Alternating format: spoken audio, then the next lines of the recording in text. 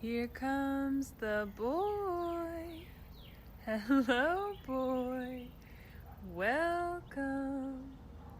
There he is. He is here.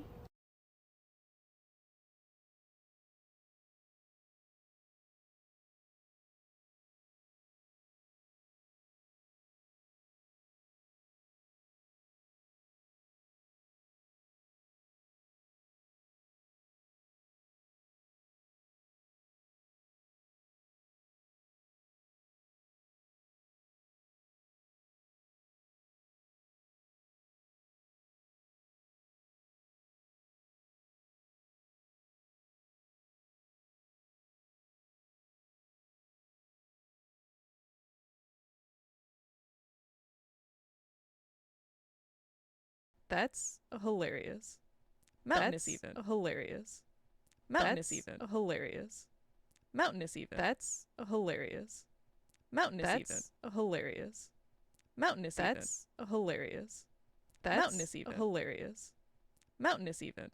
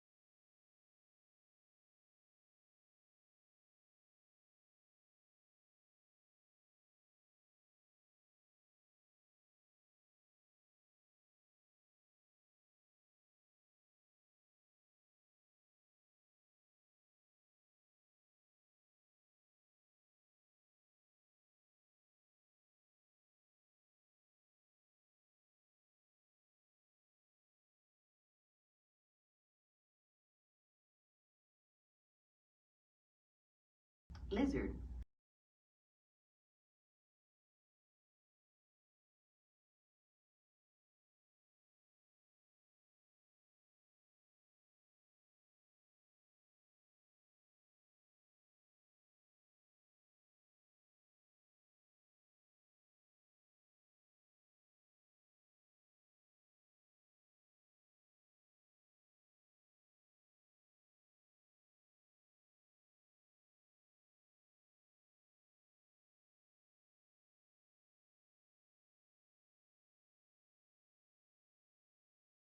Lizard. Lizard.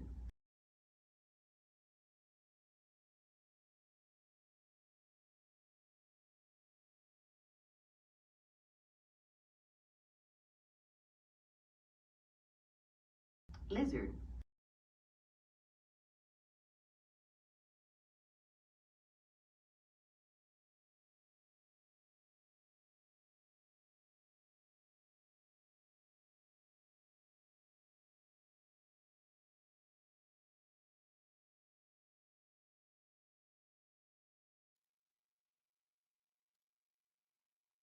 Hello? Hi. I'm gonna order boba really quick, so I don't have my camera on yet, but hello. Good morning, everyone. How are you? What is up, my dudes? My fellow youths? How goes my fellow youths? It is my MO to stare into your soul, is it not? Is it not? Are you telling me it is not my MO? Ah! The audacity to Blanc. You can't just, like, Blanc people like that. That's crazy. Drinking some kombucha, trying to smell like a brewery, it's not working. Oh no. Hello, scary looking frozen chase. Yeah, this is just my default stare. I went to our local coffee shop, one of our local coffee shops, and I was like, hey, do you do like tea latte drinks? And they were like, no, not really. But I mean, we could definitely like add creamer and like sugar and make like a London fog or something. And I was like, okay.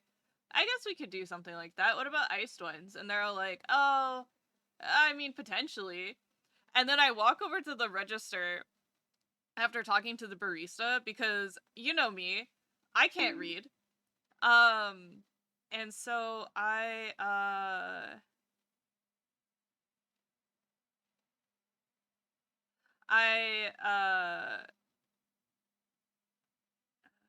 Steve aloe vera. Oh, there's no way to make it less sweet. Oh. Anyways. So I walk over to the register and the barista goes, "Oh, we do matchas." And I was like, "Why wasn't that the first thing that came to mind when I asked you about this?" So yeah, long story short, I got a matcha. But it took me not being able to read the menu and the barista also not remembering that they did matcha, for me to finally be like, yes, I want a matcha. What do you want from me, my soul-staring freak? All I got is a crisp 20 in my pocket, and the rest of my cards are at home. It's okay, parrot. It's okay. I do not blame. I do not blame. I guess I'll just get a basil.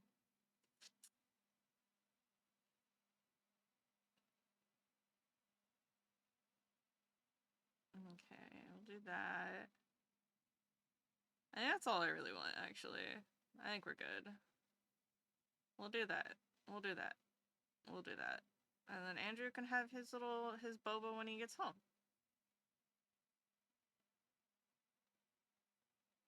Alright. Order complete. Mission complete. Alright. My face should be waking up in approximately 5 seconds.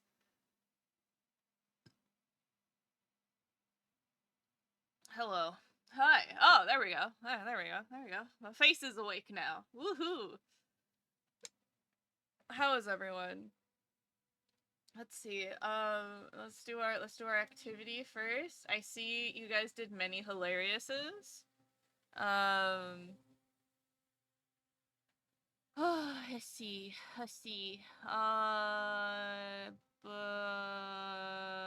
Sensibarilla, thank you for all the hilariouses. Glitch Hop, do you want your Scatman Clee? Glitch Hop, would you like your Scatman Clee?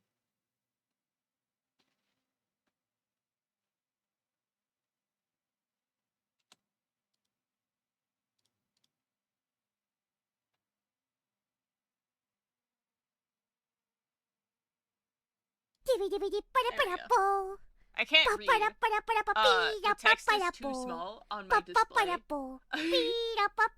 So it's very hard to read.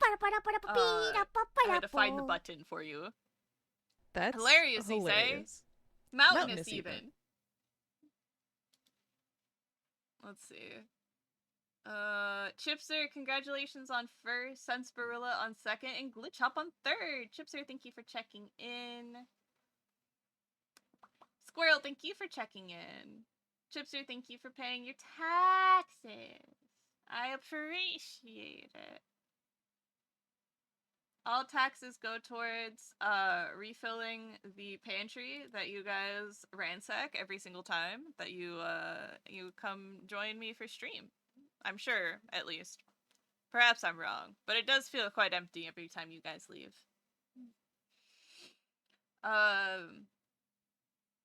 Every time I end stream.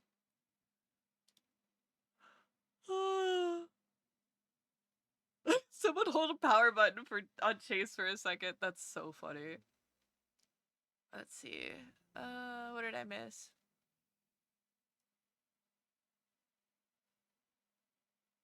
So it's only lizard by itself that counts. Yeah, lizard, or lizard all count.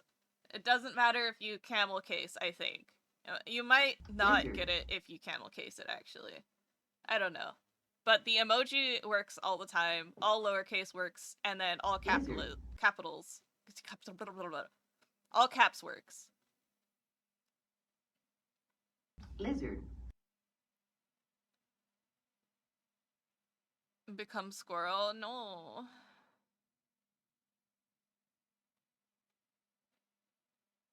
I have Thai milk tea in front of me right now. Ooh. You know, the first time I ever had Thai milk tea, I did not like it. Vehemently did not like it. Because it was way too sweet. It was like the pinnacle of sweetness and the pinnacle of bitter at the same time. And I don't know how you do that. You know? I don't know how you do that. I had it at a run fair, so that's probably what it was. Or a state fair, something like that. I was like, ooh, this looks like a cool, like... I love little Shay sometimes. I was like, ooh, it looks like a cool juice. Like a carrot juice with milk or something. That sounds delicious. Because they had it in one of those giant tubs. And it was see-through. Like, if you've never seen Thai iced tea before, and you, like, look at it, it doesn't look like anything in the world. It just looks like juice. What is juice? What is the fruit?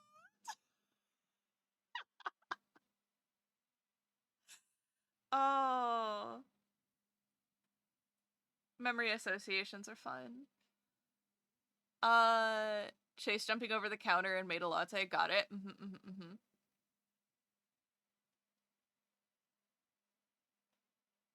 Here, take my money. Don't hurt me. No!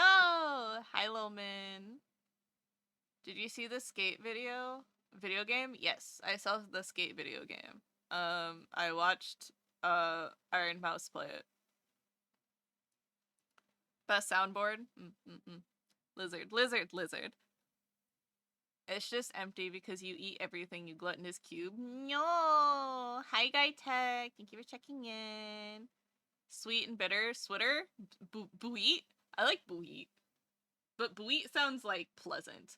Switter sounds unpleasant. So maybe it was Switter. Depending on how they make it, it's either super sweet or bitter. Yeah. What is candy? Snack, thank you so much for the lurk. I take via iced coffee over Thai milk tea. Yeah, I can see that. My only problem is that both of those things generally use like whole milk and or sweetened condensed milk, which both things bad for my tummy. Bad for my tummy. If you guys don't know the clip I'm referencing, there's a really good clip that that chips are made for the YouTube. That is when here it is. A few of Chase's favorite things. And Tia was having a conniption. It's really good. Hold on. Let me grab it really quick.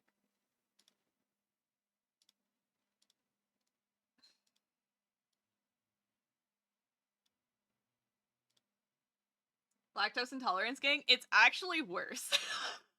It's not an allergy, it's that high milk fat content makes my intestines want to self-sabotage. Commit seppuku, if you will. Alright. Let me turn off Spotify because this is my favorite thing. And I'm scared. Lychee. Ding, ding. Oh, okay, Tia. What is fruit? What is this candy? What is juice? Bark. Okay, Krisu. Lychee jelly, your favorite boba topping? I fucking hate lychee. No, It's points for anybody. delicious. I didn't know Why would you that. put it in favorite things to throw us off? Because it's the opposite. A few of my favorite things. Few of my favorite things. 200. Raw onion. Bark. Kiwi. No. Oh, I thought you said ding ding ding. No, I did. My answer is you hate it. Oh, correct. Yes. I think I see. I see a pattern.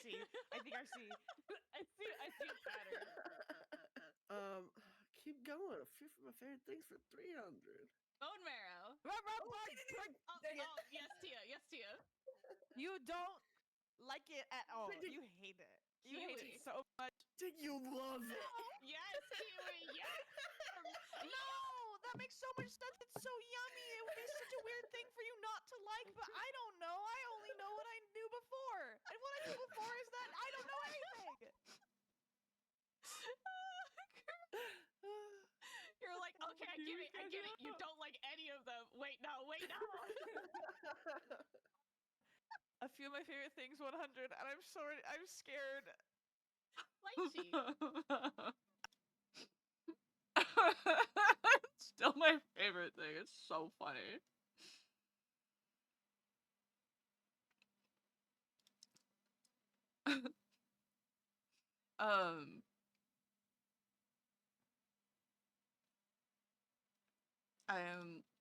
There are simply too many birthdays. I'm sorry, guys. I love all of you, but there are simply too many birthdays. Chase bullying Tia all the time. I asked Tia if she enjoyed playing the Hey, Yug. They're stacking 2 cards on top of each Tiny other. Rye. That's kind of gay. I asked Tia if she enjoyed being on the game show, and she was like, yes, put me on every single one. And I was like, okay.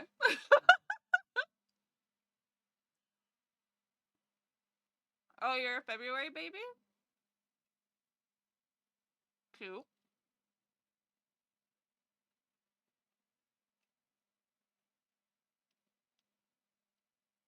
Please stop to age, guys. What do you mean?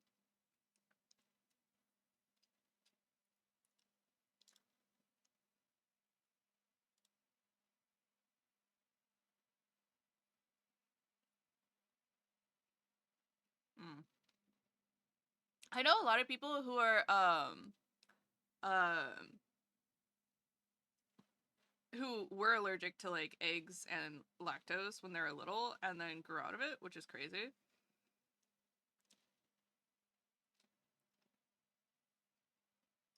I am not a girl.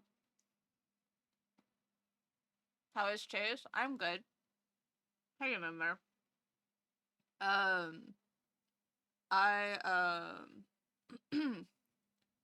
am eating some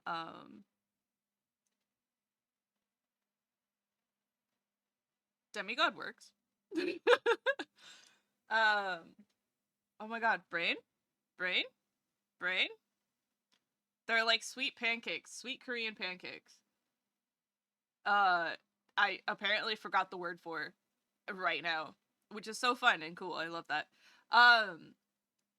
But Chase is cheese, correct. I am also cheese. I am wholly like cheese. Pancakes. Andrew made them the other night, and I have been slowly working through them as my breakfast. They are so good. I like seafood. Pajang. Yeah, pajang is pretty good. I don't mind the seafood pancake. I think the one that is just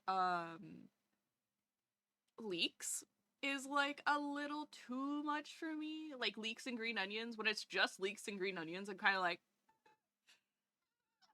I'm not a big fan of them to start, and then their texture on top of that is kind of like, nah. Yeah, the onion pancake. Sweet pancake Korean hot dog. I was literally saying that word so many times yesterday, and I love when my brain is just like, we're just gonna delete that word today. So hot dog is so good. It's like chewy batter, but you put down like a layer of batter, and then you put like a big pile of cinnamon sugar sesame filling, and then you cover it, and then you flip it like a pancake, and it's delicious. So good. It's like a very popular like street food as well in like Seoul. And we've watched videos of these like old ajimas like making these, and my god, they somehow fit so much filling in these little pancakes. It is insane. Like, I am looking forward to visiting Korea for hodok. For hodok. Just to find one of those ajimas and be like, please give me the fattest pancake you can do. I will take the chubbiest hodok, please. Thank you. God, I love food. It is crazy to me when people are like not food motivated. How do you live your life not being food motivated? I have so many like legitimately real questions. How are you not food motivated in your life? Like how is the thought of like going home to eat like ramen or something, or being like, I'm gonna be done with this so I can go out and get ramen, like how is that not a motivating factor for you? Like who here is not motivated by food? I need a show of hands, please. Show of hands. I can't be the only one here who is extremely motivated by food. What am I, a cat? Yeah, I know I am, but like that's not the point.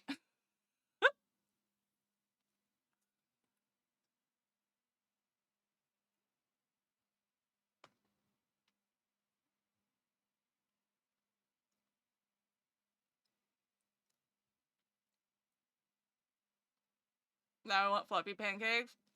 Have you ever had full pancakes? Like the cloud pancakes? You love everything fried chicken? Yo, fried chicken could motivate me most days. At work, the idea of lunch gets me through the morning, and the idea of dinner gets me through the afternoon. Sarsaparilla! You're just like me for real. Touches my monitor. Just like me for real. Chase not motivated by food? Got it. Yeah. I wish I was less motivated by food. Bro, guys, my entire intention of losing weight to get back down to like my quote like standard weight, like medical whatever desirable weight, was that I could then indulge myself again. I've been pretty good about like staying within my limits recently, so that I can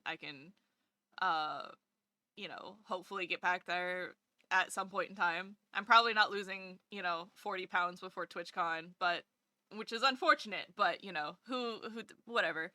C'est la vie. I'll still be slaying in my dresses that I got. Maple showed me a parfait place. It's nearby, but I can't go alone. Just bring a teddy bear. Put it across from you. Or you can, like, you know those little character plushies? You should get a little character plushie, and then you can take pictures of it with the parfait, and that can be your excuse. That's all you need. You just need one excuse, right? One excuse to go alone, and you'll be fine. I mean, that's how I usually get by. If I'm going alone, it's kind of like, oh, I feel sad, but then I'm like, no. I'm bringing a friend. And it's just a little plushie. A little plushie gets me through it. Because as much as I dislike socializing in person, I do like socializing in person with people that I like, you know? So I do get a wee bit lonely at times. Hello, Mr. Meow. My excuse is that I want it. Real.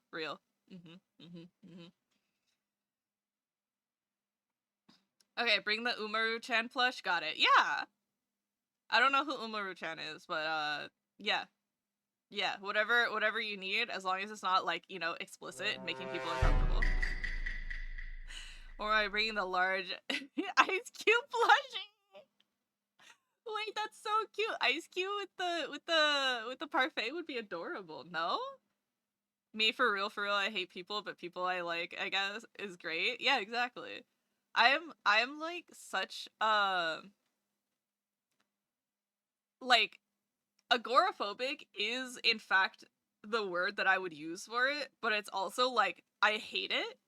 So less being like, ooh, I'm afraid of people. It's more like I just am really uncomfortable when people are really close to me in a tight, like, in proximity.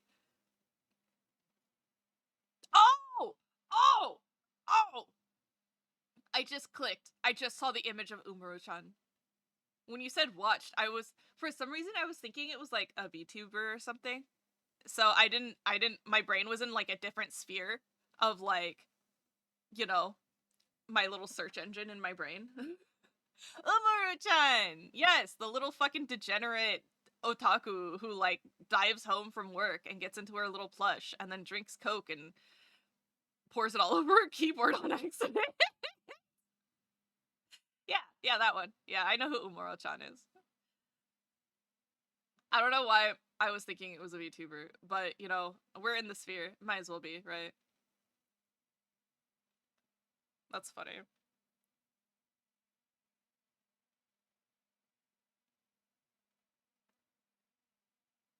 There's an anime about me? Yeah, it's called Umaru-chan. She's just as whiny, too.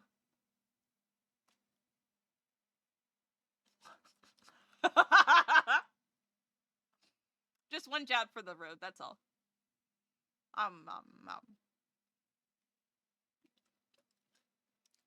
You're calling me? After all the things you've said that were pointedly a smidge worse. I get to be a little bit mean sometimes. Sassy cube today? Maybe. Where's that image? Where's that image? Who left this sassy lost child?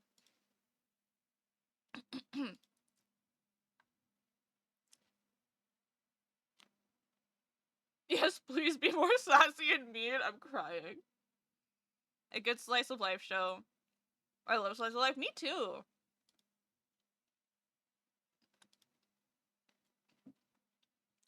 I too wish to return to a small blob version of myself, and never have to have adult responsibilities again. Isn't that great? That would be great. It would be wonderful.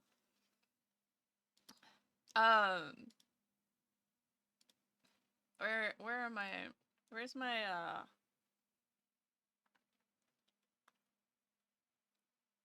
where's my sassy lost child gif at?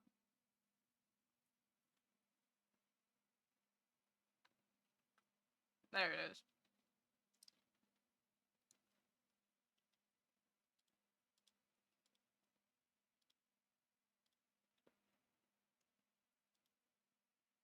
That's not what I wanted. Okay. Oh well.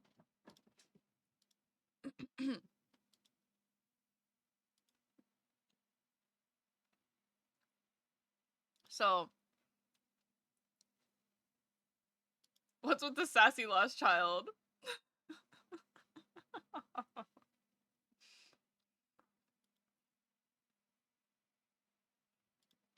I need to sneeze. This is terrible. Muy terrible. Qué terrible. Alright. Oh. Go away, Chrome. We don't need to watch it again. Unless you guys want to watch it again. Do you guys want to watch it again? I think it's funny. What is candy? What is a fruit? What is juice? Makes me laugh every time. That's great. 10 out of 10. Okay, so what I'm working on today is a potential background for a visual novel. For a friend. For a friend.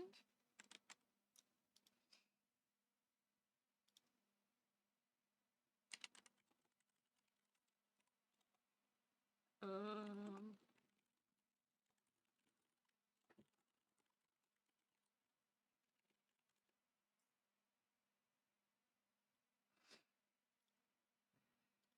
it's supposed to take place in like an attic, and have like a summoning circle and stuff. Ooh, excuse me. But I wanted like a close up on the floor, so that you can actually see the summoning circle.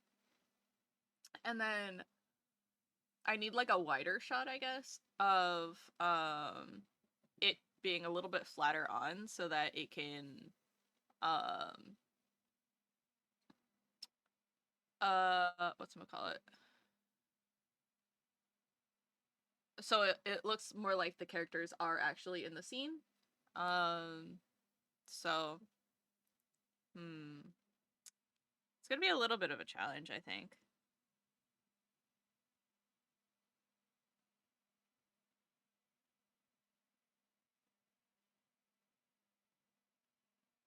But we should be good. I have so many little marks on my arms from my cats. I'm just looking at them. Alright. Let's move this aside.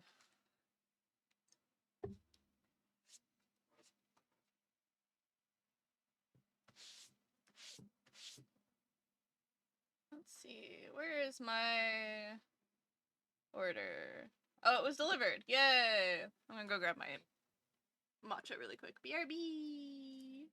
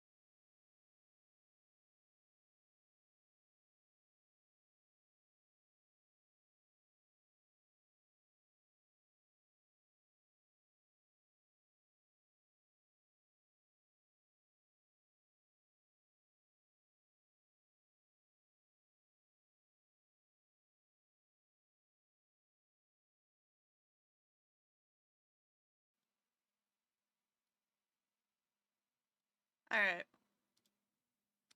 Returned. So out of the anime that I've been enjoying so far, I would have to say that slice of life and like really cutesy shoujo romance slice of life has been grabbing me more. It's just so idyllic, you know?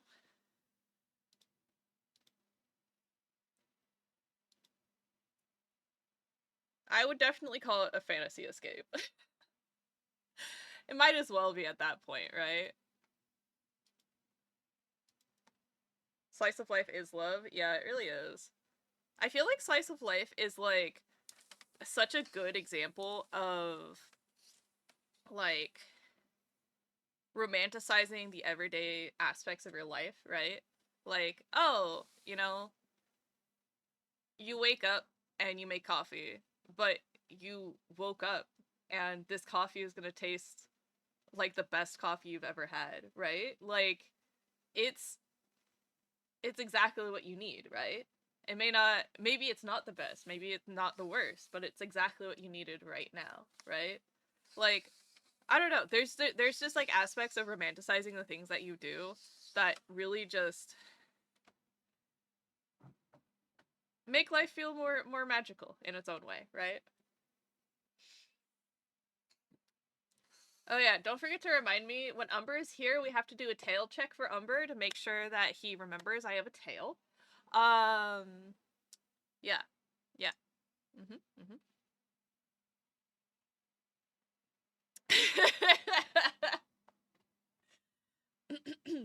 How you doing, Chipser? You feeling better? My favorites, Rokyobu, A Sister's All You Need, Denki Gai no Honya-san, and Defrag. Defrag is a slice of life? Or just anime in general? I don't know what the Japanese names are for a lot of them, unfortunately. Like the ones that just aren't like Tumberstone. The ones that just aren't like translated, those ones I'll know. So like Kimetsu no Yaiba Demon Slayer is like literally the title of the show. And then we have like Onomonogatari, of course, but then there's Ore Monogatari or Ore Monogatari? My love story? That's what it's called, right? Ore Monogatari. Ore meaning my, gatari meaning story. Hold on. Ore Monogatari.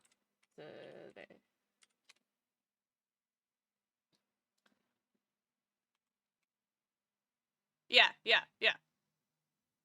Yeah, that's what it's called. Ore Monogatari.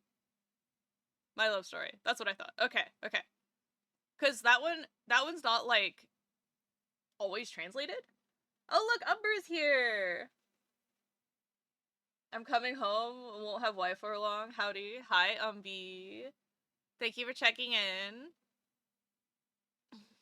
Oh my god, wait. There's a 2015 film.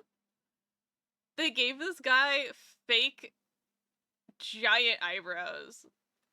Amazing. 10 out of 10. Holy snaps.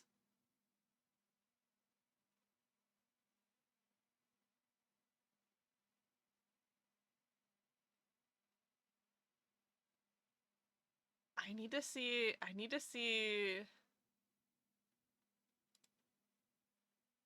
Wow.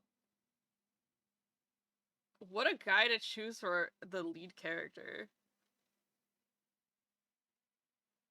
I would have thought they would try to find somebody with like more of a square head, but yeah, I guess so. Alright, hold on. I need to find some screenshots of this because this looks amazing. Just the cover photo looks amazing. Ore Monogatari live action images.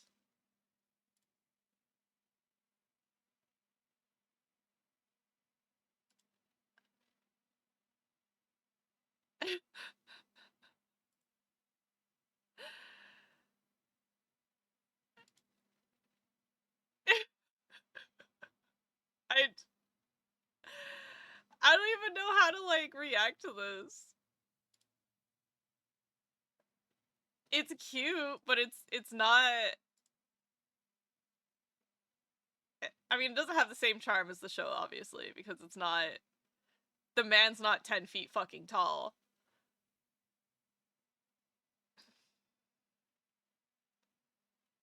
Yeah.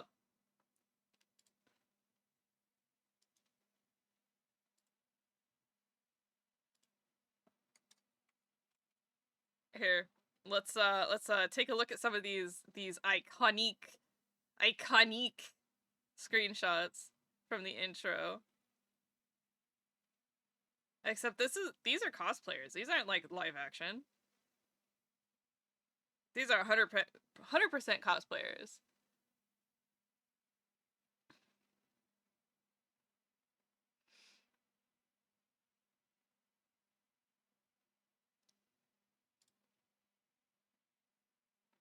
Hold on. Where's the actual... Where was that comparison image again? Well, here's this.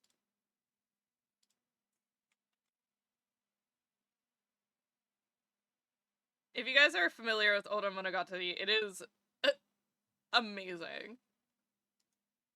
But they did the thing where they decided to make it more akin to like set in reality versus like having it be over the top in anime, you know?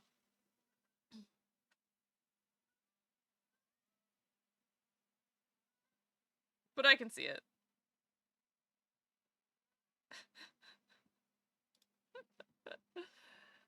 Oh, yay! I'm dropping frames! That's my favorite thing to do! Yay! I love dropping frames!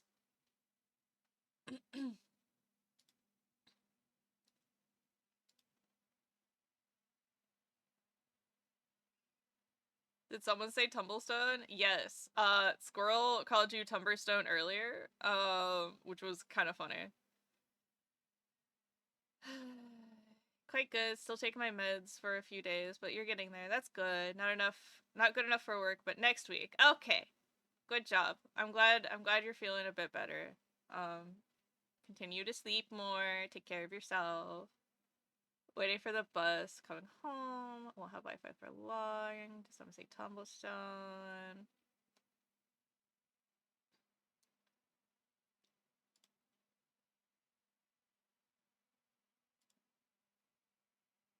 I love things and stuff and people and Ra. Yeah, Umbi, you feeling good today? I love this anime. Same Link, same. Accurate color casting. Dude looks like the comedian Hamada. Oh yeah. No one showed Chase the live action Arrowed High School Host Club. Sadly, I have seen it. Sadly, I have seen the images for it, at least. I am dropping frames like no one's business. You guys are so far behind. Links, thank you so much for checking in. Live action Death Note, nothing beats that. Oh yeah, totes. Yeah. Live action Death Note, peak casting. I will have to say, William Dafoe as Ryuk, though, was a cultural touchstone I didn't know I needed. You know? We don't talk about LA Death Note.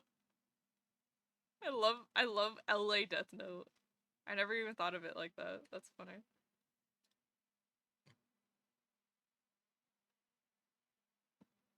You've slept so much these past few days that you have enough for the rest of the year? I don't know about that. Especially if you get sick again. Thank you for the head pats. The non-English one, of course. Oh, yes, of course. Yes, of course. The non-English one. I'm feeling great. Might be sleep deprivation or dehydration, but I'm a fight god! Alright, Umbi.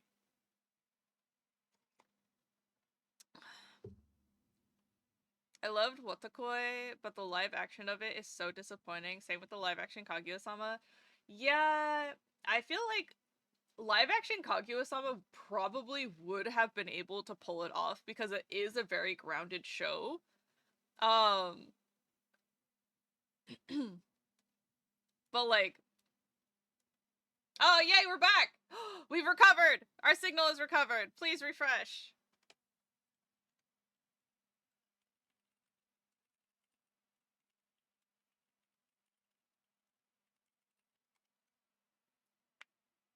The live action of Host Club has so many Super Sentai and Kamen Riders in the show. I can believe it. I mean, to be honest, Horon High School Host Club would just be a typecast galore, so like, you know.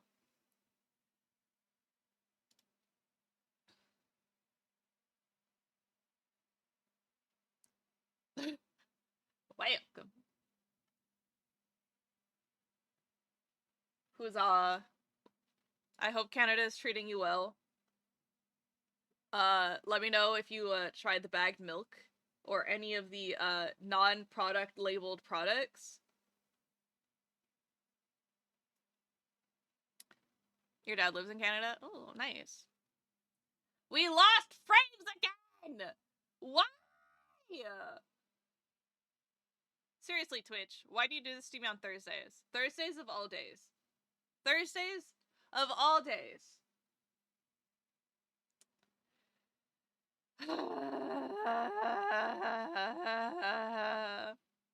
No, it was green for like a second. I got so excited and then I like looked back over again and I was like, well, would you look at that? I am lagging again. We love that. I'm gonna be soggy umbo when I get home because it's raining, but I'm still fan-fucking-tastic. I'm glad. Yeah, I don't know. He's, Umber, how many energy drinks did you down today? Real question. Hash, slash genuine. How many energy drinks did you drink today? Hey, bagged milk was an important part of growing up. I know. Bagged milk is the only real thing out east. Oops. Hi, Sora. How are you? Also, No Name Brand is a great brand. I know. It's very funny to me is all. I'm not making fun of anything. I'm just remarking on how different it is, you know? Because when I first heard of bad milk, I was like, what? You do what to your milk? You do what to your milk? Have you seen the live action Samurai X? No, I never really look at live action stuff because cosplayers tend to just do it better. And I don't know. I tend to not lean into live action stuff because it is just like a cheap money grab a lot of times. There's not a lot of passion put behind it. People are just like, whatever. Whereas, like, when people actually put passion behind, you know, adapting something into real life, you get something like the One Piece show that everybody loves so much that I still haven't watched because I don't want to. Beaver tails are overrated, but they're so cute. They're a little paddle. I hope it's just energy drinks and not... You thought other stuff? Yeah. Mayhaps. Dad's Mexican and Canadian, and my mom is Mexican-American. Oh, nice! Hell yeah.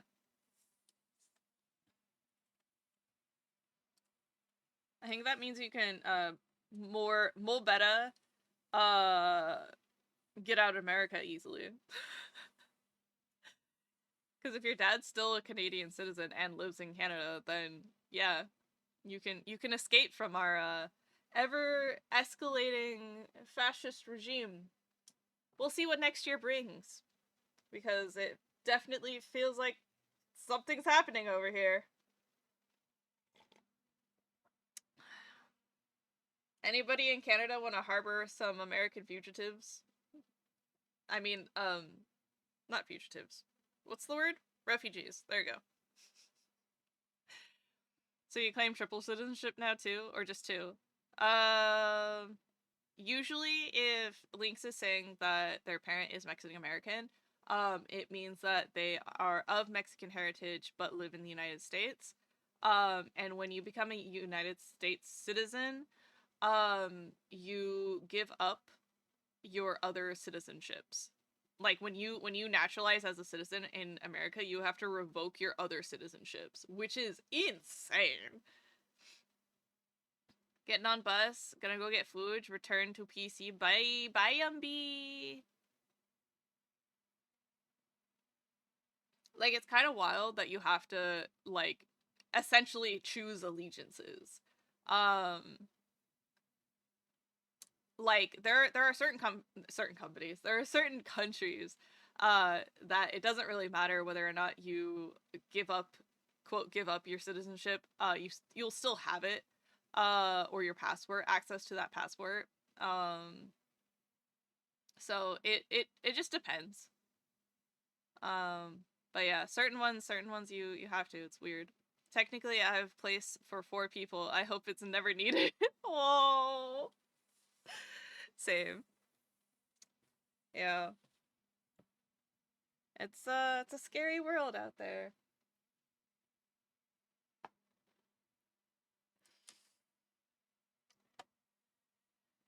I have again been thinking about how to immigrate into the EU, and then I think about all of the things that I have to pack up to take over there. It'd be a lot. I probably have to ask my dad to like mail stuff for me. That would be a whole thing. Man. Looks at my wall of figures. Yeah, that's a whole lot of boxes within boxes. BRB, my poutine is ready. Look at you, already a naturalized Canadian citizen. Canada's cost of living just as high though, and our dollar is bad, still around 69 to 70 cents USD. Yeah, I mean, it's not as bad as the peso, but at least the peso costs are like, you know, relative to the actual value of the peso. I was more looking at like Switzerland and Sweden, Denmark, maybe. Probably not Sweden or Denmark because I don't do well in the cold. Like really cold climates, you know? I would have to find some like cozy valley in Switzerland to like live in, I guess. some idyllic little scenery space. Very Sound of Music, you know. Last time I tried using my Canadian passport overseas, they went, "You were born here, where's your citizen card, ID number, etc." That's wild.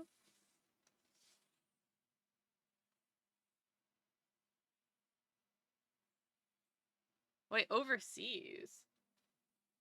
They want like, that's weird.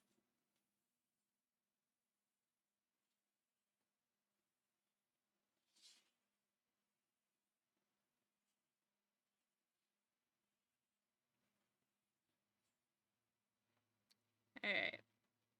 I think, I definitely made this, the space here, like, very big, but I also made the furniture, like, huge. So I'm like, I need to better figure out, like,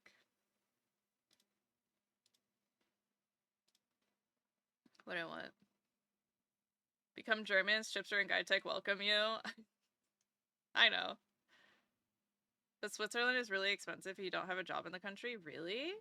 That's so interesting. Good to know. I mean, I haven't looked that hard. I'm just trying to think of places that are, you know, progressive and have no chance of falling into a fascist regime anytime soon. And considering where we are in a lot of areas at the moment, it's an unfortunate reality of circumstances that a lot of places are falling faster and faster into those areas. My name? Hi, Guytech. Yeah, they were just saying you should just move to Germany. And I was like, like I don't know if I don't know. Yeah.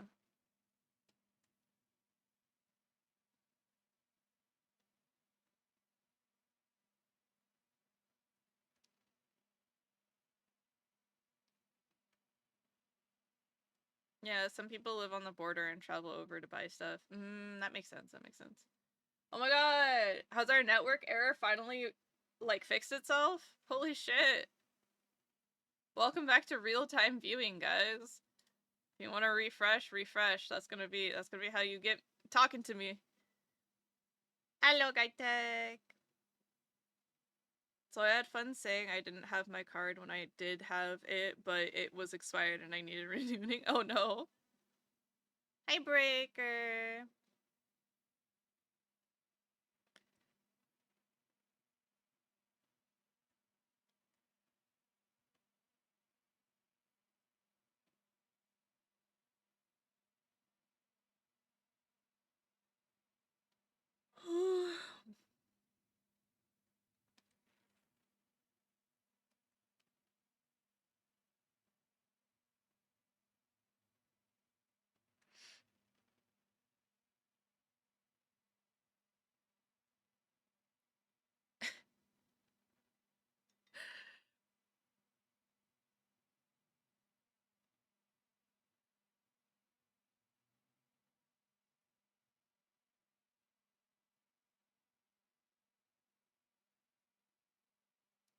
Seems better for now, yeah. That's good. I'm glad.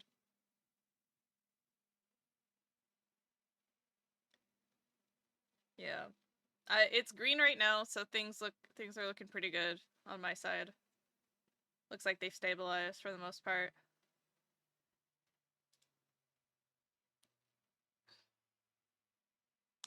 Guy Tech is tech guy and Chipser is a sentient potato chip. No. Chipser is a chipmunk. Who may or may not like potato chips. Unclear.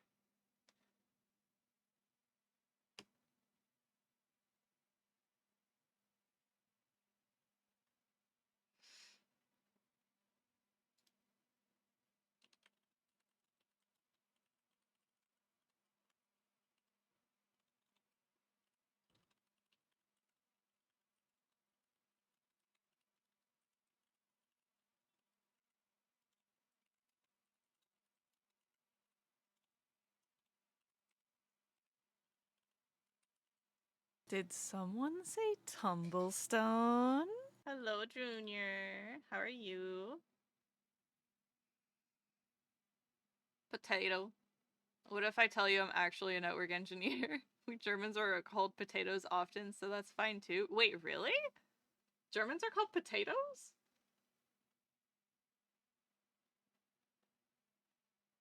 No, Squirrel, I think that's what he was implying. Was that he is a tech guy. And therefore your assumption was correct. Exactly. Yeah, I proved your point. Yes, exactly. I good, but still have one more class today, so I cry. Oh no, you got this. You got this, Junior. I believe in you. Head pat for Junior. You got this. You're a strong, independent, Junior V monkey dog who don't need no man. You know what? You do deserve this big Toblerone.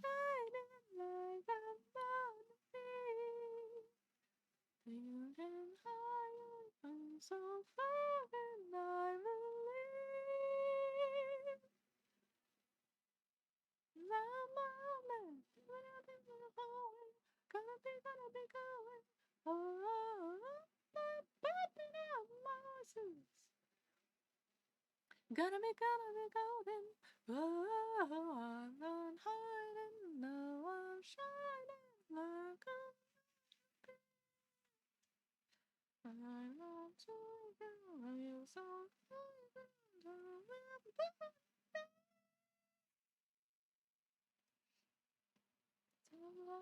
Please hold still. If you like me, there's myself all in the past out. I will see.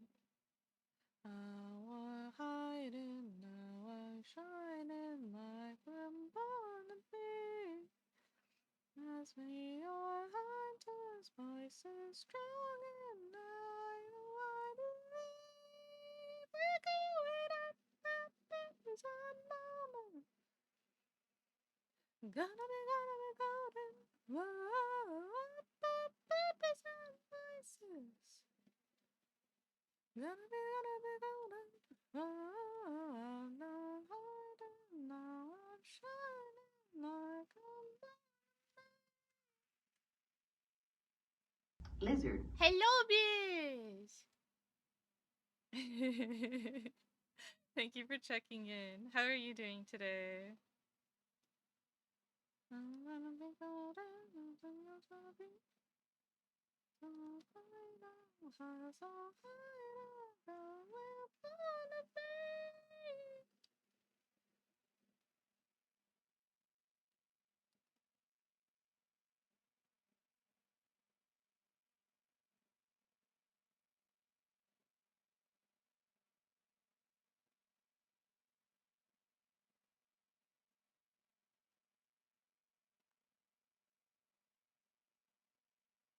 Ba-dum-dum, ba-dum.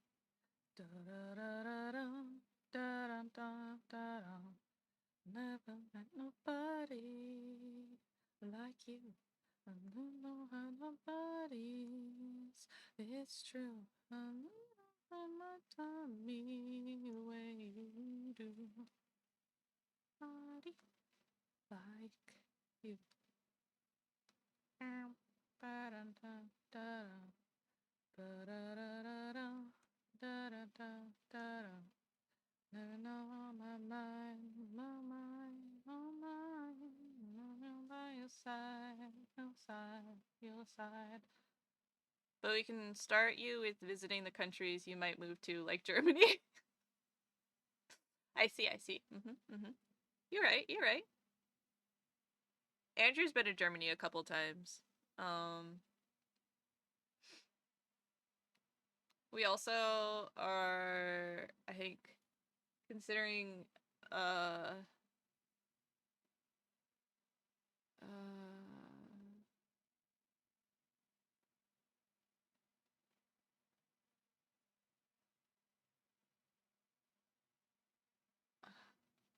wow, my brain just, like, deleted everything. Is it Vienna? Is that the one in Belgium?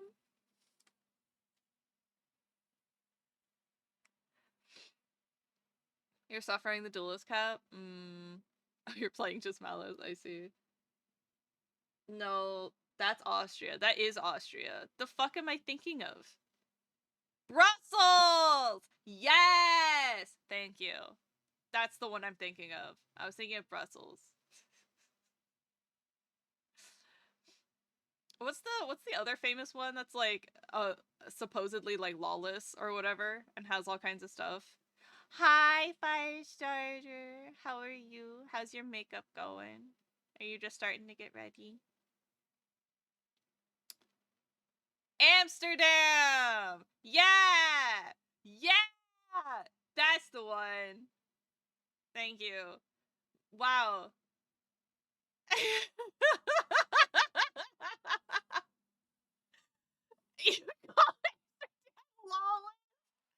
No, Amsterdam in the United States, Amsterdam was like famous for being like a place where sex work is legal and like weed was legal and like all kinds of other stuff. Why was I thinking of Morocco? That's so funny. What? I'm ready, I think. Just debating on whether to do fake eyelashes or not, as I always do. Or not, as I always do. Oh, I see. Ooh, Prague. Prague's another one. Prague? We know of it for weed, yeah. Mom told me, let's go on a trip to Morocco next year. Whoa, crazy. I want to visit friends in Belgium. Weed is legal in Germany too. Nice. We love that. We love that. Movies used to make jokes about Amsterdam constantly being for those reasons. Exactly, exactly. I'm back. I got my poutine. Fuck yeah.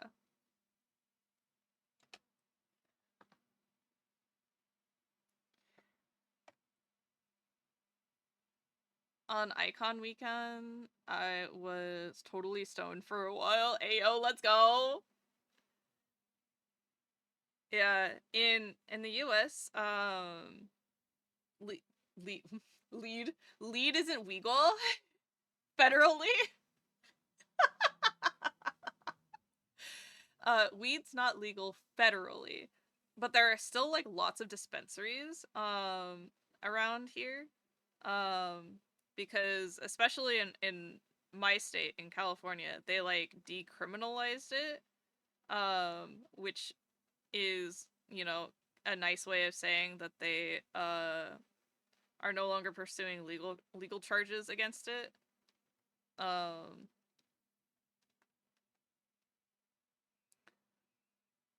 Weed is legal in New York. Legalize lead. Yeah, legalize league. Fuck.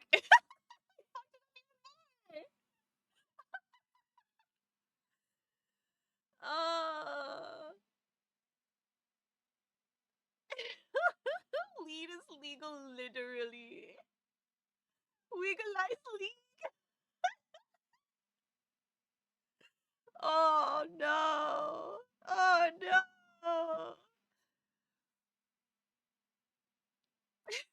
We're not talking about league. Decriminalize League of Legends.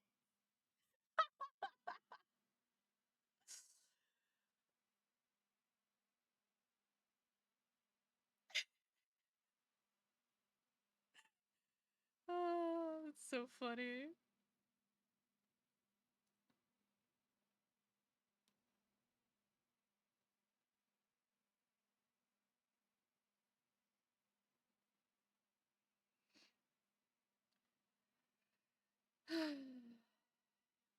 I will be playing 2XKO though. What is that? I saw like there was a bunch of people like talking about it. Oh, it's a fighting game. So they're trying to dip their toes into another genre to capitalize on the success of their show. No way. That's crazy. I would never diversify my game portfolio like that. That's crazy. Lizard. Oh. I can't dunk on League of Legends because I play Destiny 2. Wait, how is that any worse or better? No, just worse actually. How is that not just like 20 times better? Is Destiny 2 that like toxic now? Nobody hates Destiny 2 as much as Destiny 2 players.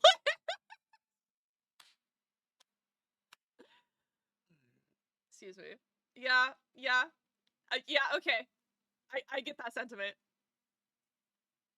I feel like that applies to a lot of people who are very passionate about their games, like me with Genshin Impact.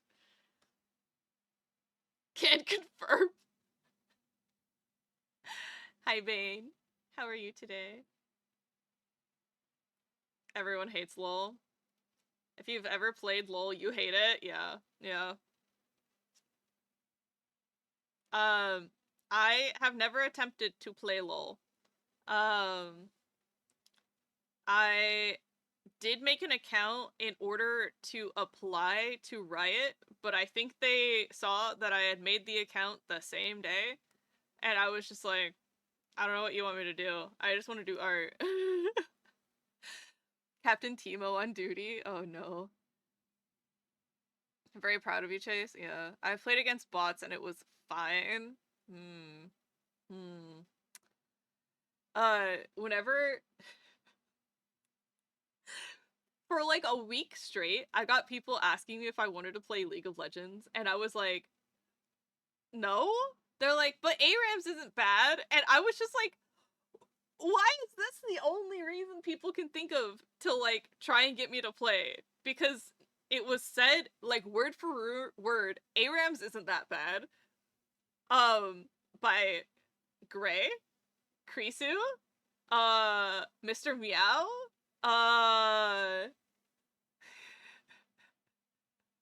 like I don't know. It was funny though. The fact that that was just like what everyone kept saying. They're like, ARAMs isn't that bad.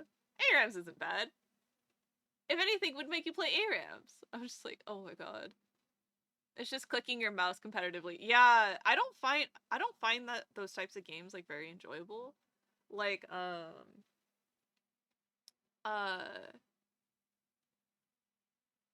like the mechanics for Final Fantasy 14, for example, because it's all like mouse clicking and just like pressing numbers in an order to in your hotbar to like make them do the thing, versus like feeling more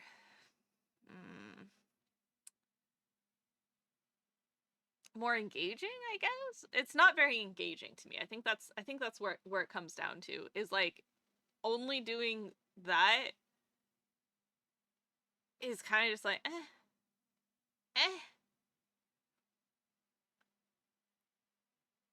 ARAMs isn't that bad because you get a random champion. It's bad when you don't know how to play the champion, though. Oh, I see. So there's like some randomness to it. I understand why that's not bad then. Because like there's no guarantee you're gonna get someone who, one, knows what they're doing, and two, they're just here to have fun. All random, all mid. Oh, that's what that means? Huh.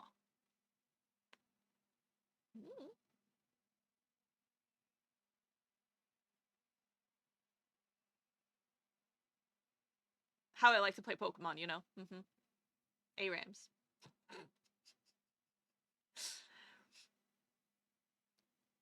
The only games I play competitively are FPS because I'm a PvP goblin.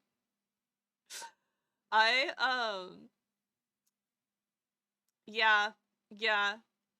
I am the guy on the FPS team. Like when I used to play Call of Duty and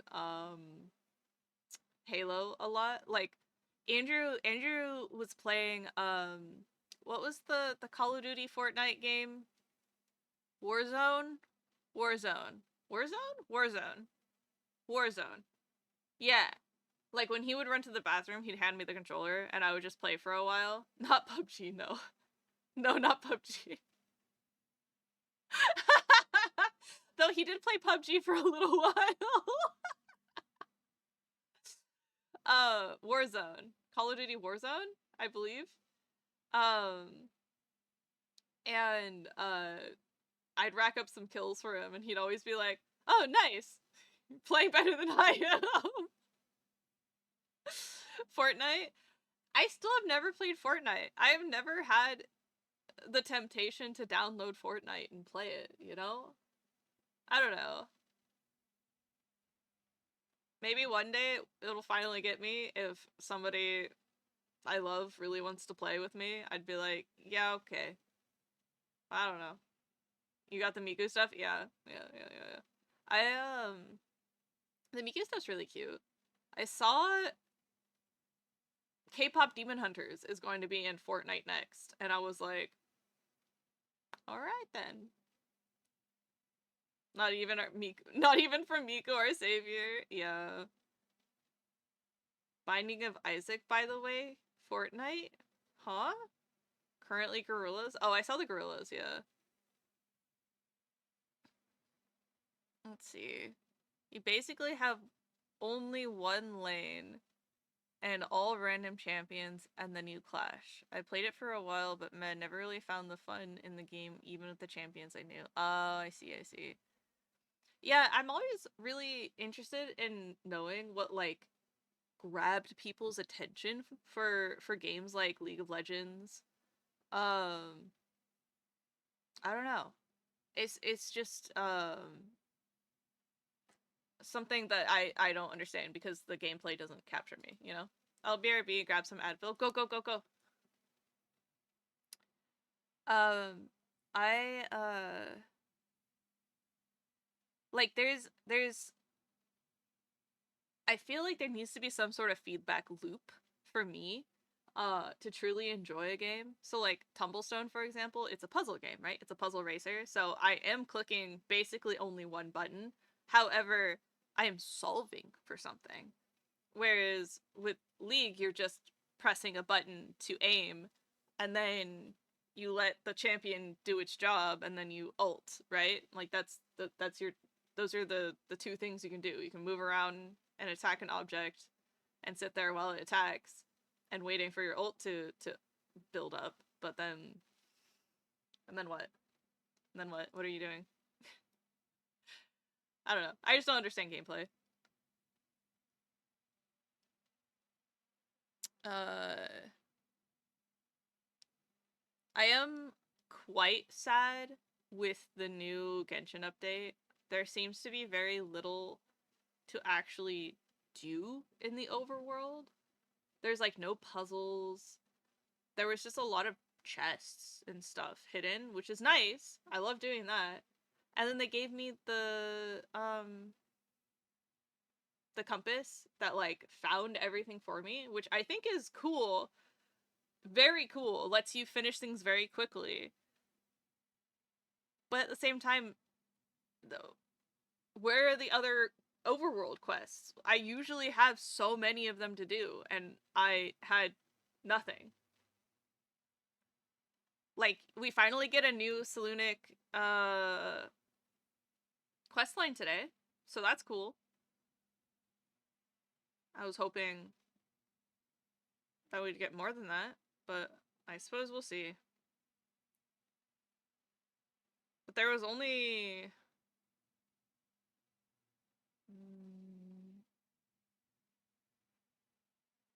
Let's see. I think Lauma's area had the most quests at like 5. And then there was, I think, 4 for the lighthouse. And 4 for Crumclink. Crumkake. Craft shop. But like... I don't know. It just feels like there was so little to do. In Natlan, at least, there was, like, the little guy side quests that you could do as you, like, wandered around. You didn't really know which one you were gonna get until you stumbled upon the area while exploring, which I thought was really cool. I don't know. I don't know. I don't know. C'est la vie.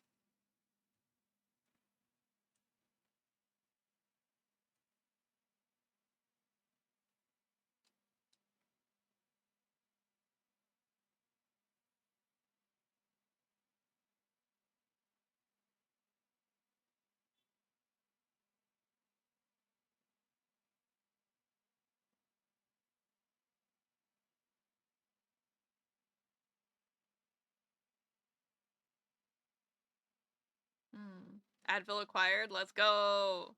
Nom nom nom nom nom nom nom. Welcome back, welcome back.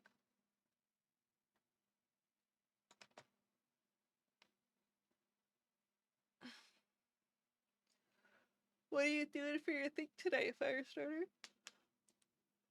Ooh, excuse me.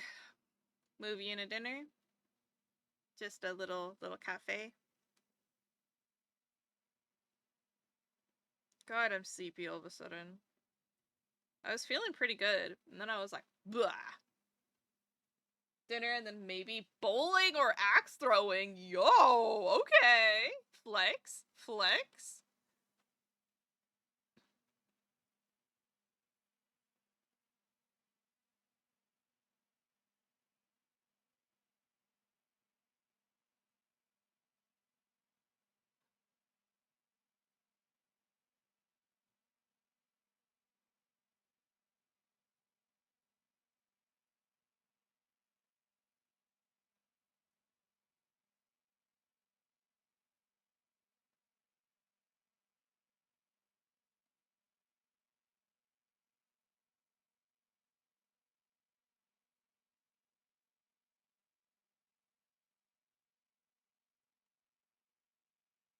the normal usual stuff I see. Hope you have fun. I've already accepted I'll embarrass myself at the athletic portion. No, that's a lie. You're so powerful. You lift heavy things all the time. You'll be great. You'll have a good time, I'm sure.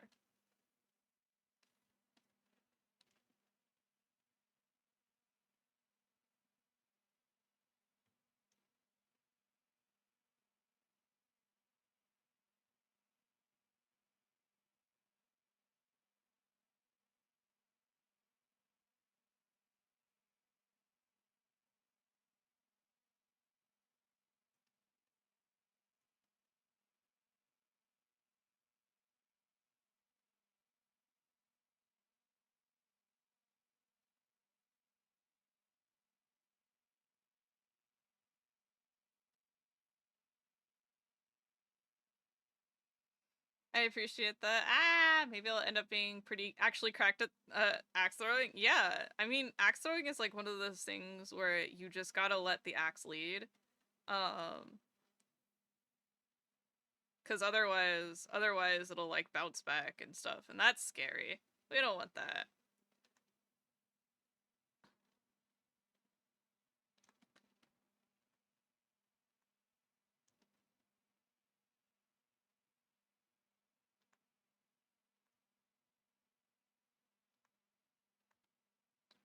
Hi, Clover. How are you, Uni?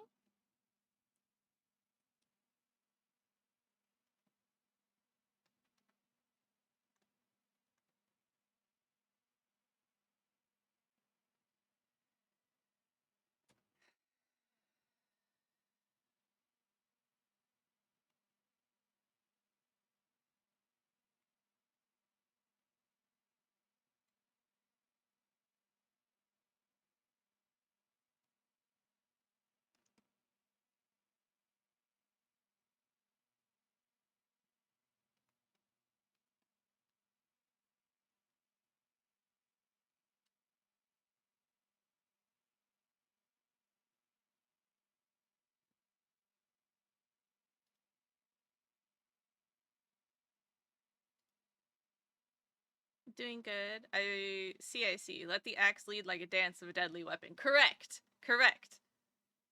Cause have you ever done like wood chopping before?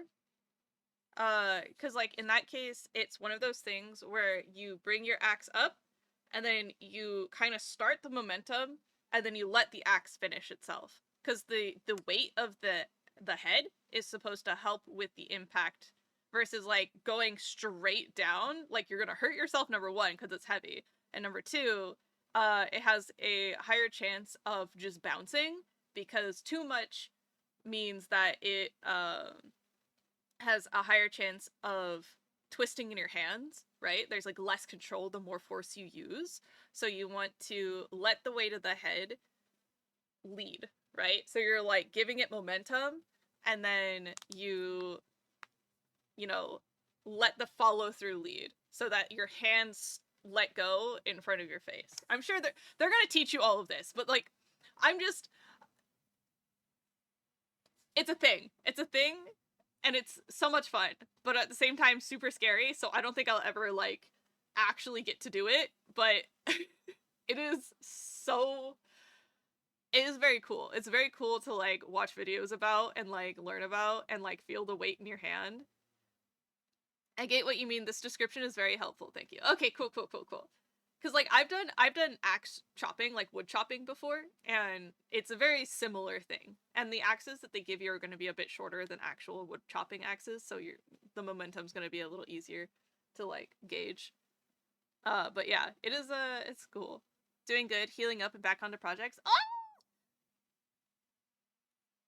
I'm glad you're healing up. Hopefully it won't take too much time to get you back to 100% strength.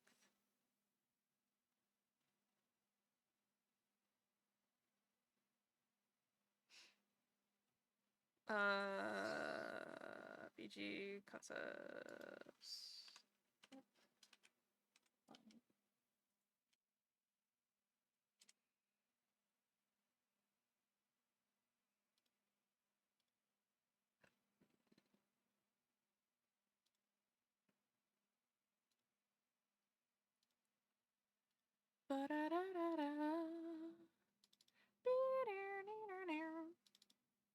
Gotta send this off really quick.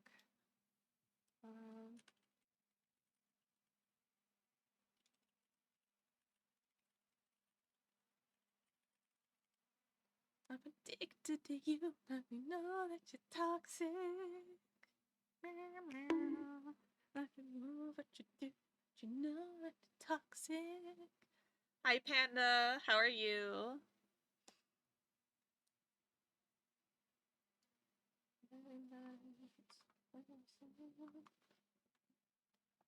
Tired. Same. Thank you for the head pat. Mood. Also sleepy.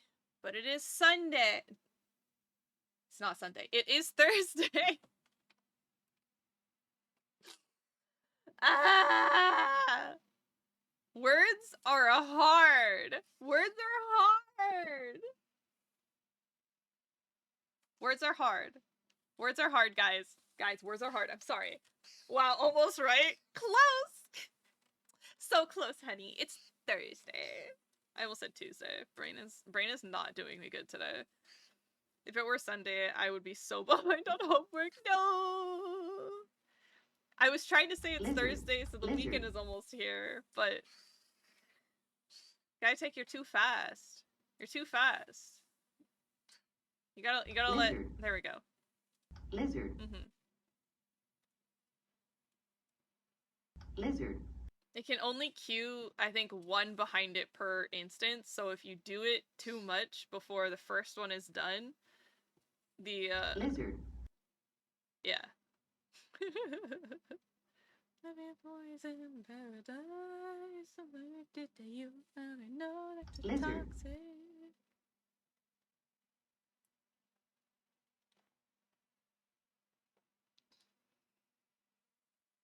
It's a little easier when there's an actual redeem for it, because it will actually queue up all of the requests. But in something like this where there's not like a redeem queue, it won't queue all of the requests. It'll just do it within the certain amount of time. There's no cooldown. Just so you guys know, there's no cooldown. But it's just that's how the program works.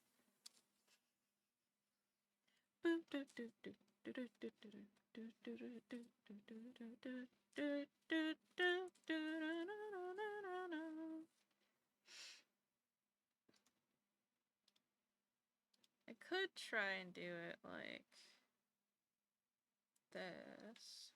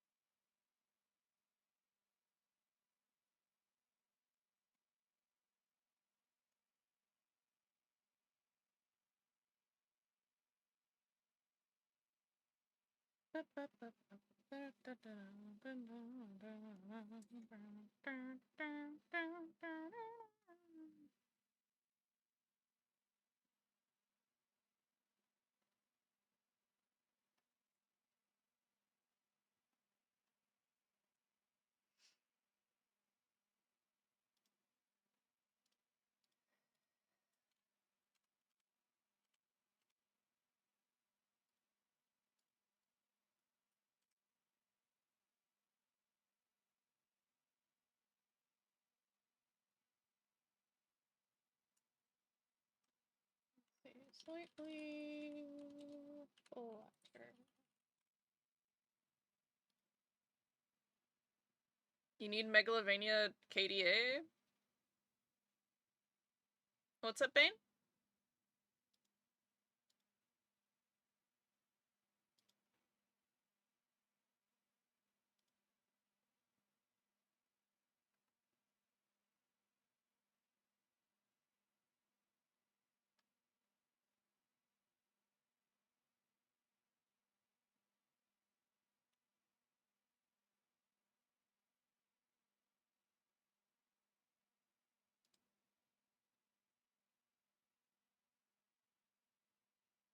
Oh, talks of queuing, I see. Yes. When Lizard gets spammed a bunch, it doesn't do all of them, it just does, like, the first two. And that's what I was talking about. Whereas, like, if it was an actual a request queue, it would play all of them, but it wouldn't.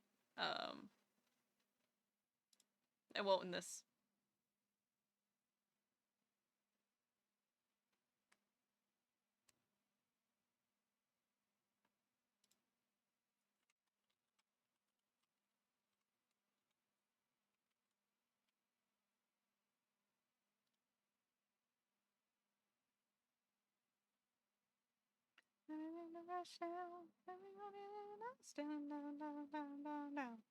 I'm free now. I was saying Lizard. how Lizard, if it's spammed, it doesn't play all of the lizards. It will only play the first two-ish. Because it doesn't have an actual request queue, it's just that. I was just explaining how the Sammy queuing works, because it'll only queue like one request at a time.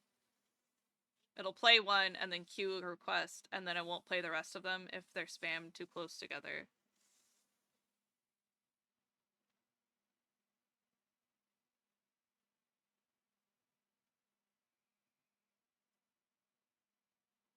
Do you have to wait for timeout during the sound? I don't think I have a timeout. Lizard. Lizard. Lizard. Lizard.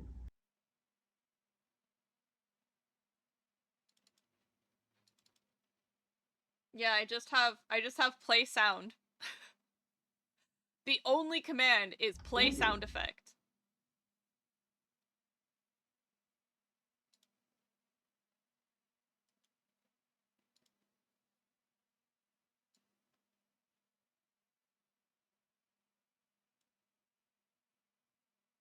Lizard.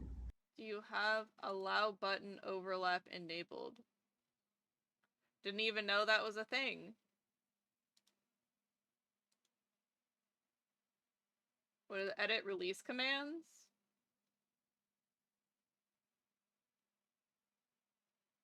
Oh, cancel.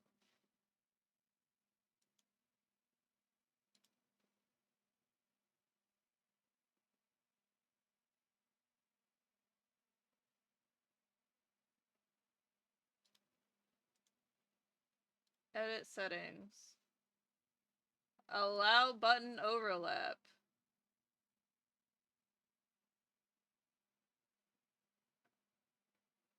Allow queuing. Allow button overlap, allow queuing. Okay. There you go. Save. It's been saved. Lizard.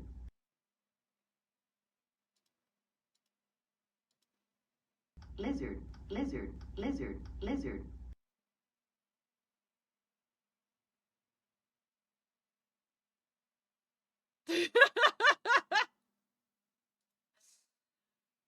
Still didn't work. Edit settings. Allow queue. Save. Save. Alright. There. Try queuing it up. Celine, thank you so much for checking in. Did I say that already? I don't think so. Welcome on in. Lizard. Lizard. Lizard. Lizard.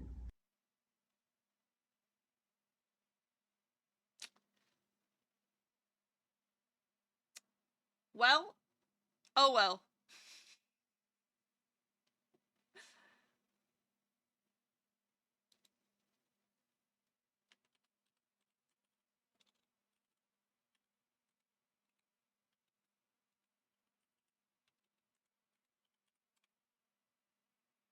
You don't have to wrap with... You don't Lizard. have it wrapped with stars, do you, in the trigger, do you? I have it wrapped... I have it triggering to so many different things. Versions of Lizard. Because, I wanted it to trigger no matter what. So the conditions are, hopefully met. Lizard.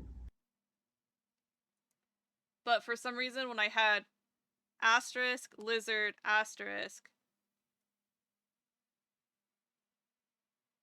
allowing empty wild cards in each.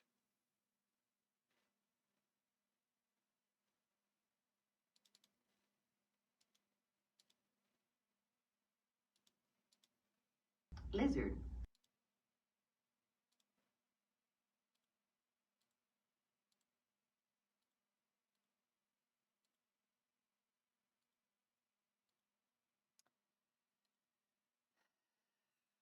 The one for 7TV that has a special empty character. Wait, because it's not allowing the one from 7TV. What do you mean? It always triggers with the one on 7TV. Lizard. Yeah. It always triggers with the 7TV emote. I made it specifically so that it would.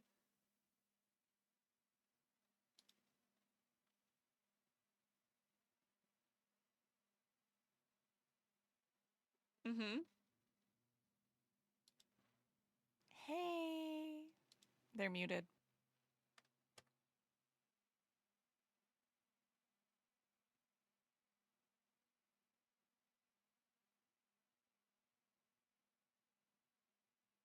Okay.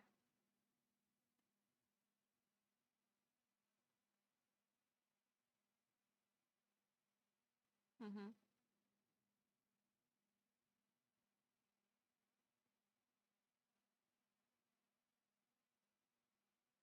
Mm-hmm.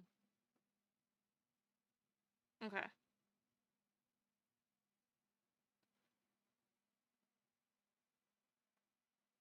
I mean, I already put in allowed wild cards. You're muted, yes. I didn't know if you wanted to be heard. But I already went through and I allowed all of the empty wild cards, like you said. And then,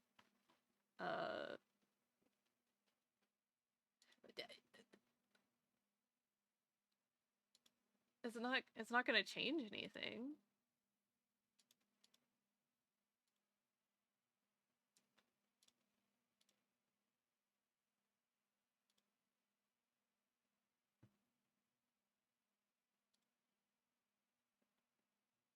So I have caps, Lizard.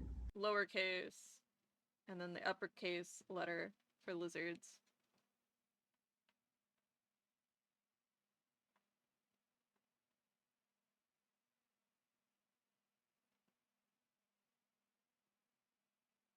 Okay, but the last time I did that, it didn't do anything. It didn't fix it.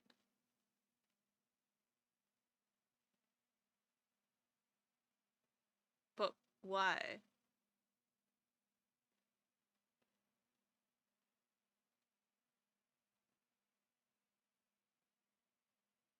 How?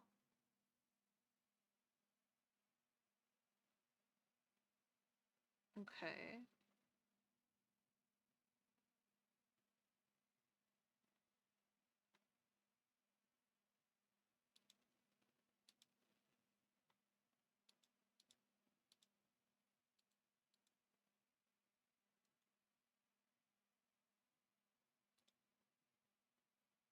Okay.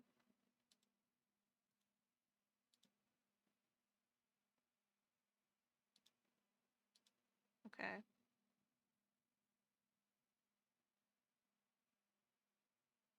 Is that it? Lizard. You need to spam it.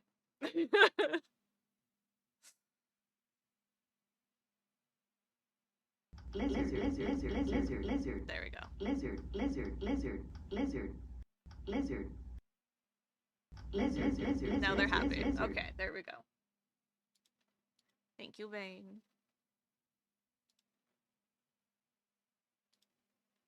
Lizard. Lizard. Lizard.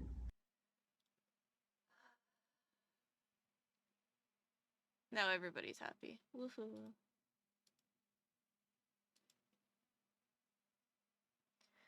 Okie dokie. Lizard.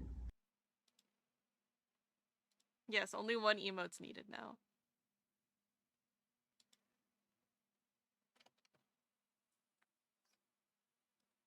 Okay.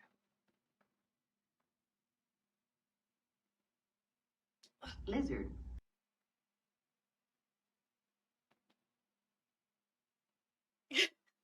Did you want to stay in chat? I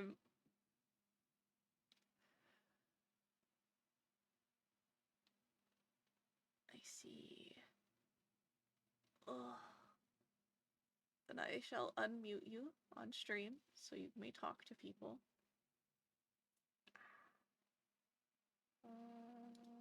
Alright. Alright, Bane has been unmuted. Bane wants to stay in chat. Hi. I'm just a little guy. Yes. Just a little meow meow. Just Oh, a I little need- fella. Little Yeah, guy. turn down Spotify. Alright. Spotify back down. Alright, guys. You happy with your new lizard? Lizard fix? Lizard fix? Yay? Lizard. Lizard. Lizard. Lizard. Lizard. There go the lizards. Yep, there we go. Perfect. Excellent. With great power comes great responsibility, you guys. Lizard. Lizard. Lizard. Lizard. Lizard. Lizard. Lizard. Lizard. So it begins. Enjoy. Oh my god. Crying. Chipster says hello, mysterious Bane boys. Hello. Also, Umber, you're home. Hi, Umby.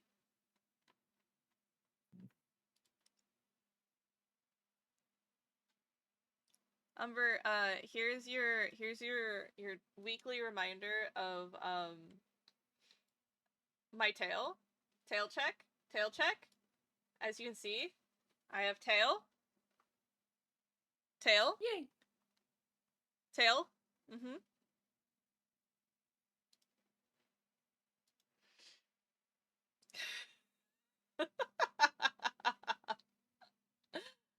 Who would have ever thought that a little angel Little demon fella. gremlin thing would have a tail? Me, of all people, a tail. Terrible. Mm-hmm. Terrible. Oh, wonderful. Mountainous even. That's hilarious. Mountainous even. even. That's hilarious. Mountainous even. That's hilarious.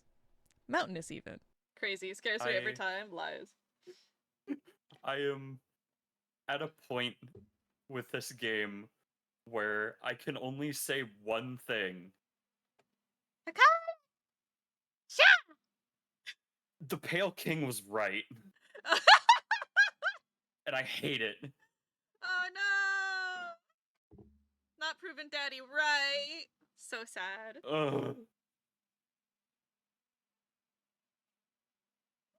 I hate it so much.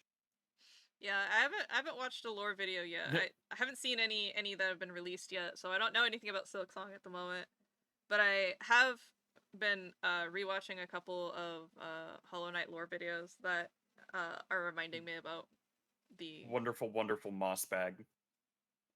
Oh, yeah, I watched Yes, the I do Moss have a Bag tail. one, and I was like, I don't like your tone of voice, actually. Aw. So I'm, some of his jokes were really funny, though. But, I was gonna rewatch, there was one that I watched a little while ago, like a while ago, that was Mhm. like,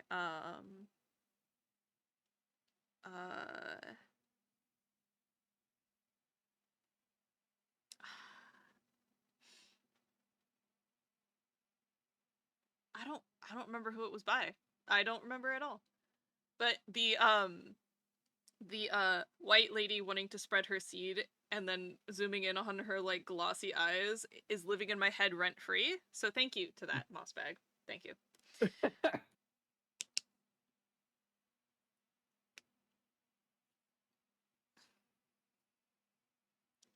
Bane does have a tail, actually. Yeah, sorry, Yes, I Umber, do. to Yeah. burst your bubble, but Bane does have a little fin tail. Yeah, yeah. Cause Bane's I got a fancy pantsy little tail. Bane's like a fish cat. A wish cash, if you will. I am not a Vaporeon. Yeah, you're I a cat, you're swear not to a dog. Christ. Excuse you. I called you wish cash, thank you very much, a catfish. I heard fish cat. Well, yeah, I said a fish. I said you're a fish cat, a wish cash, if you will. Thank you very much. Wish cash is a catfish. I would like to be beating the Vaporeon allegations. How are we sure that Princess is not a Vaporeon? Shut the fuck up.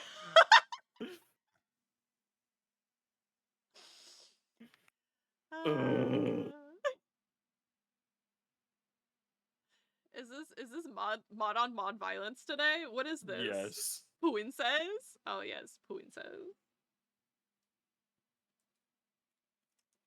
Europeans v Americans. Round 1. Fight.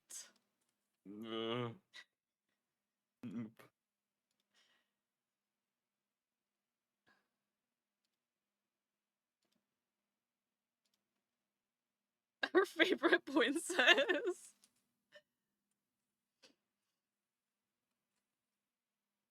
Yes. Oh my god. Their favorite pastime. Torturing Bane by calling them princess is one of my favorite and my greatest pleasures. Oh yeah. Last night I sent a handful of people that screenshot of start digging in your hut twin. God damn it. The fucking Pizza Hut post. Yes!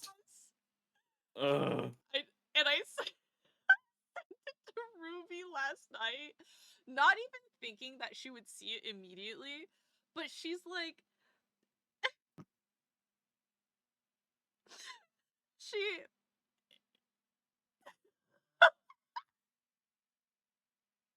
I was laughing so hard I was wheezing and sobbing. It was really good.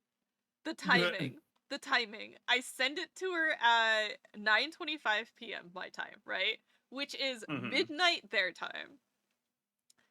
And she goes, "This at 12:25 is diabolical." In separate messages. Christ. She's like, I was just trying to sleep, and my phone goes buzz buzz, and I go, who the fuck? Oh, hey, it's Chase. Awesome. Hey, they sent me a meme. What does it say? And it's just the like stare emo.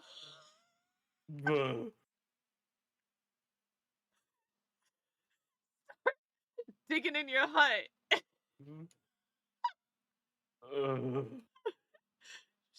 She goes, it woke me up. On God, you woke me up to read. Start digging in your hut, twin. I want to put this in perspective. Chase, enjoyer of inflicting psychic damage. Start digging in your hut, twin. It's 12:30 a.m. Oh my god. And I respond, twin shit. And she goes, shut the fuck up. You're diabolical.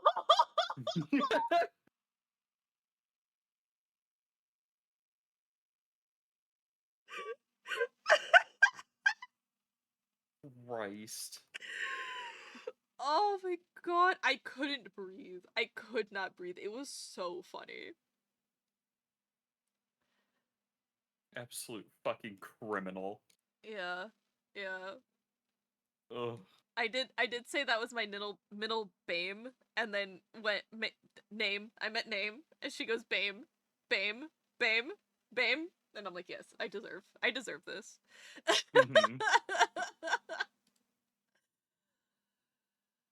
Oh my god. God damn it. You don't really realize how funny it is until somebody responds to it in a way you don't expect. Mm-hmm. I also sent it to Frog, who just responded with "Shut up, brand" or "Silence brand." Silence brand. Silence brand. Yeah. And then Dark Magician mind broke me, and I was like, "Cool, thanks." Thanks.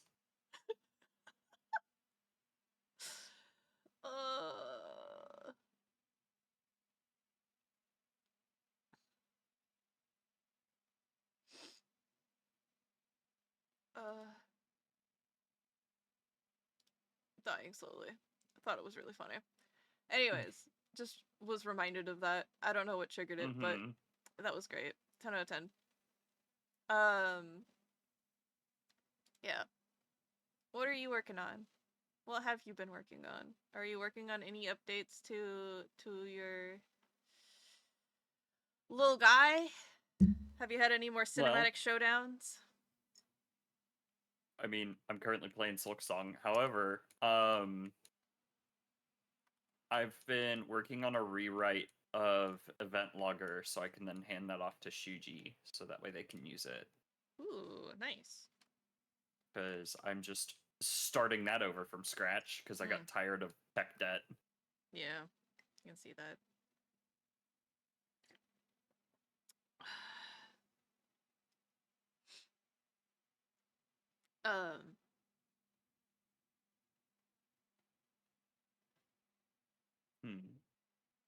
I had a thought. Now it's gone. Goodbye, thought. Goodbye, Be gone. thought. Be gone, thought. Be gone, thought. If she breathes, she's a thought! Christ. Whoa. Memes that will always live in my head rent free. For All real. women are queens. If she breathes, she's a thought! Oh. Fucking Darth Maul lighting up his, I almost said his fucking cigarette. Words! Lightsaber! God, my fuzzy match today is not on point, or maybe it is on point. I don't know. Darth Maul It's lighting up doing his its cigarette. best. Yep. Oh, God.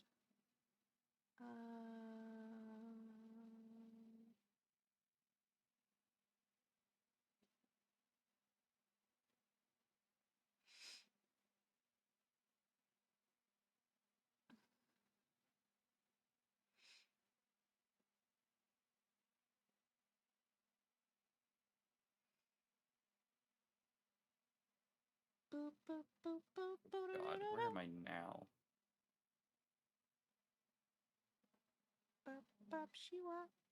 Oh.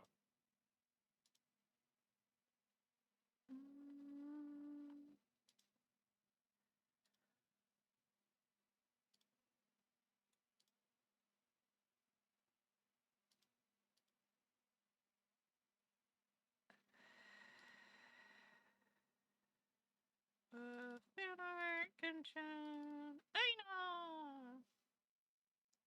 I think I'll work on this for a little bit. Brr.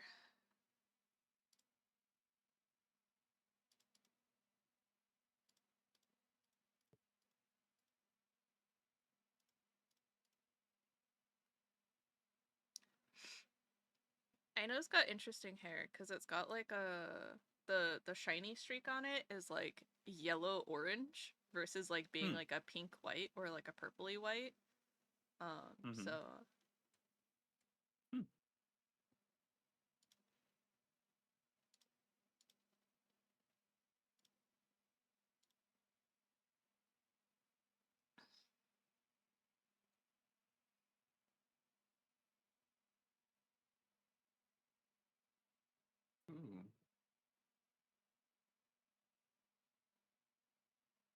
Oh. let's see. This is cool. Where is What are these? Ba-ba-da.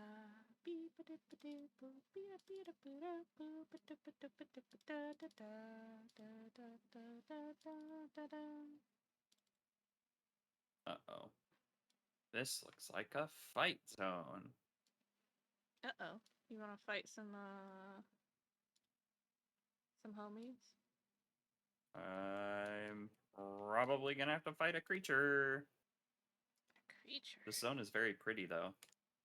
A creature. Will not lie. Yep, it's a fight room. Oh, for fuck's sake. What am I dealing with? Oh. Cool. Wish I brought my tax with me.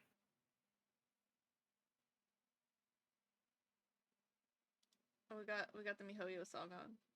MiHoYo, it's time for dedication. Purple pills daily. Thank you from starvation. And taking all minutes, right? Oh, did you see that the new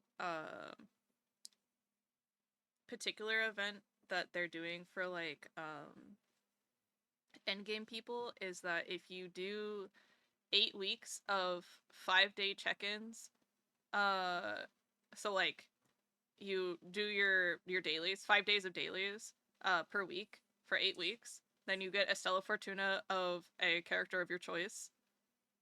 Really? Yep. Just any character? It's like a list of characters. It's like most of the ones for Sumeru and down, and minus the Archons, I believe. Of course, minus the Archons. Yeah. The important ones. Yeah, but I was like, Nilu's on that list, so give me my Nilu constellations. That's valid. Yeah. But yeah, it was very interesting, very interesting. You tried the melon ramune today, and it's weird. Not too bad, though. I find that a lot of the fruity flavors for ramune are, like, way too sweet and way too, like, essence-y, you know? Like, they're super sweet, and then they just taste like whatever that singular artificial flavoring for X thing is, right? Like, vanillin or whatever the melon one is, the strawberry one. Which is probably why I like the original ramune the best. It's just sweet soda. It's basically unflavored, you know? Just one more pull, dig in the dirt. A wishing bowl of music swords. Just one more pull, just one Did you say more. dig in the dirt? Yeah. My brain heard that as dig in your butt. Dig in your butt, twin. Start digging in your butt, twin. God damn it. Start digging in your butthole, twin. Oh my god. Ugh. Yeah, that's a pretty good description. Yeah. I think that's my issue with a lot of artificial Japanese flavors, especially. Like there was like you know how when there's like the American artificial flavors and so on, but like there's like the American marketing for things that are like uses real fruit, and you're like, cool. And does not contain any fruit juice. Yeah. Whereas like in Japanese marketing, they'll show you a picture of something that it's supposedly going to look like on the inside, but it doesn't have to look like that. Whereas like American marketing, it has to look like that. Or, you know, something close to it. It can be made up, but it can, you know, it's supposed to be a comparable image. Whereas like, because like my experience with this comes from the banana mochi that I bought and was like really excited because I thought it was like banana on the inside. I thought it was like mushed banana cream whatever.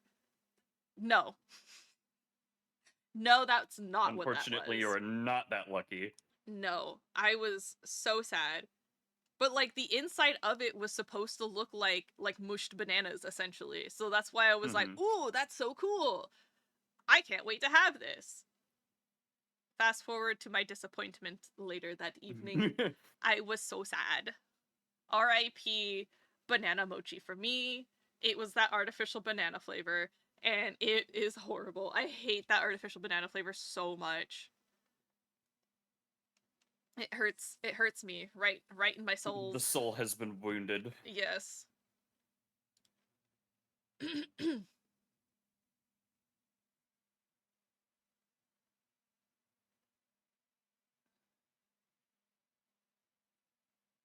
What? Oh. Oh. Phase 2? Nope. But I did waste some items that I shouldn't have.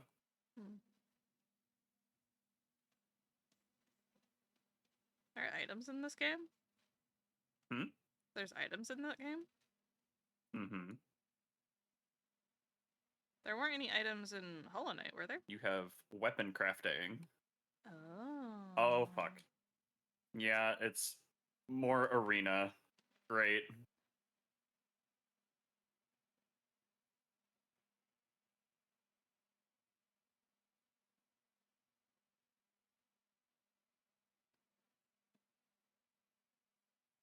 Come on. Get a little closer. There you go. Yes, landed my thumbtacks. Thank you. Make it easy for me.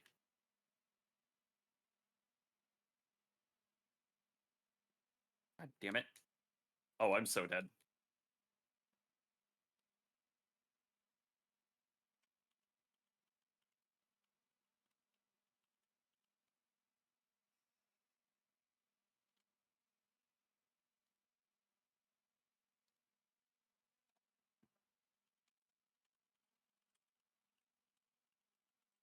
What the hell are you?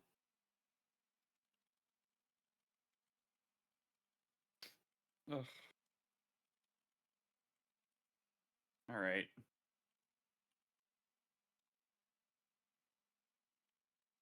Wait. Huh. Okay.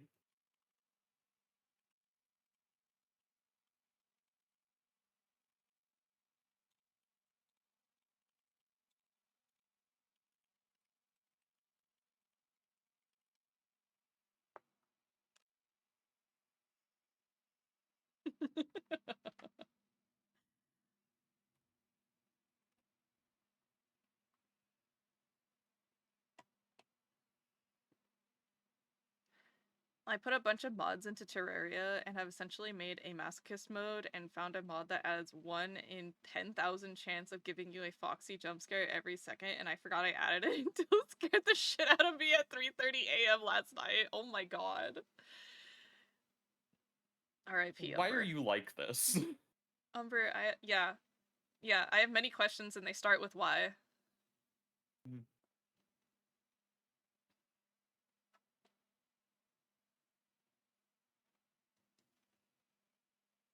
Stand forever, you and me.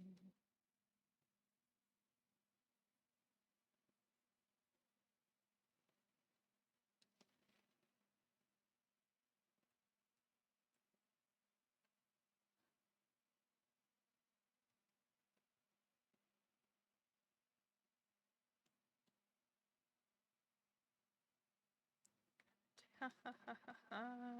Don't stop, don't tell, not in blink and let the dust can't bite the dust until you shall now kill the ink and don't stop. Get it, get it. Yes, I got it. Ha ha ha ha ha.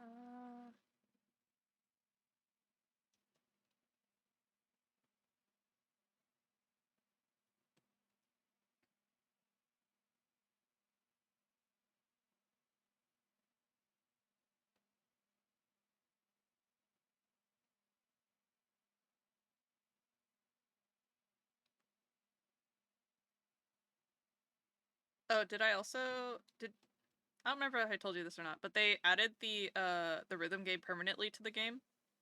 Really? Yep. Hmm. That's what I was working on yesterday. I was getting the achievements for that because I was like, I might as well. Yeah.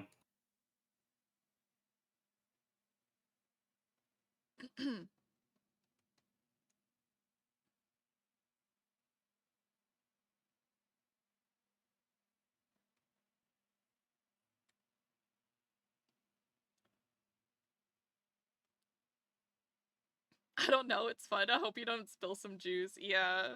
You didn't have any juice when you got scared? Good. Good. Good for you. Good job.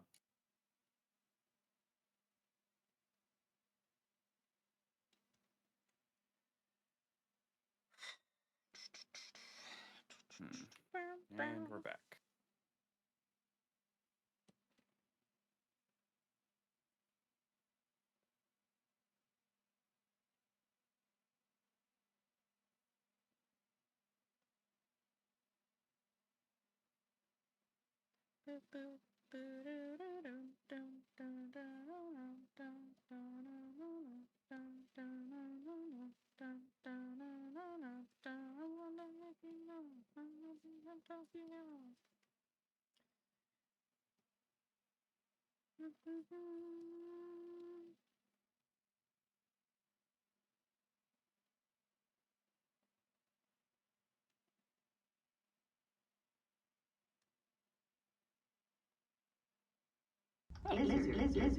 Lizard. Hi, Guy Tech.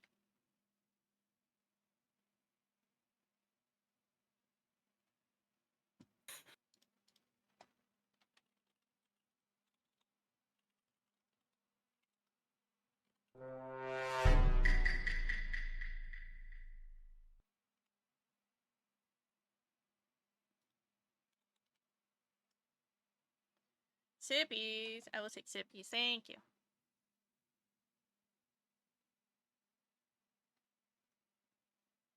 What the? Okay.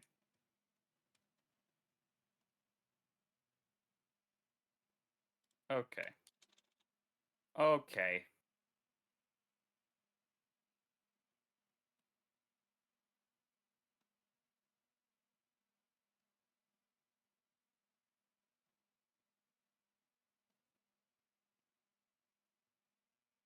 Thank you for sippies. What's everyone working on during this time? I know the Europeans are home from work now and playing games mostly, but what about everybody else?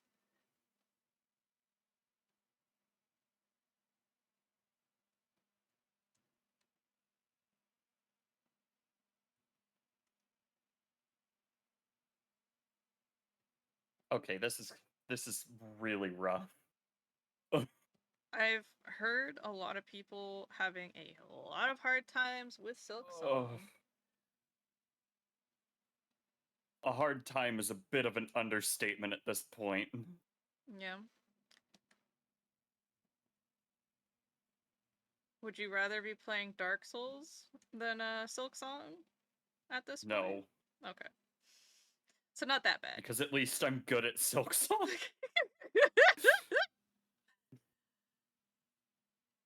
I cannot do 3D Souls likes to save my life. Me neither. How did you do Tunic at all? Tunic's isometric, so that's more bearable. Okay. Versus like a POV first person slash third A proper person. third person 3D Souls like is dog shit for me. Interesting. Why do you think that is? Because at least with 2D, be it isometric or flat, I'm a lot better at calculating distance Interesting. and actually being able to aim. Interesting. Whereas with 3D, it just throws everything out the window. Well, because like Tunic is 3D, albeit isometric, but it's still 3D. Yeah, but I can translate that into flat planes really easily. I see. I see.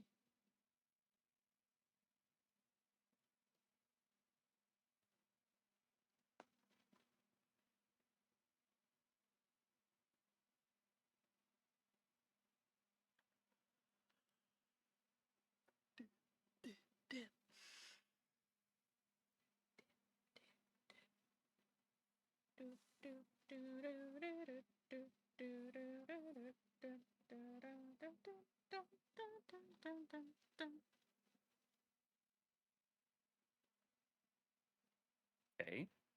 I'll just hit them both at the same time. That's cool. I'll take it.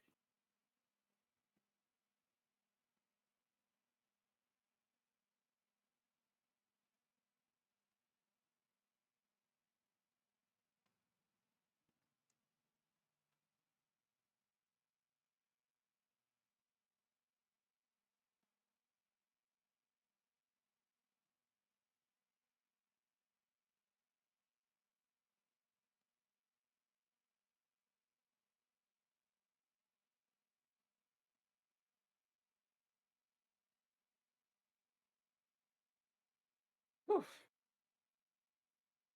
I saw some of the parkouring for Silk Song and I was like, oh my god. Yeah. They were like, Path of Pain looked a little too easy for you guys. Let's amp it up a little bit. Disrespectfully. Disrespectfully.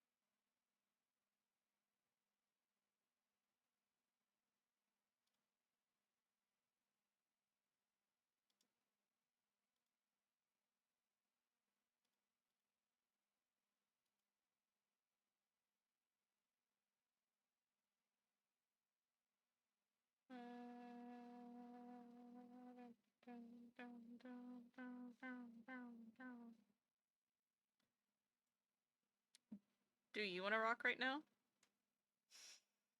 Hmm.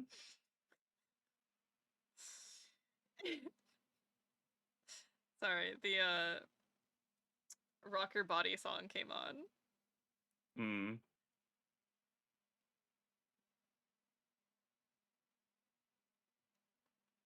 Rock your body.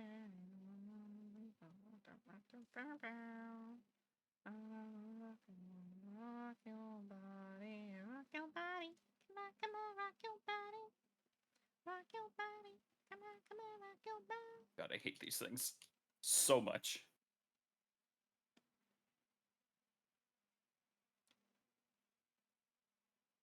Why do I have to fight two of these guys? Because fuck you. This isn't... Come on! Yes, please, lay down an attack that also stays on screen after I've been hit. That's great. So I get hit again. Oh, yeah. Both of them doing 2 damage. Oof. That's disrespectful. Mm-hmm. You like 2 damage, right? Well, we added 2 damage to your 2 damage.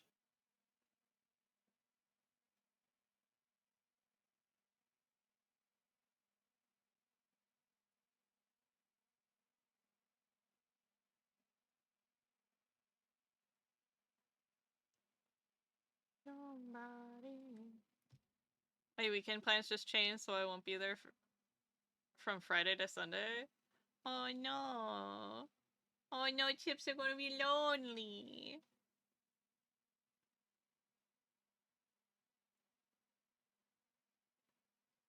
Will you survive, POV Chipser? Chipser and its sad wet cat. Yep.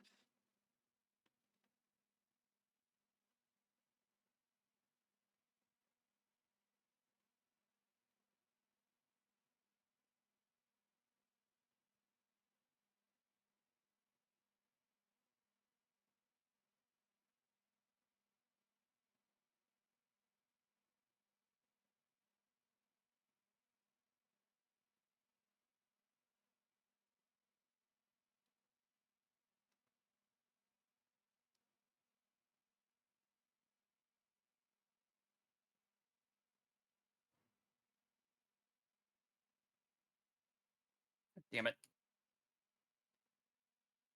These fucking things.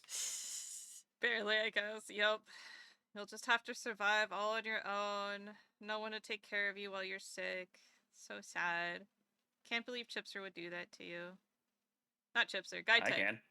I can't believe Guidetech would do that to you, Chipser. There we go. That's where I was trying to go. Them's the words. Them's the words.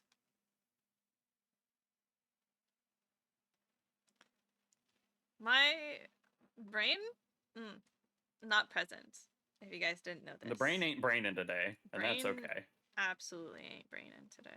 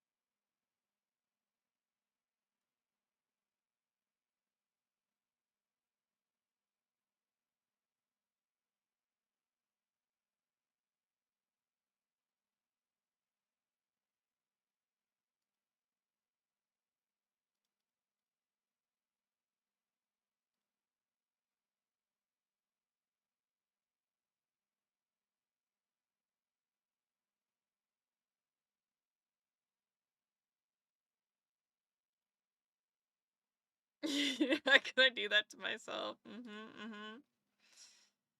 Yes, yes. So good at wording today. I am quite the wordsmith. Call me, Mr. Scrabble, cause I word so good. Of all the words, you certainly have some of them.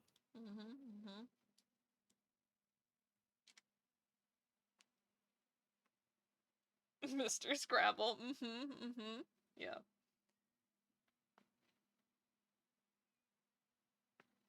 Ugh. Ugh. Name change accepted, processing complete. We're so proud of your skills, thanks. Thanks. An avocado. My favorite. Fuck's sake. R.I.P. For real. This zone is terrible. Ugh. Cranky Bookworm just redeemed poorly drawn offhand doodle. Oh my god. Hello, Cranky Bookworm. Thank you so much. You've lurked quite a bit to obtain that, so thank you so much for the lurking. I really appreciate it.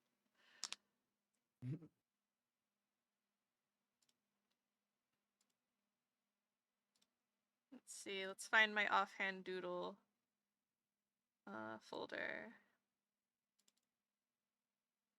Stream redeems.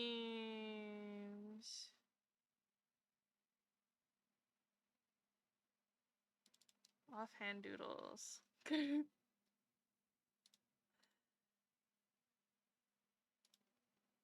Let's see. Nigella.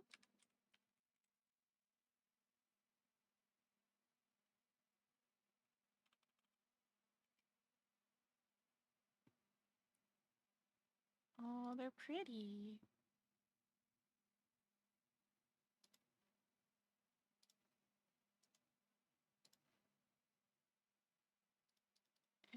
Chrysanthemum. 2 Banes on screen, true.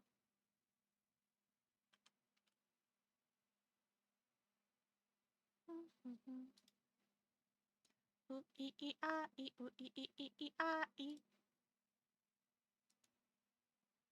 Ooh, God damn it. ee, ah, ee, ooh, ee, ee, ee, ee, ah, ee.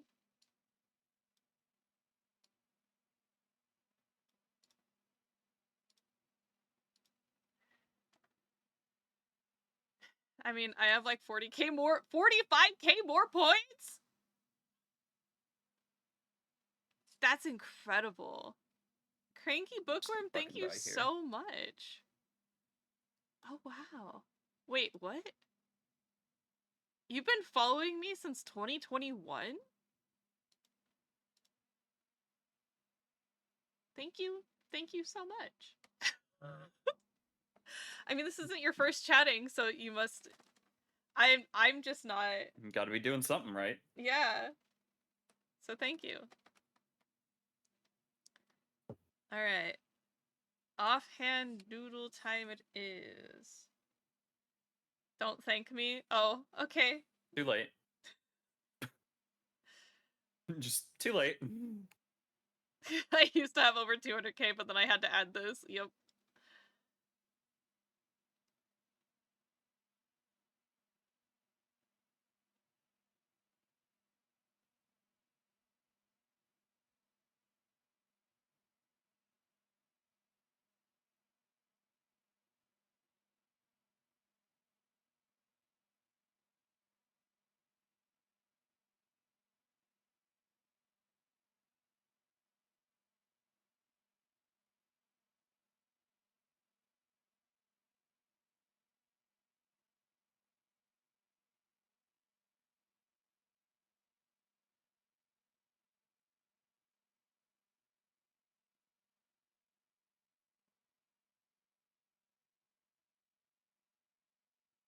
You spiky bitch, you called me a baka.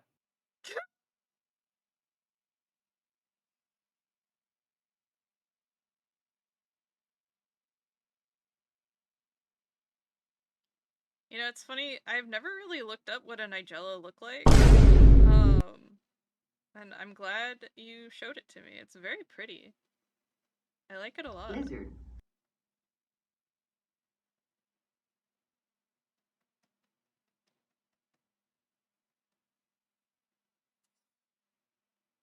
Lizard. Lizard.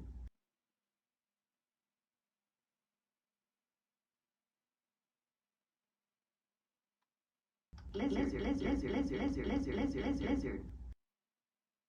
Too many expensive redeems. Just 113k. Insane time skips. And so your partner, it's one of your partner's favorite flowers.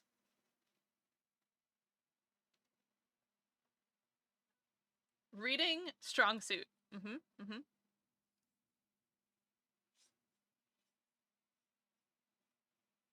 You get a suit for reading? Man, I wish. I'd look great in a power suit. Real. Maybe one day I'll get a tailored power suit.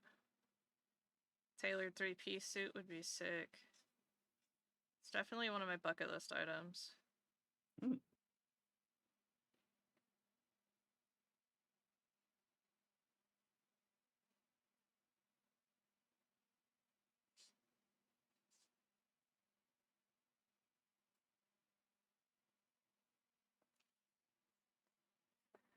Alright. Put the power suit on the throne. I don't think that's how that's gonna work, bud.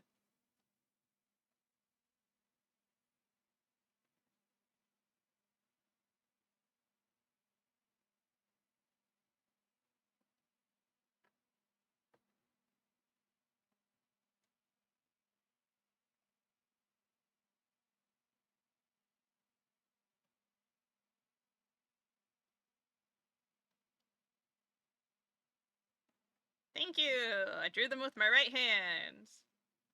Hope they live up to their title of poorly drawn offhand doodle.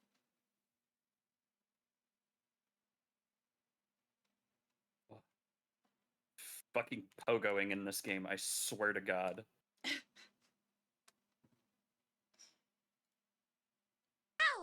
Umbertsian just redeemed poorly drawn offhand doodle. Bane. Umber would like me to draw you as a princess. Are you okay with for that? fuck's sake. Oh no. Princess BB.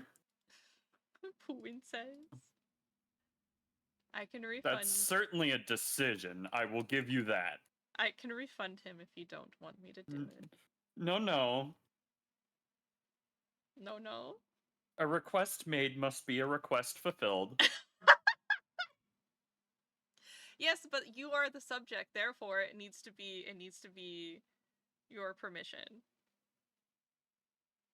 I mean, I'm already wearing a poncho. The worst you could put me in is a dress. I mean, I was just gonna give you a little crown. You gotta be a princess. So Bane wants. For now, do not test my patience. Do not quote the sacred scripture, for I was there when it was written. Fuck. Do you or do you not feel bonita? I Now you feel get a ballroom bonita. dress too. Wonderful, because you look are bonita. All right, let's see. Let's give you little gummy hands. Here you go. Foot gummy. Foot gummy. Foot gummy. Give you a little Princess Peach outfit. Why not?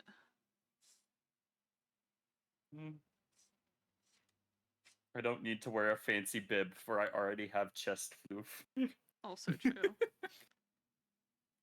Can't forget tail. I'm gonna put a fucking bow tie on the tail. Oh yeah, we could put a bow tie on the tail. Why not? Oh wait, that's the wrong button. Ugh. Yes, I have a tail. What is a fuzzy little cat fellow without a tail? Yeah, how many tailless cats do you know? There is the Japanese bobtail, which is, you know, True. excellent.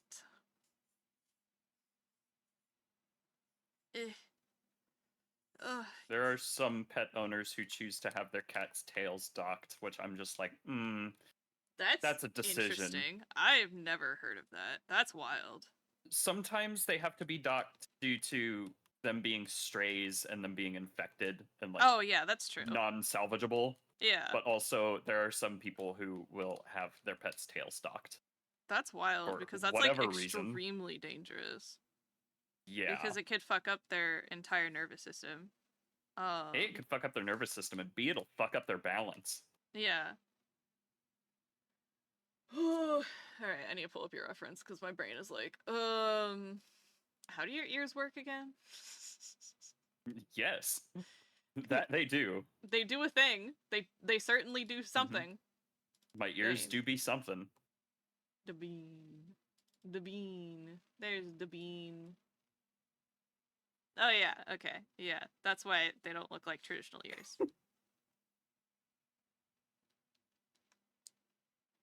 Had it mostly right.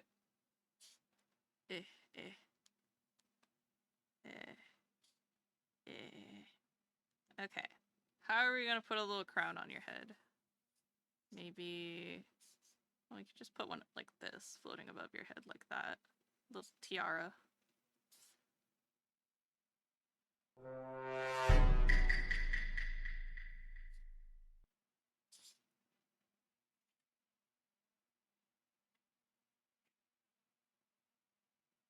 Oh my god, do you know the little the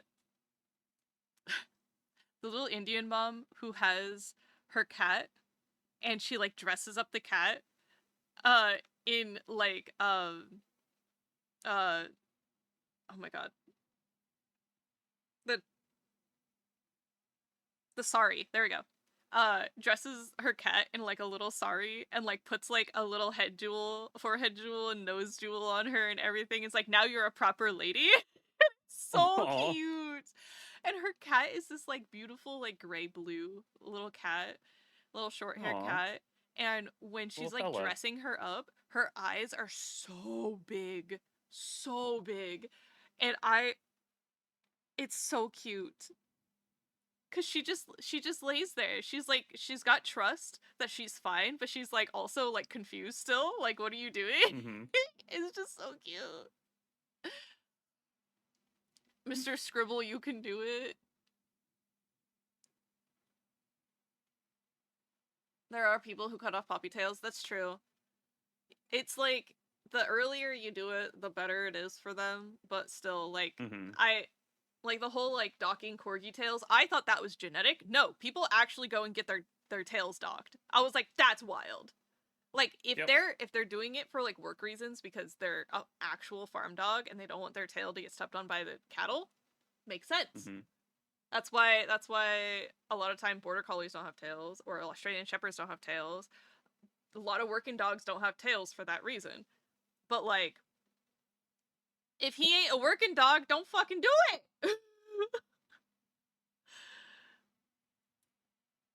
And then they can't chase their own tails anymore. Exactly.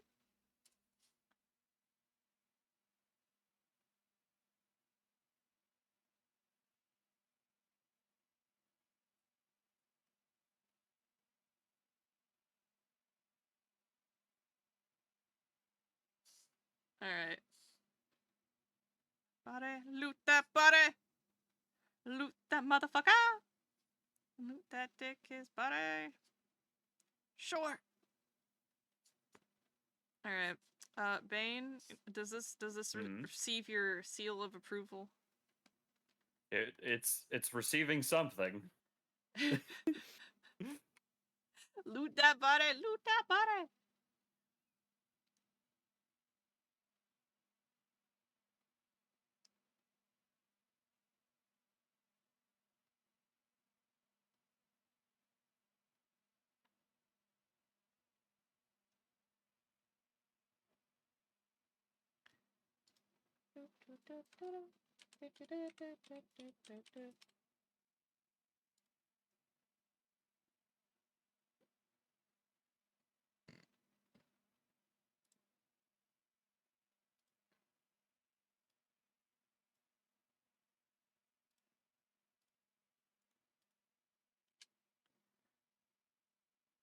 For fuck's sake, leave me alone. R.I.P. Bane princess, so cute. Yes, look at our little princess.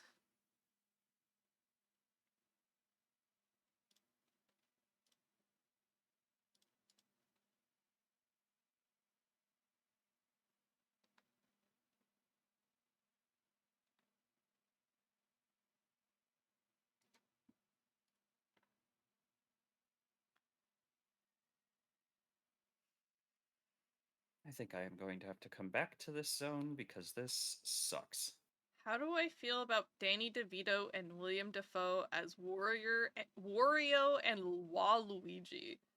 In what context? What the hell? Hi, Frog. How you doing? People redeemed a couple poorly offhand drawn doodles, so I doing a few of them. Mm-hmm. Oh my god, it's Umber and Chase. Who are you calling Umber?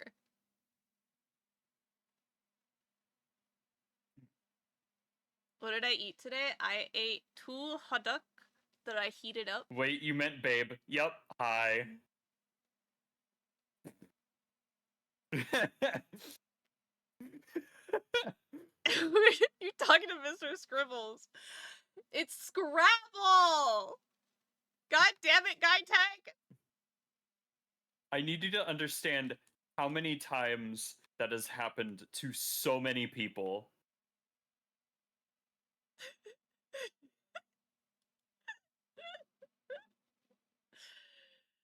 Babe, Princess Bane. Mm-hmm, mm-hmm. Mm-hmm.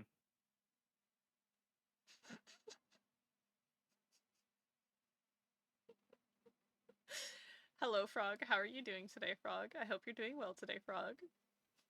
Fwug. Flug. Fwug.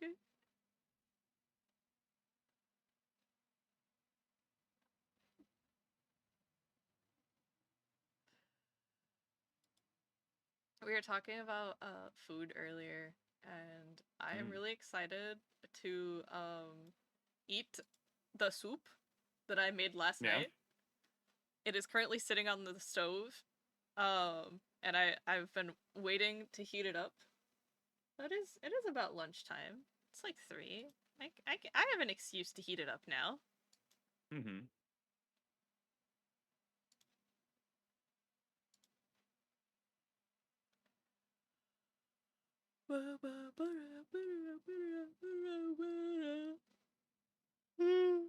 You're so eepy, but you must gym. Eat that soup, eat good soup. It was very good soup. Did you see the soup I made yesterday? It's like a chicken soup, but I put the biscuits on top of the soup and then put it into the oven. So then underneath the biscuits were like dumplingy, and then on top they were like crunchy. It was very good. It was like chicken pot pie soup almost.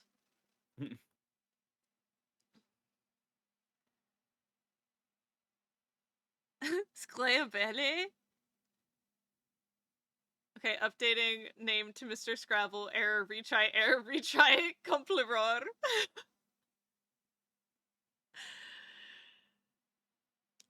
Yeah, it looked like good soup, so it had to be good soup. It was very tasty. It was initially very vegetal because obviously the mirepoix was in there, and then I also put like potatoes and stuff. So then I added a little bit of chicken bouillon to it. Do you know the brand Better Than Bouillon? Yeah. Yeah, so we have a big old jar of that in our fridge. And so I dumped like it was probably fine with like the half tablespoon that I put in there, but then I added more chicken stock, so then I added more bouillon. And it was very good. You ate Germans? Yes, the potatoes were delicious.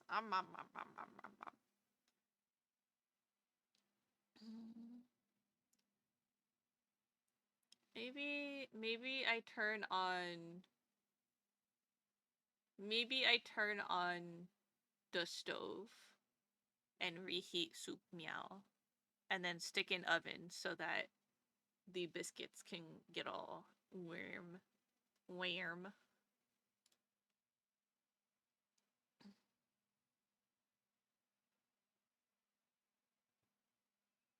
Bookworm, were you able to enter the Discord, or was the Discord link broken?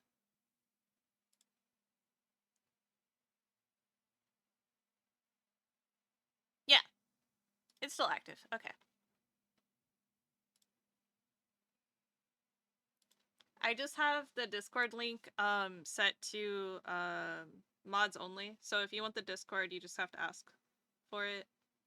Cause I've had a couple of experiences with spammers trying to get into the Discord in order to like message people, or like their first chat is they come into the chat and then get the Discord and then try to join it, and it's kind of like okay. So great. Cool.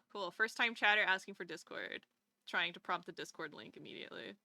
That's not suspicious at all. Cool, my whole cool Discord and crashed, good. so my account may be hacked. I'm hoping it's not. Oh no.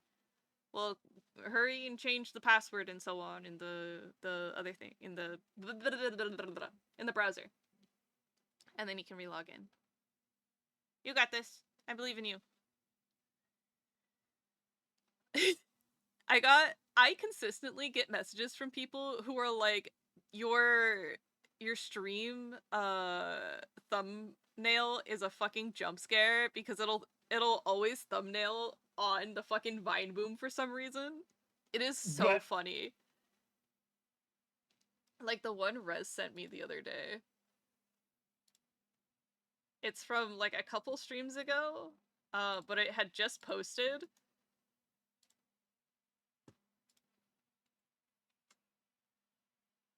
It's this. Why is this man a whole ass freak? What the hell?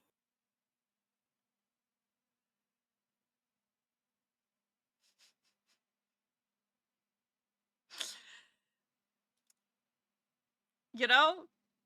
Oh well. It's so cursed. It's so cursed.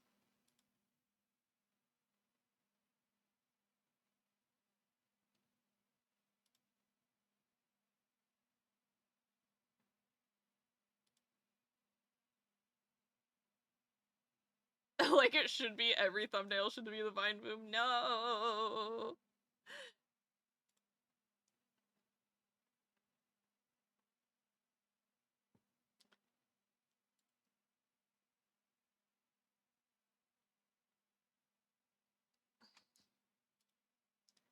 Miku, Miku, ooh-wee-oo. Miku, Miku, ooh-wee-oo. Miku, not I'd like to be you. 2020, listen to me, now by me.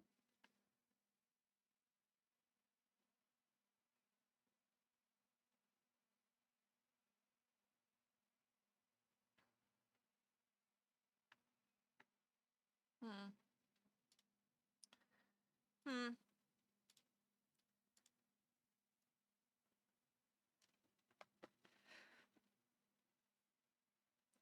I got so bored today, I decided to make beats in the GarageBand. Oh, how was that? How do you like it?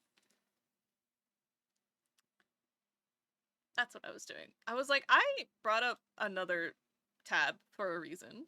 What could it possibly mean? I don't know. Definitely it wasn't to see, my gremlin wall. Mm-hmm. What do we have? We got Aber! We got Aber and Umber, the necklace version of Umber. Umber, did you send me your reference for your necklace version? Necklace version? Not necklace, but necklace. Streamer team.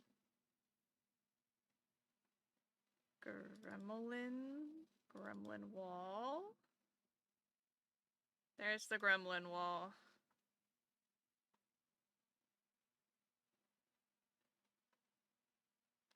Would anyone like to venture a guess as to where Sixes is hidden?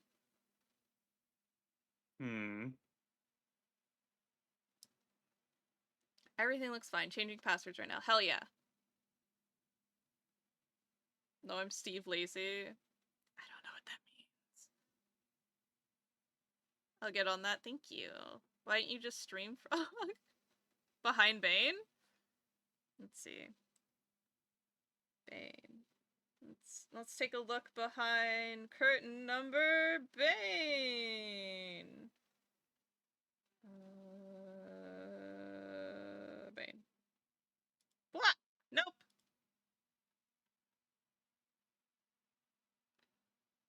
Somewhere with feet, I bet. I was gonna say there's no one with feet on here, but Frog has, again, proven me wrong. Mm-hmm. You guys want to check behind Frog? Hi! Meow.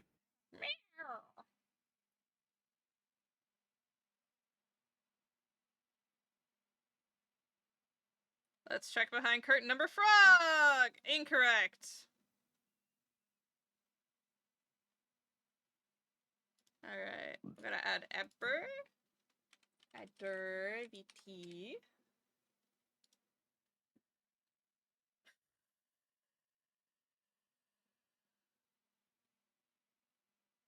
You feel like you used to know who it was hidden behind. Which Saudi do you want? Do you want this Saudi or that Saudi? Saudi 1, Saudi number 2. They are labeled, by the way. Saudi number 2.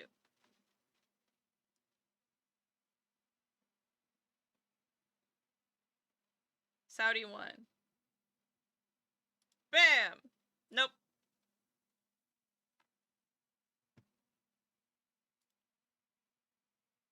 Ah, yes. Wait, I sure do love how they made the fight that is the walking flashbang even more of a walking flashbang. Ooh, yeah. My favorite. I almost said my favorite. Get out of here. Leave. Ugh. Am I looking for Epper? I'm looking for Epper. Just gonna fucking die and reset. There we go. Ah, what a beautiful reference of Aber in her maid outfit. How nice.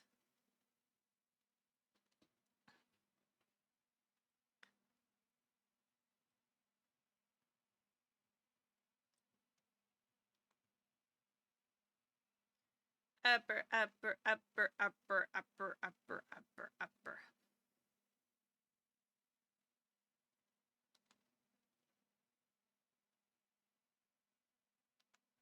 It must be Adric. He's always hides our snacks too. Adric? You think Adric would aid and abet a wanted criminal like Sixes? More than likely.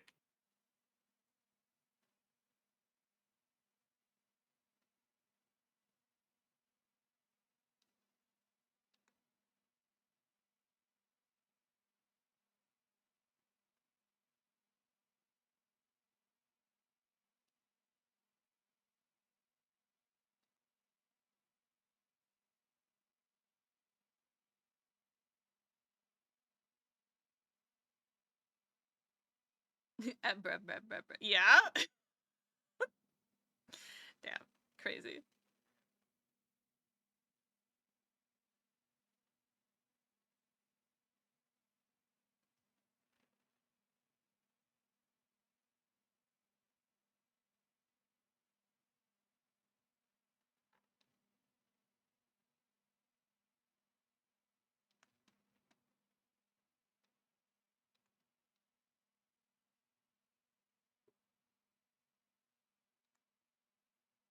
That's great.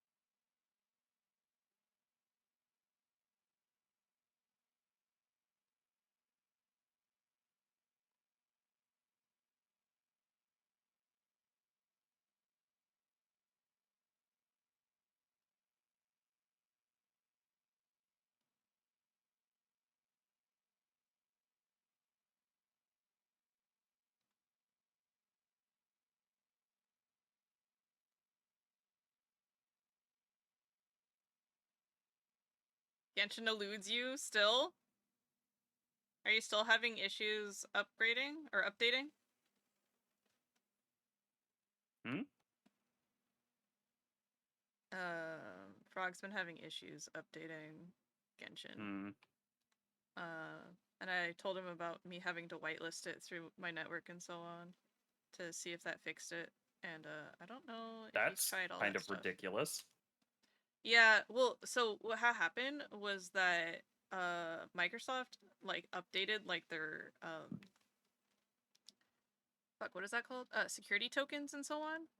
So it became increasingly harder to update it without it like crashing or reading an error first.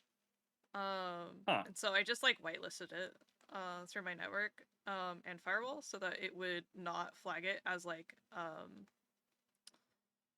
what is that called? Malware? Yeah, that.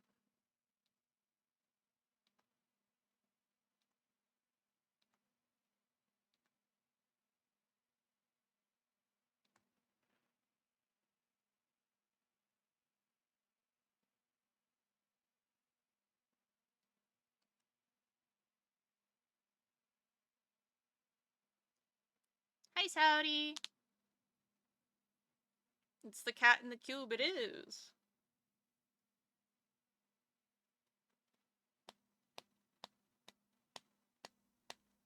Yes, it's God damn it. whitelisted too.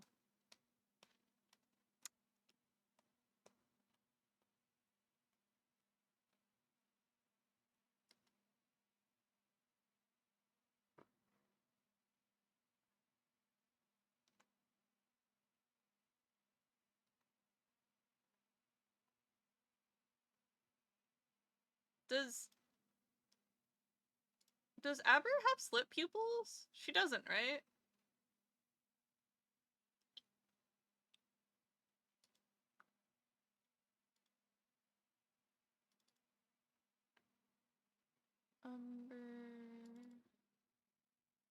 Aber. She does. She's got diamond pupils. Sort of.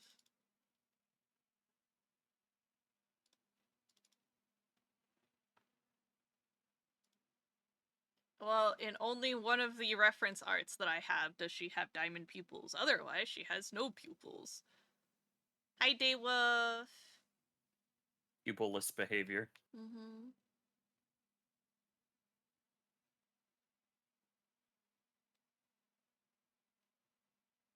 When you have no students, pupilless behavior. Aber is cute snake. Aber is a very cute snake.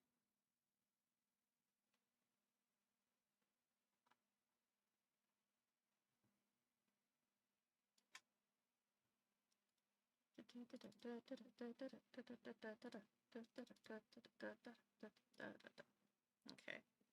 Aber does appear to have a little bit of an eyelash. Just like that.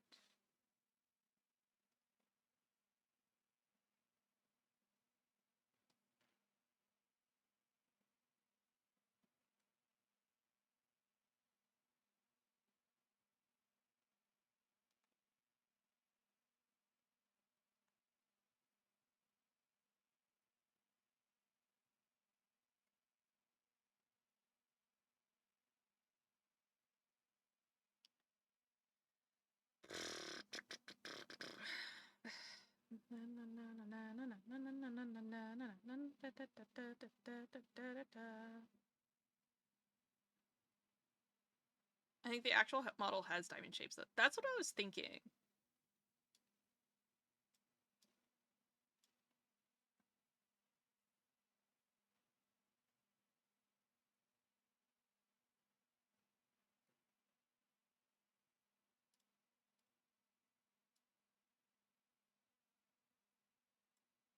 Dun, dun, dun, dun, dun, dun, dun.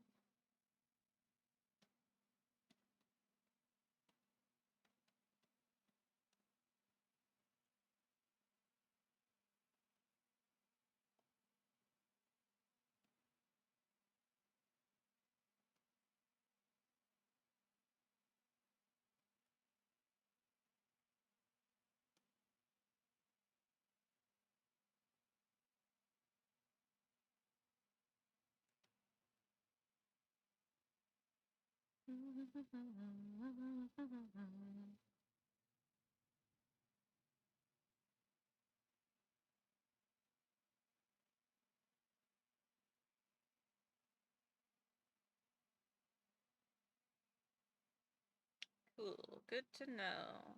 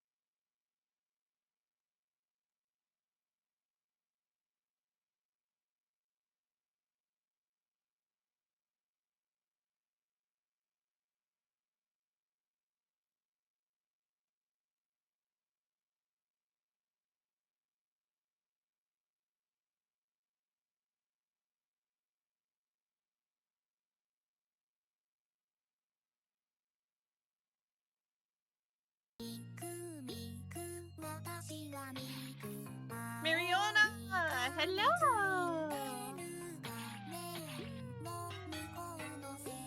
Welcome, welcome, welcome, welcome! My name is Chase. I'm your local intergalactic interdimensional alien demon angel gremlin thing, and I'm here to be your next president. I'm an artist, animator, and game dev, and sometimes I also play games. Today we're doing a little bit of art, and then maybe a little bit of game later. I'm doing some requests right now.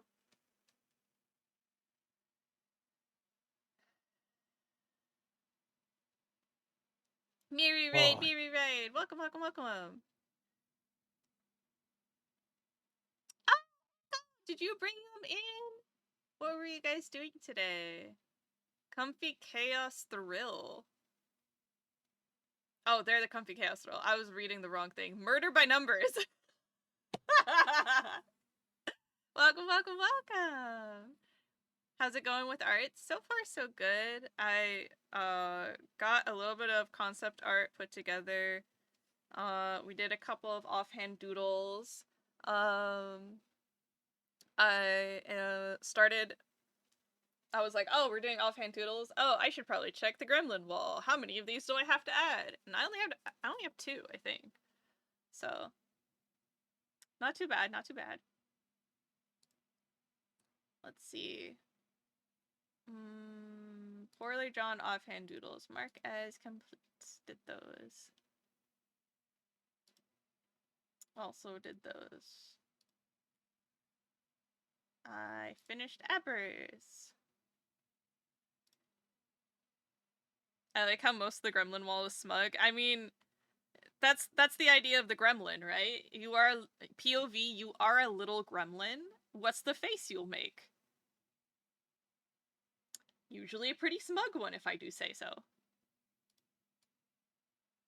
I gotta move Bane over here. There we go. Now Bane's not covering artwork. Excuse me. Adric, thank you for checking in. Frog, thank you for checking in.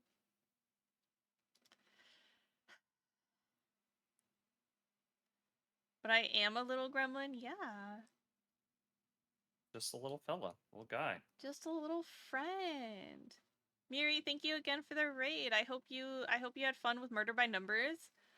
It's been on my to-playlist for like 5 years now. How are you liking it? I think I literally own the game. Pretty sure I own the game and I still have never played it. I don't know. I'm so bad.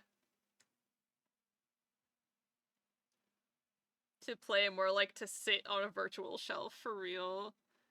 I'm enjoying it so far. Murder by Numbers was fun. Miri melted their brain to pick cross, and I made a hip flask that better than hip flask that was shown. Wait, I made a hip flask that's better than a hip flask shown.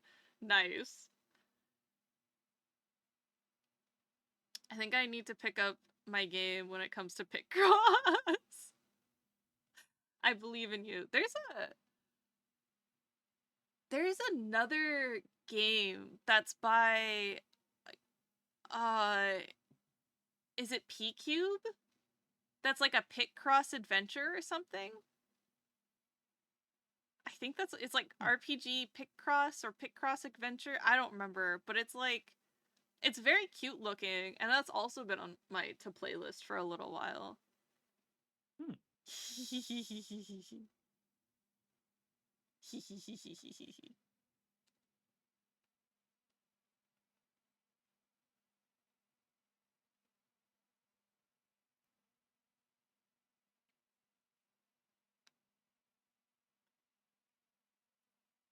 Alright, let's mark Aber as done.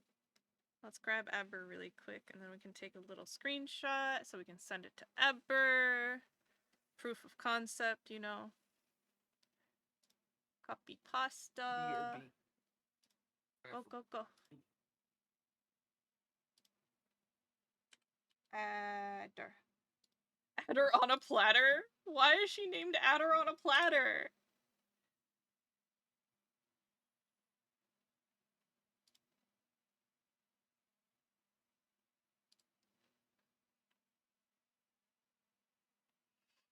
woogie woogie woogie woogie woogie. Woogie, woogie, woogie, woogie.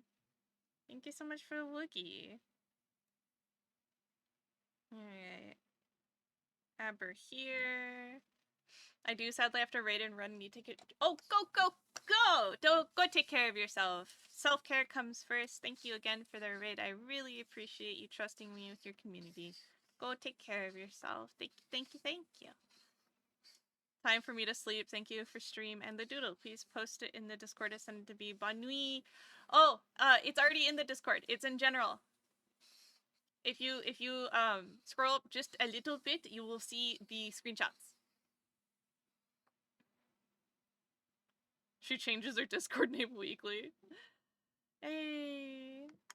Thank you for stream, of course. Go, go, go, go. You've heard of Elf on the Shelf. It's now for Adder on a Platter. Ah, I joined later. Thanks. No worries. No worries. You're good. You're good. You're good. You should be able to have access to the history in chat. If not, let me know.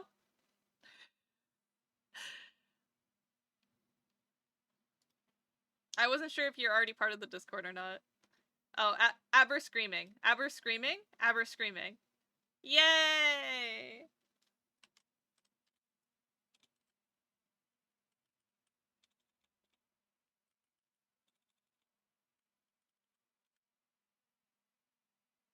You do have it? No worries. Okay, perfect, perfect. Go sleepies! Go sleepies! Good night!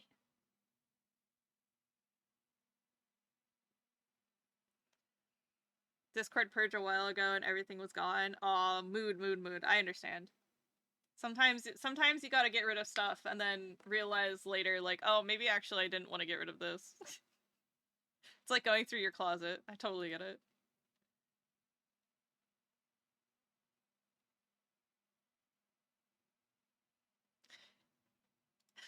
Aber is in love with her little gremlin. I'm glad. I'm so glad.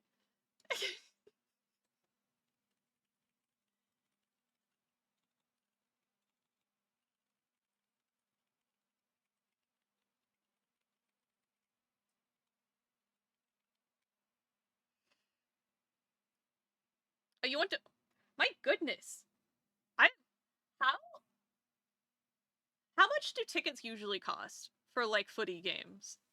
Because you go, if not weekly, multiple times a week. Which is so interesting. Like, that's awesome. I'm really happy. But, like, I'm also like, oh, you have season tickets! Oh! Okay, okay.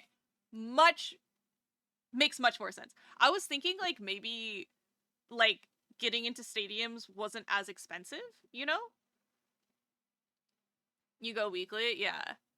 'Cause, like, getting tickets to go to games for us in the States is always, like, a $80 to $200 per person affair. So, like, 50-ish euros a month? That's crazy!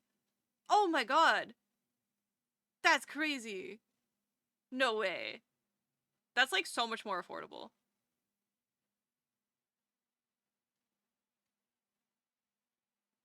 Cause, like, when we went to the LA game that, we saw his son score a bunch of goals in, our tickets were $80 a piece still. We were in, like, decent seats. But, like, they were still $80 a piece.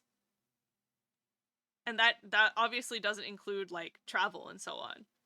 So, like, getting down there to watch the game and then getting back up here was an affair and a half.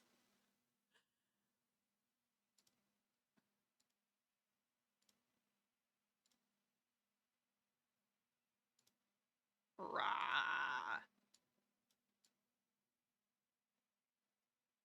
Your stadiums are also so much flatter. It's so much flatter. Unless they go up more on one side than the other side. But, like, our stadiums are so massive that, like, there are people... We have, like, upper stadiums. Upper stadium seatings that we call the nosebleeds. Yeah, I'm looking at them. I'm looking at them.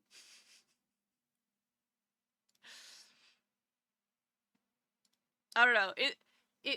it's flabbergasting, you know, to like to compare and contrast, you know, the different experiences. Yeah, we have the heavens on one side. The heavens. Wait, that's amazing. I love that. That's so funny. The heavens. Case. Yes. Why is your gaster flabby? My gastro flabby? I said Flabbergasted? gaster flabby. Yes. Oh, because I was looking at English stadiums and I was comparing them to American stadiums, because American stadiums are like massive, much capacity wise, huge. Much stadium, big room. Yeah, let me see.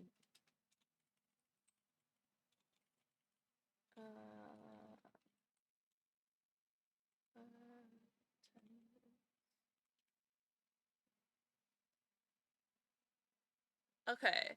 Yeah, no, our stadiums in the US fucking suck. Wow.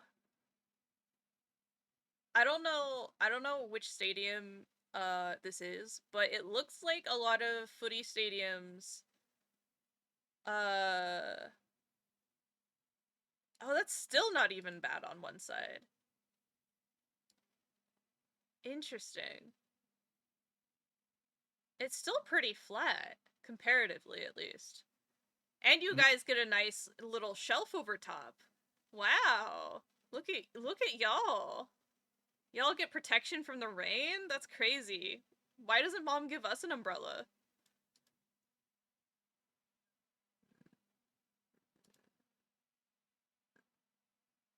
Okay, I'm looking at pictures, and it looks like the one you sent me. You guys have, okay, about a 50,000 maximum attendance. Let me see what,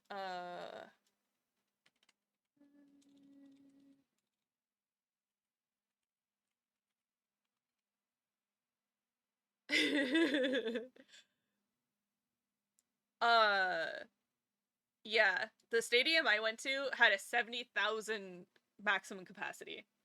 70,000 people seated.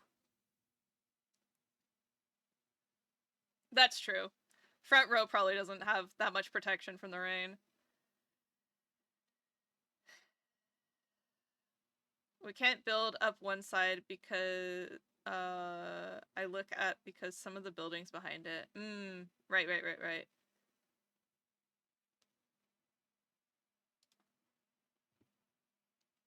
Yeah, but the thing about the stadiums in America is that a lot of the stadiums aren't covered. So like if you're in the rain, you're fucking braving the elements. If you're in snow, you're braving the elements. Like you aren't covered at all. It's crazy.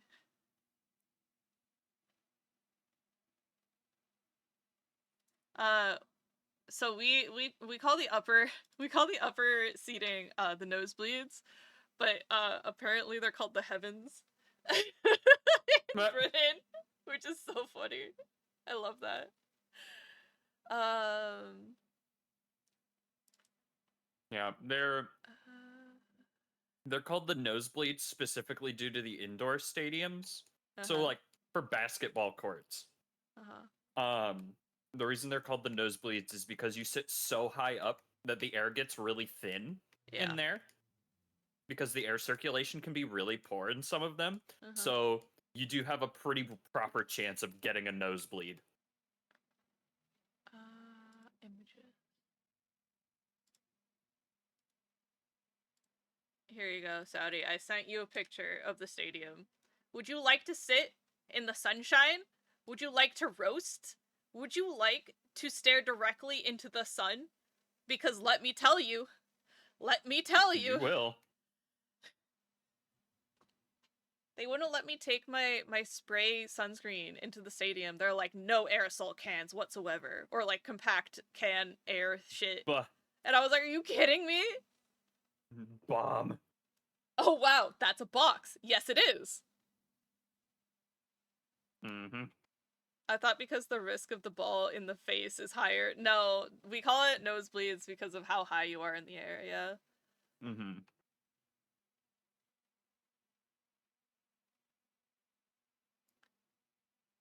Yeah, but you see what I mean by how your guys' stadiums are much more flat, or your stadium seating at least is much more flat compared to ours, which is like when you get further and further up, it's like more and more narrow. And like the risk of falling and vertigo are insane. Yup.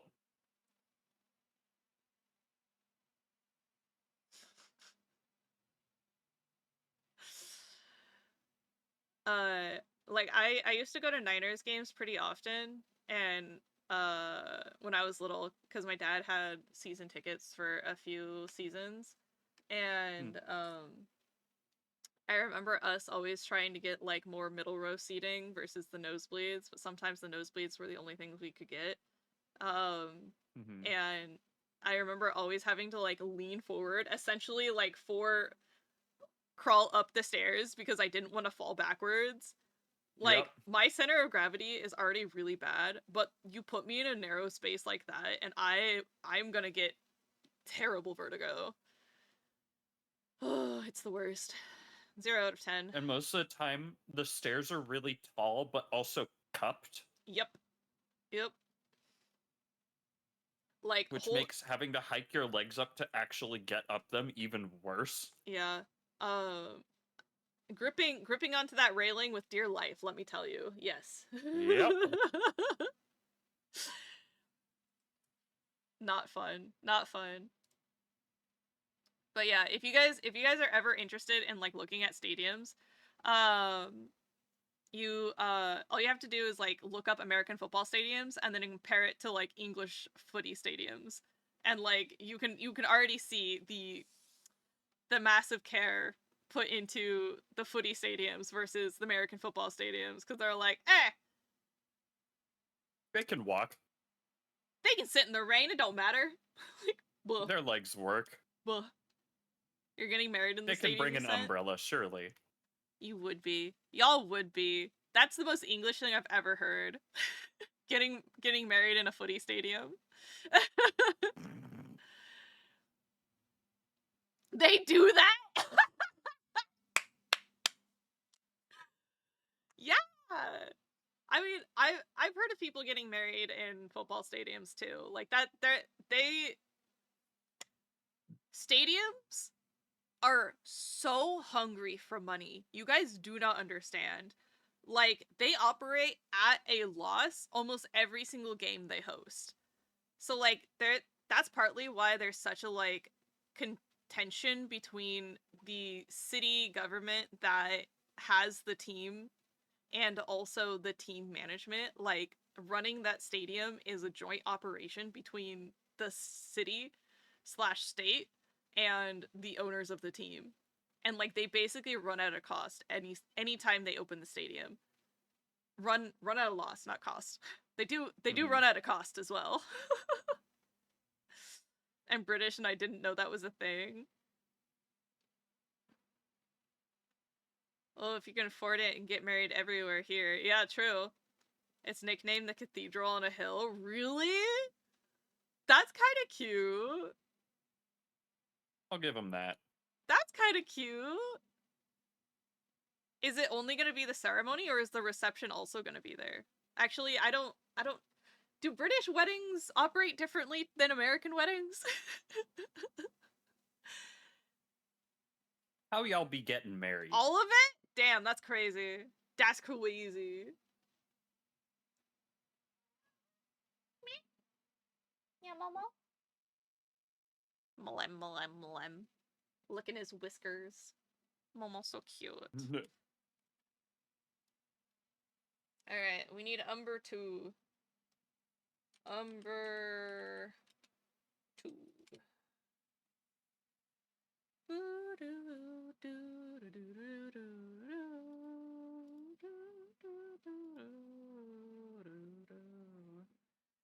Alright.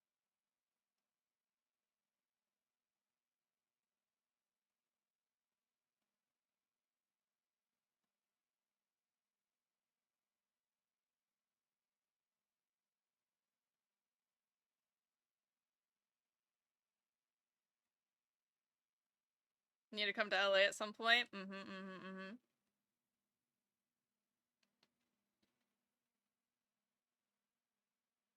Truthfully, LA is quite far from me, but, you know, that's okay.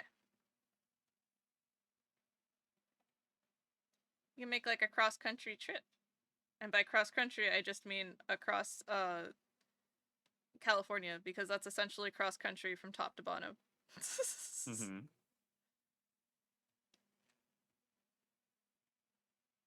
Why does distance have it be a thing? I'm sorry. I'm sorry.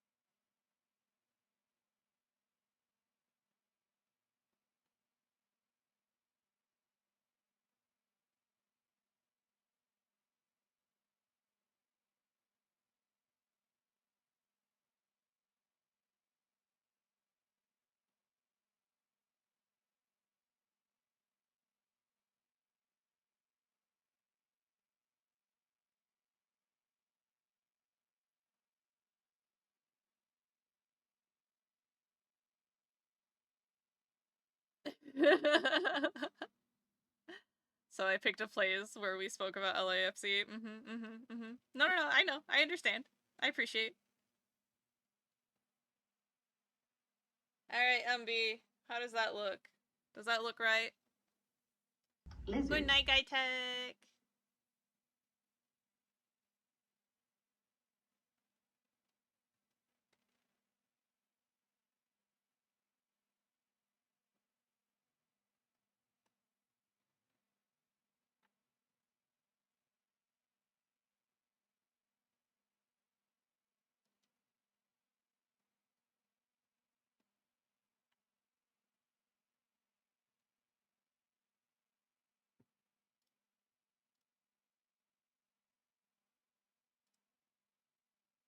Love it. Yay!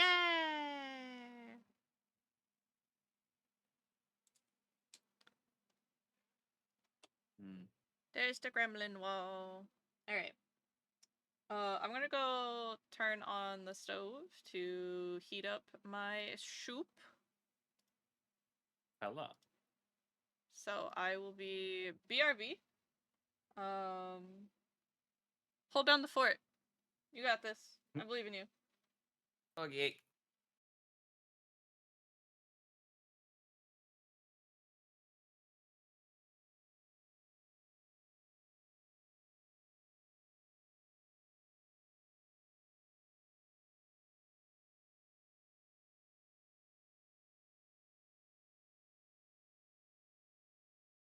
Soup time.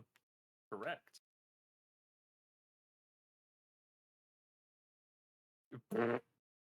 Yeah, okay. Can't believe I said soup time, huh? Oh boy. I'm gonna write a twit longer.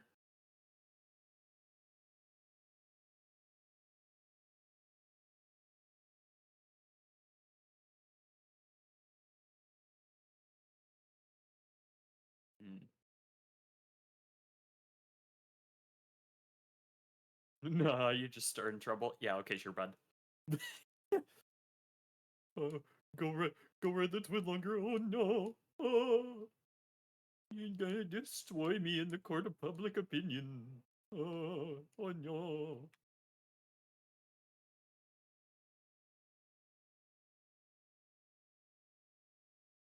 How dare. Oh no.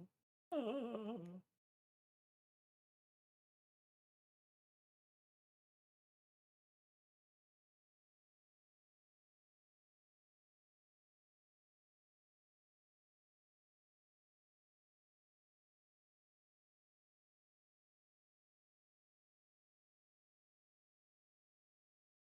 Retreat. Run. Flee for your very lives. Boomst.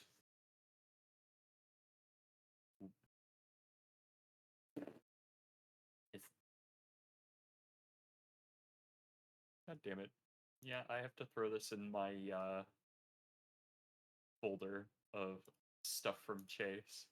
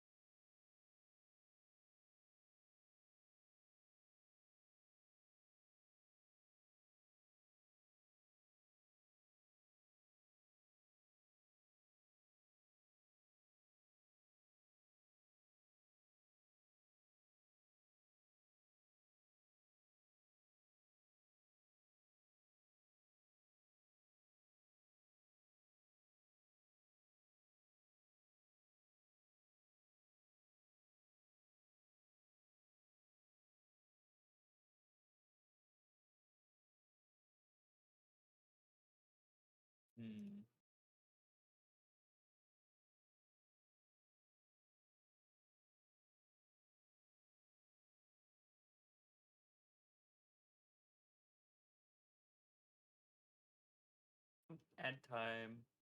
Or little ad break. Just a little ad break as a treat.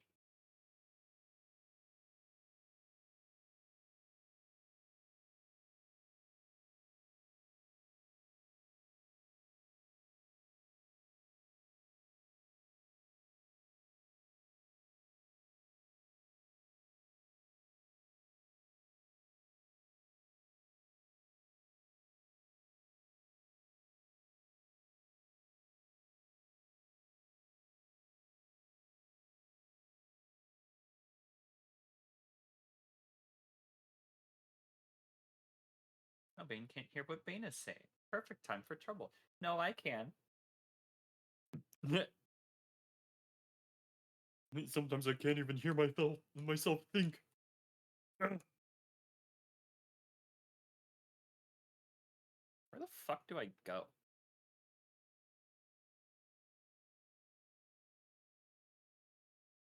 Where? Close your eyes. We want to talk freely. No. Criminal.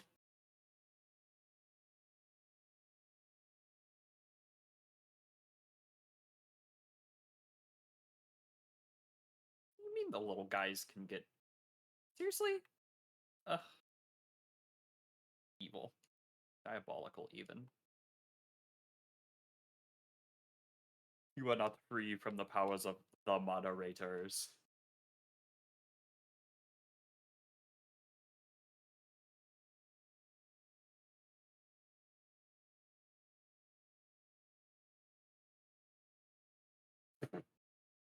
Can't tell you the secrets of bread. I would like some bread.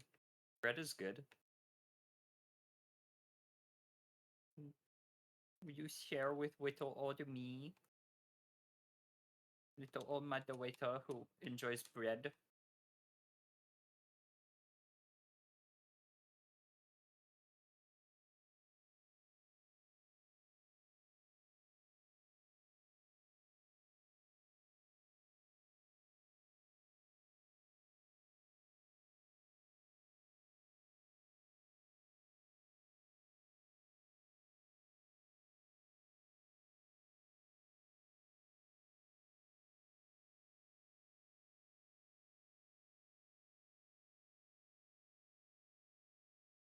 Europeans only. Wow.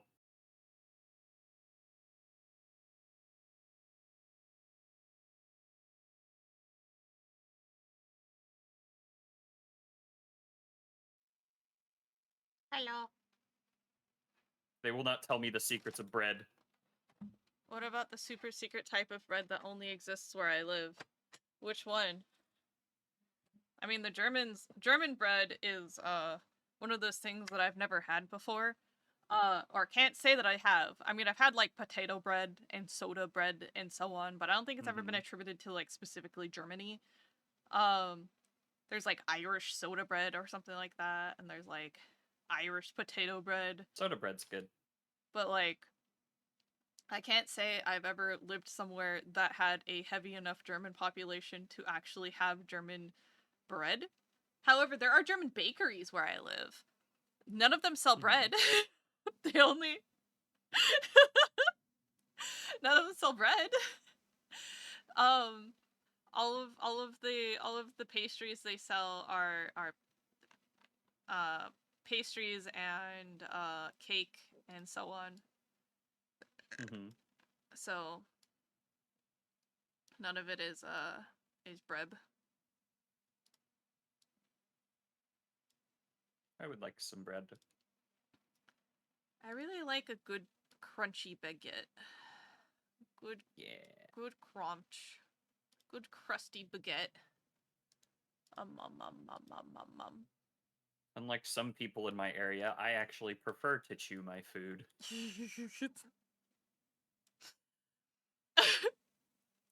I have no idea what that's in reference to, but that's wild.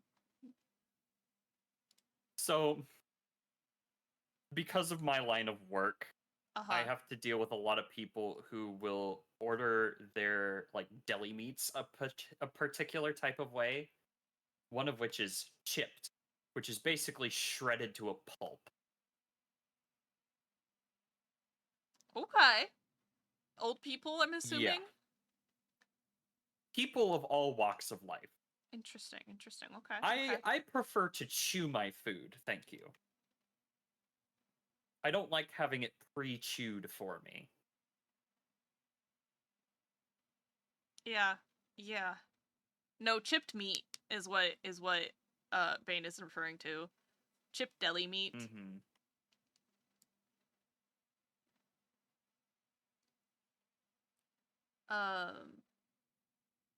Yeah. Like there used to be a thing called chipped beef, and it was like a preserved way of keeping your beef for longer. And it was like heavily salted and so on. It was Oh, that's corned beef. Chipped beef though is like dried, isn't it? Dried and heavily salted? Hold on, let me look it up. I mean, corned beef is like cured with salt. But corned beef is like usually then canned or put into like some sort of like container, right? Let's see. Sometimes. Chipped beef.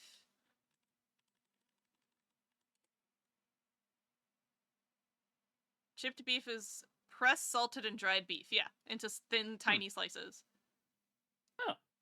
Can also be canned, it looks like. Chipped beef is a form of pressed, salted, and dried beef that has been sliced into thin pieces. Some makers smoke the dried beef for more flavor. The modern product consists of small, thin, flexible leaves of partially dried beef, generally sold compressed together in a jar or flat into plastic packings. It looks very similar to bologna. I almost said Bologna. Bologna. You almost let your inner cat out. Yeah. The processed meat producer Hormel once described it as an air-dried product that is similar to bresaola, but not as tasty. Oof. Oh. Bresaola is an air-dried salted beef, but it can also be made with horse venison and pork, and has been aged 2 to 3 months until it becomes hard, turns dark red, almost purple in color, and made from top inside round, and is lean and tender with a sweet, musty smell. Ooh. That sounds like a fucked up jerky. Never mind. Well, it's a salami. It looks like it's salami, but it doesn't look like it's Ugh. like processed in that way. It just looks like it's whole yeah, it's just whole beef slice.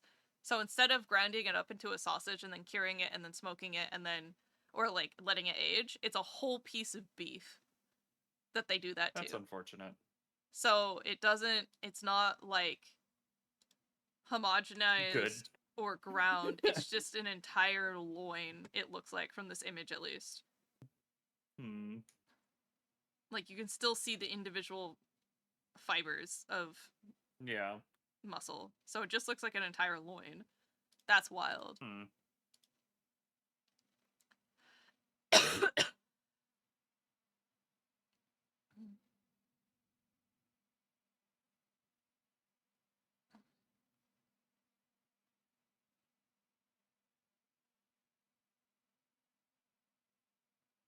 Whoa.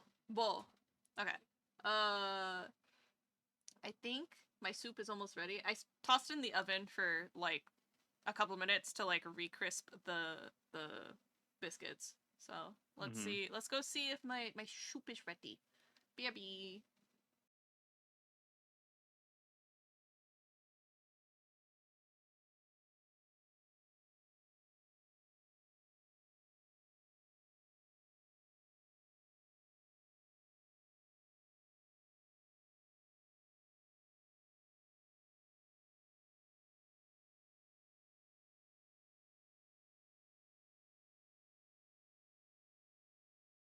Spore zone is in ruins.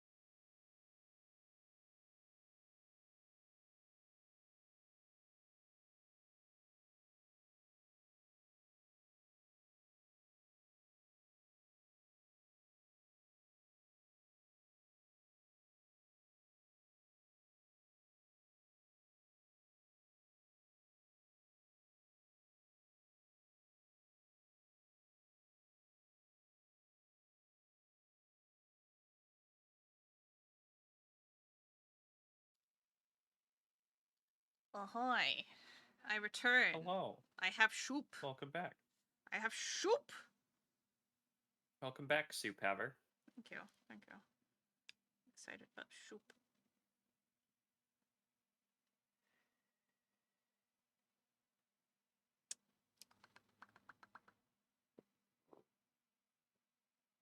Welcome back, Soup King. Thank you.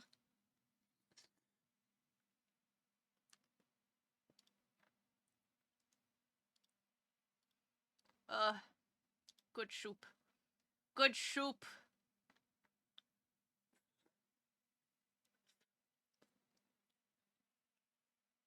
Excellent soup. Hmm.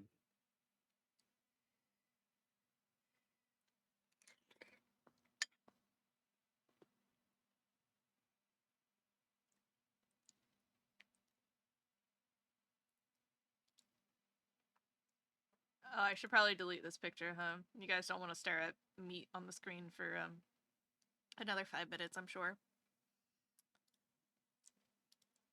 Fortunately, your chat is not prone to staring at meat.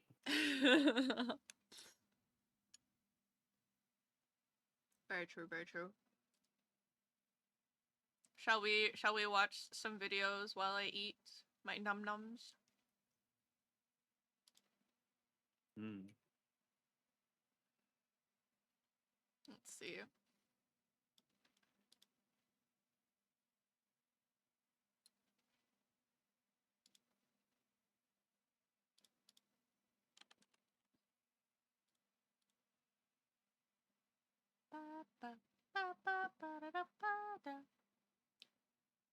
What do you guys want to watch? You guys want to watch a video essay with me?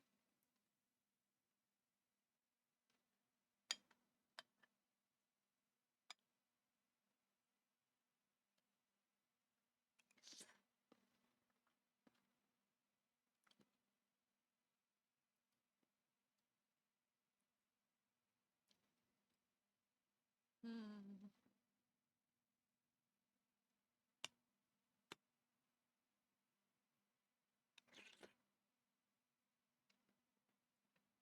How could we? We were just a little guy? I don't know. Oh my god, Jetpack Just a little Joyride. fella. Do you guys remember Oh my Jetpack god, I haven't Joyride? thought about that in forever. Yeah, I have an ad for it for YouTube Playables. Jetpack Joyride.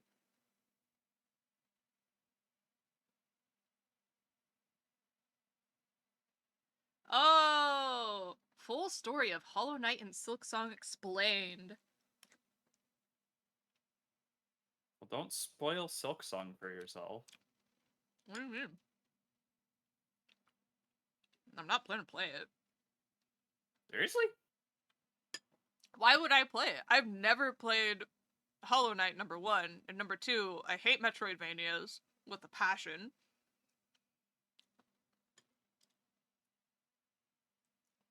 And Is it just a matter of not having a sense of direction, or sense of direction, I'm not good at side-scroller type, like, platformers. I, like, Celeste, I took one look at that game and I was like, nah. Nah.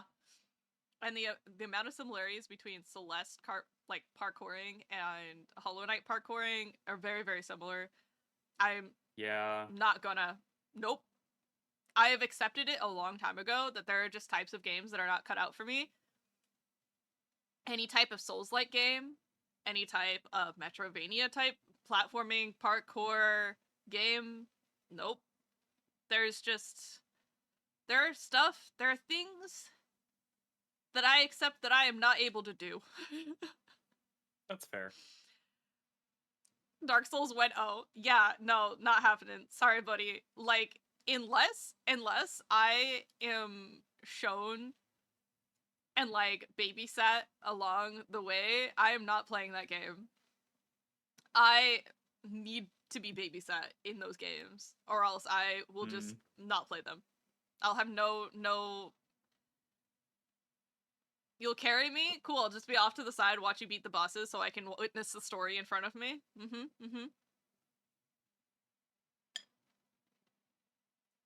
Sounds like a plan. But, I also have watched you play Dark Souls, so, you know, I don't know if the carry is what you can do. Moral support, perhaps, though. Chips already came in with it! Damn, swinging from both sides.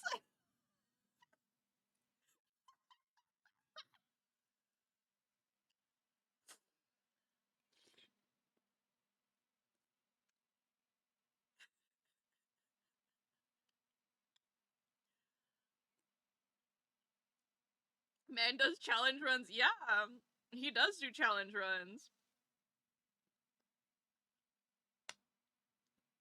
I don't know.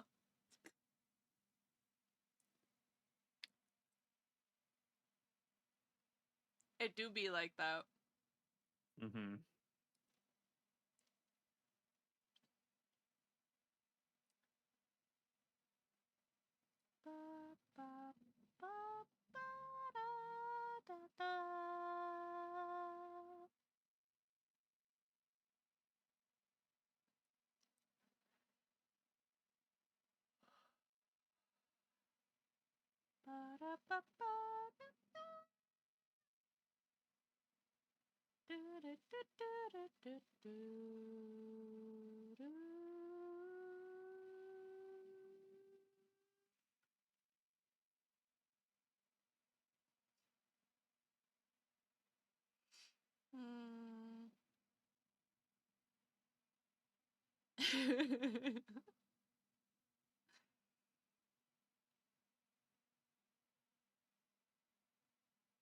Let's see.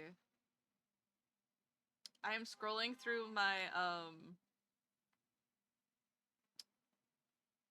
I'm scrolling through my suggestions on YouTube. Yeah. And so far I've gotten one that might be appropriate for stream.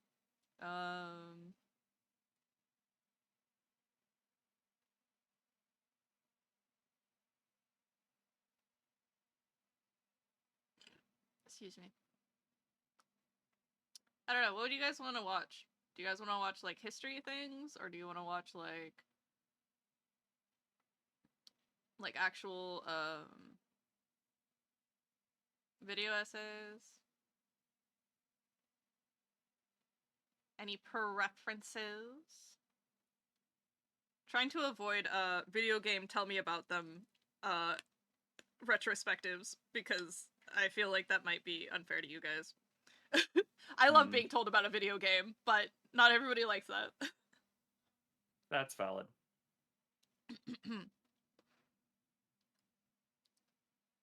A cyber mouse, like a play on a PC mouse, that's really cute. I can already see, like, the vision of it.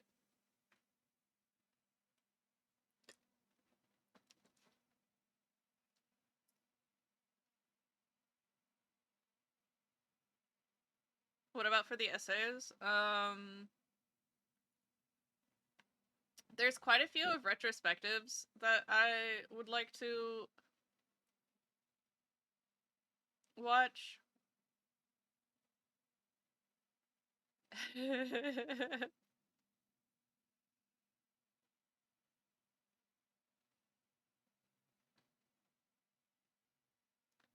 Let's see. Why am I getting Jenny Nicholson recommendations? I've watched all of her stuff. Is there, like, a timer on how long ago you've watched something? Mm.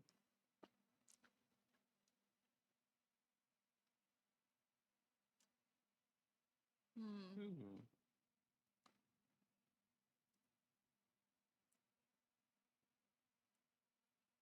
Let's see. That's interesting.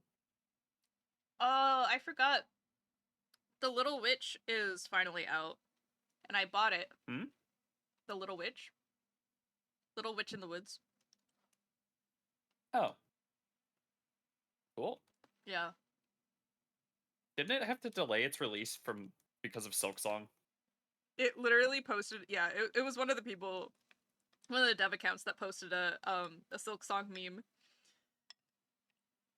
of the spilled McDonald's order on the floor looking up at the shadow of Silksong over top of them. Yeah, that's yep. Mm-hmm. Beautiful. 10 out of 10. Excellent.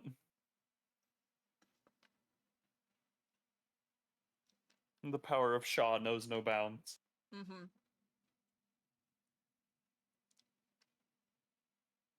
Okay. Let's see.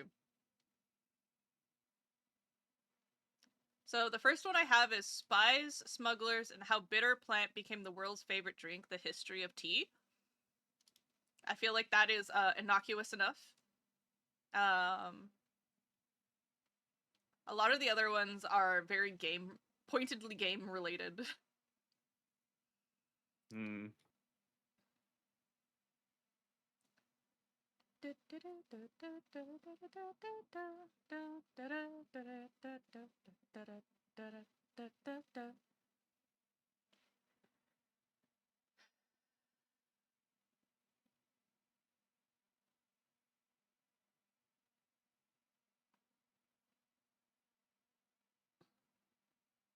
Oh, Breadsword has some really good videos, but a lot of them are about specific like movies and titles.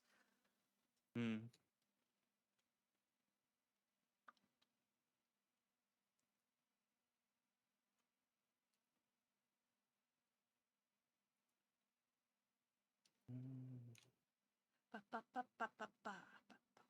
Explains why that's there.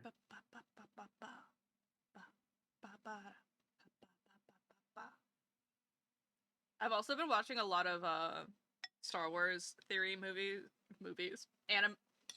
essays. I've been watching a lot of Star Wars stuff because it's just been interesting. Yeah.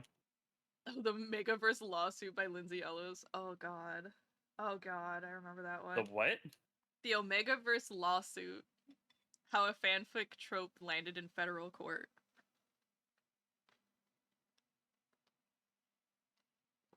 There were people trying to copyright the use of alphas and omegas in literature as their own ideas and so on. Yeah.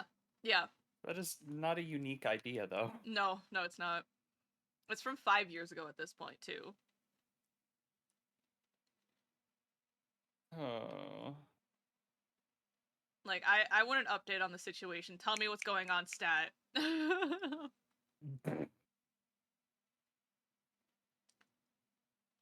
People in their ceaseless yearning for horny. Yeah. I think one of my favorite video retrospectives is still probably the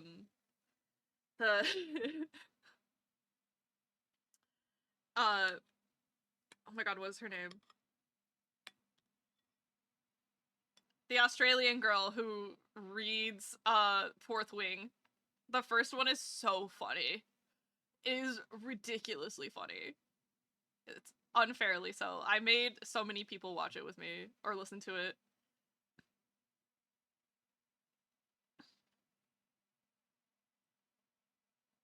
I need to sneeze.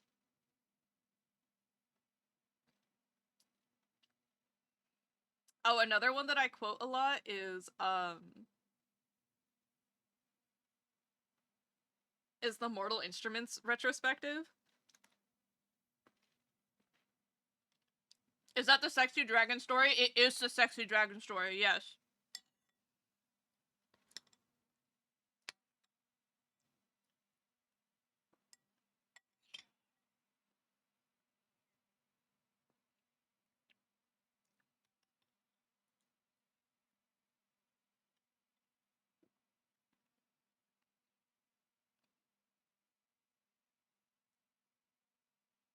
Okay.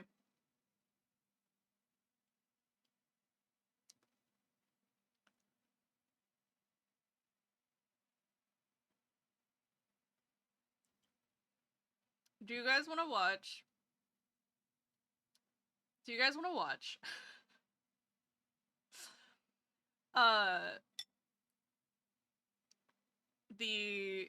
Listen to what? I got no words. I literally have fucking You'll find no them words. eventually. Christ almighty. Okay.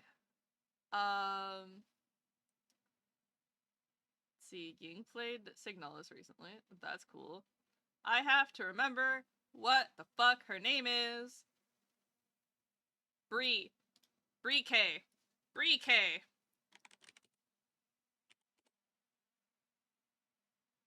An unhinged recap of the first 3 Mortal Instrument books with Bree. Oh, that's what she renamed herself. Okay. So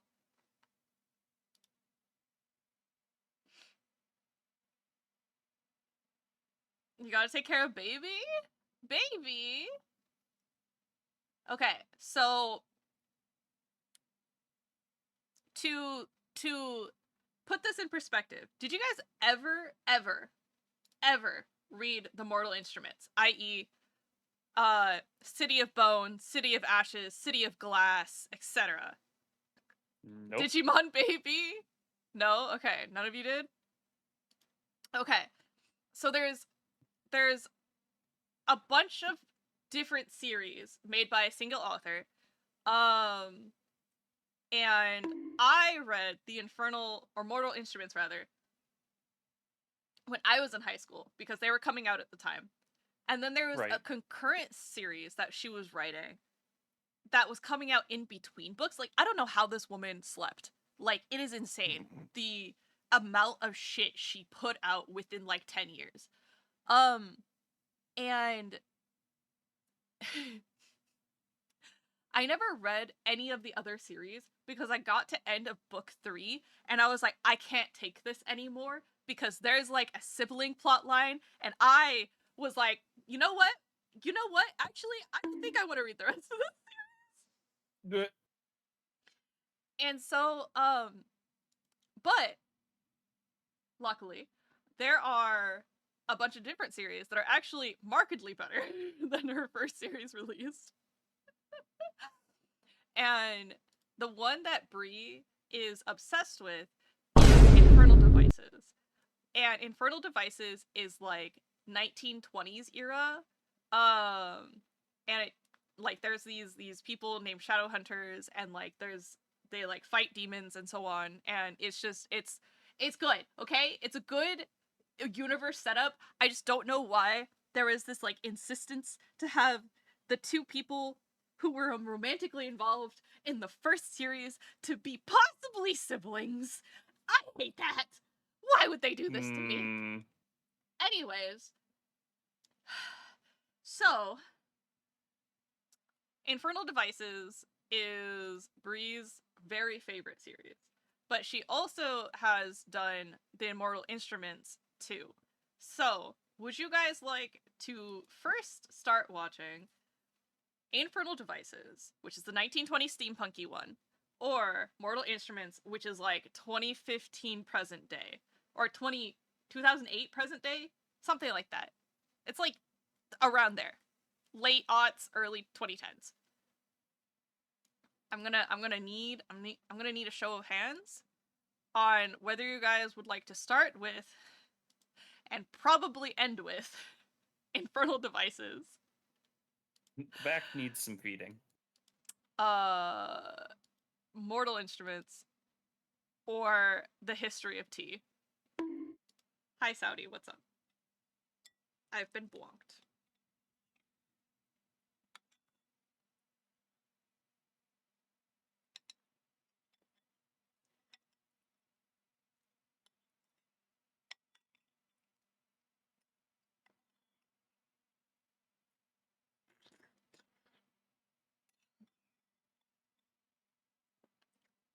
I see.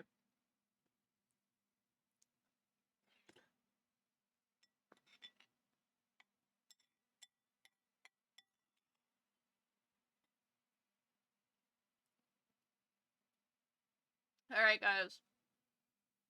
I would like to welcome you to my very favorite background noise ever established.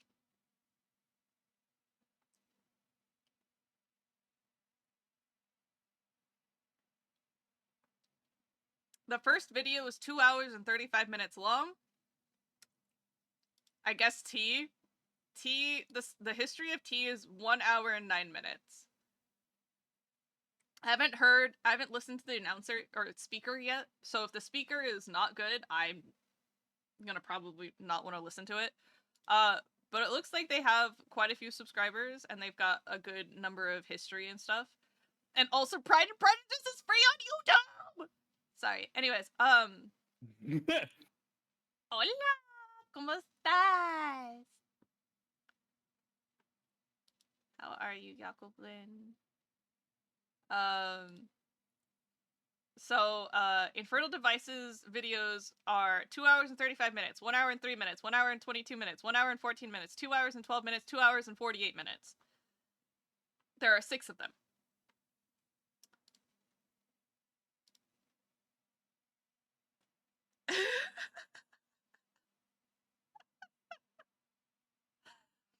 Bien, ¿y tú? I'm okay.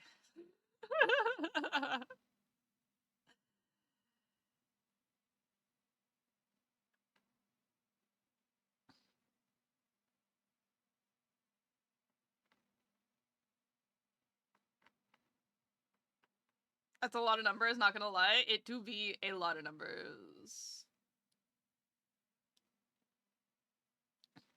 Lo siento, no hablo español. Sí, Nintendo. Who done it? I'll get them. No one. No one. It's just my brain. My brain just be like that.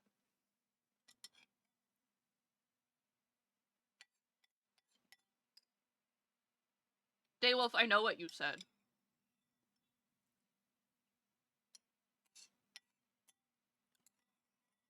I know what you are.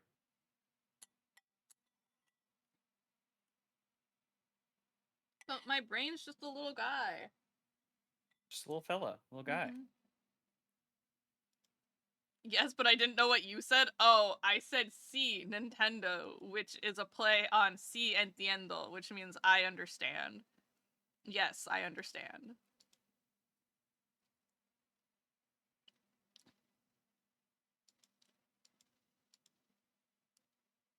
Finger guns at the camera. I'm so funny. Hee-hoo. Sí. Silly, funny little fella. Sí. Grazie. Yeah.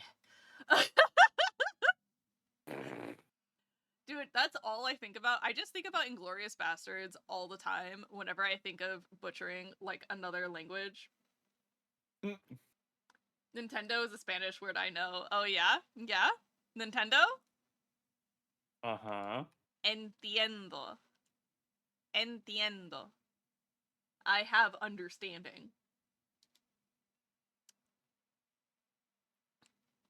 You said that with like a southern drawl. I have understanding. I have understanding. Nintendo, yeah, yeah. You like French? Oui so. Can I get some oofs in the chat, please? Some nice round oofs. Understanding. Hoggers.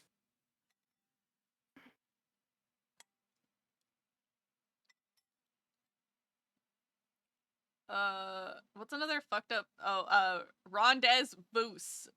Yes. Can I do a Rondez Boos here? Yer. Yeehaw.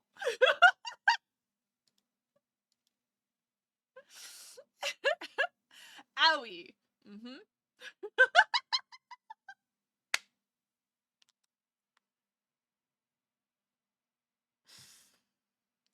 Oh god. There's Yer. Yeehaw.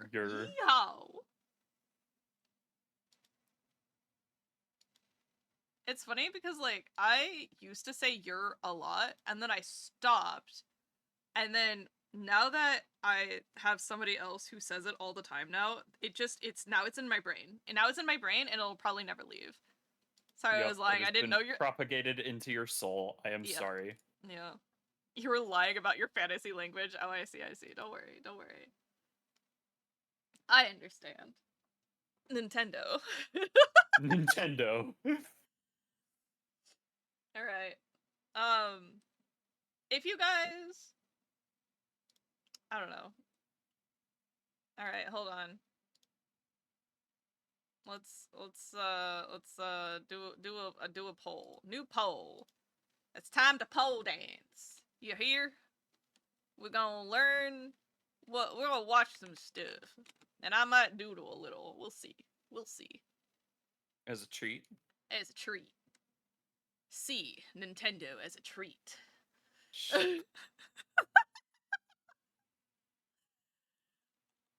What do you want to watch?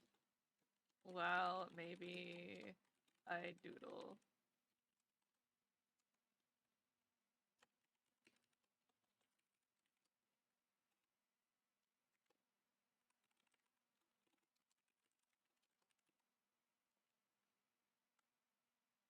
That's hilarious. Mountainous, even. What the fuck?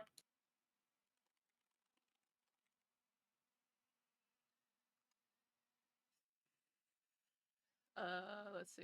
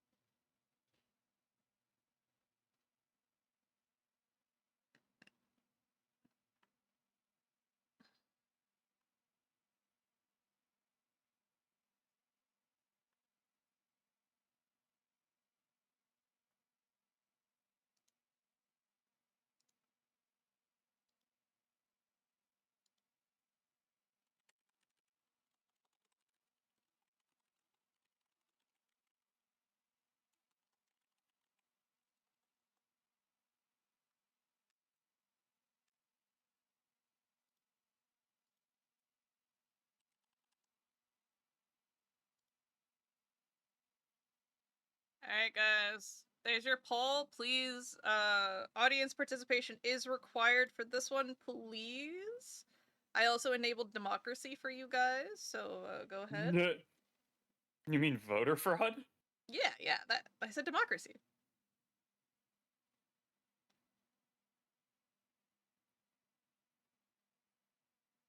You're too say God damn so. it. We all are. Don't do that to us.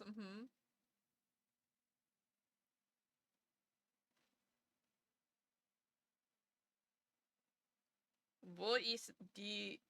Is it D? Or die? Wo ist die Toilette? Toilette. Excuse me, where's the shitter? Toilette. Toilette. Well, because it's a borrowed word from French.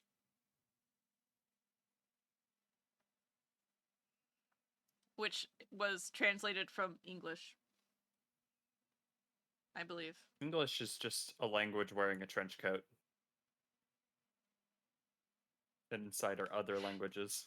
Okay, but how do you say it? Do you say D, like D-E-E, or do you say D-A? Like, do you pronounce all the letters in it? Obviously, toilette is female. Female. Alright, History of Tea is currently leading, but there are many more people here than just 3. And you have, like 30 seconds left? 10 seconds left to vote? You guys don't want to indulge me today, do you? So sad. Alright, I guess we'll learn about tea.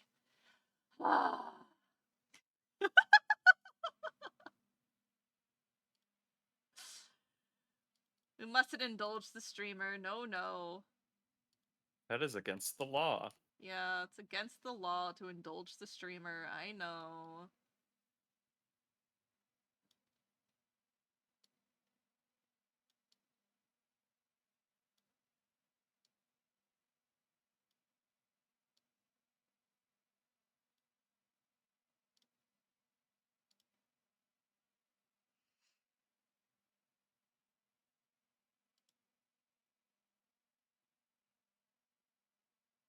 The history of cha. It sounds like the English one, I guess. The English one is die. Die. That's how you pronounce that in English. Die toilette.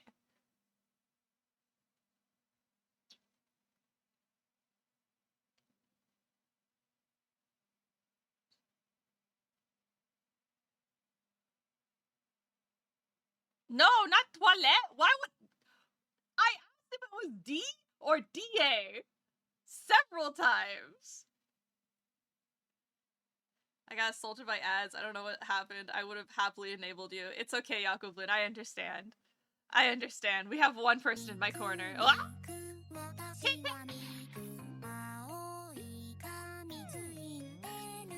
Hello. This is formerly General, just so you know. Kitten. Hello, Kitten. Welcome, welcome, welcome. Why? Because you're weird? Whatever. Uh-huh. Yeah. So Kitten's not new. We know Kitten here.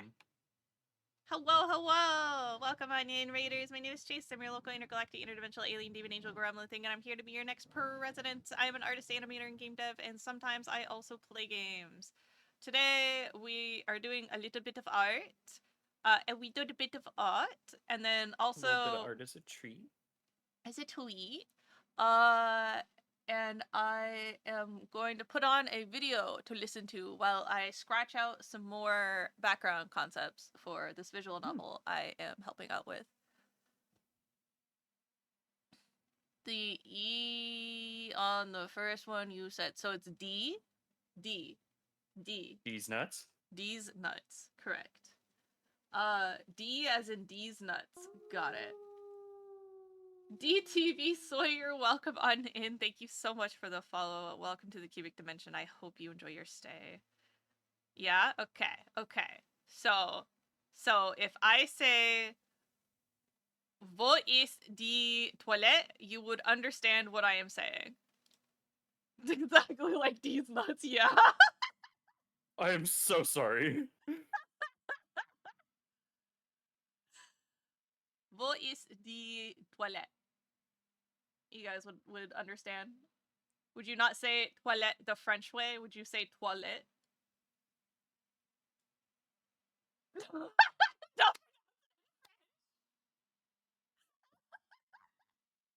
Toilet.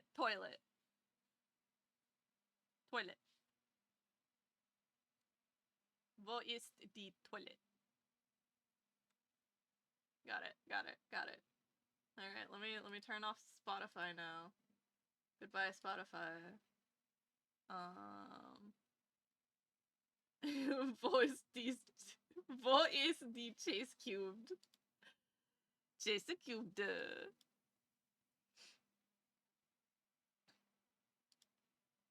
Let's see. Here, I will share the YouTube with you so you may watch the YouTube.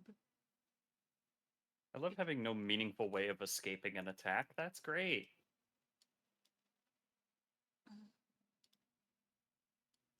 Alright. Yippee. Let's see. It's the most consumed beverage on the planet other than water. Tea, or chai, is everywhere. From the sachets we make at home to the snacks and desserts sold in grocery stores. We drink Why do they tea as sound a like sacred Styropyro? ceremony. Enjoyed in high society, I don't know who that outlets is. rely on it to survive in some of the world's harshest climates. Hold on. The story of tea is fascinating, from its first use as a source of Not food Styropyro. through centuries of trial and error, until we ended up with this. Tea would play a part in the spread of religion, trigger the Opium Wars, and even the American Revolution. It's the subject of myths and legends, not to mention countless examples of truth being much wilder than fiction.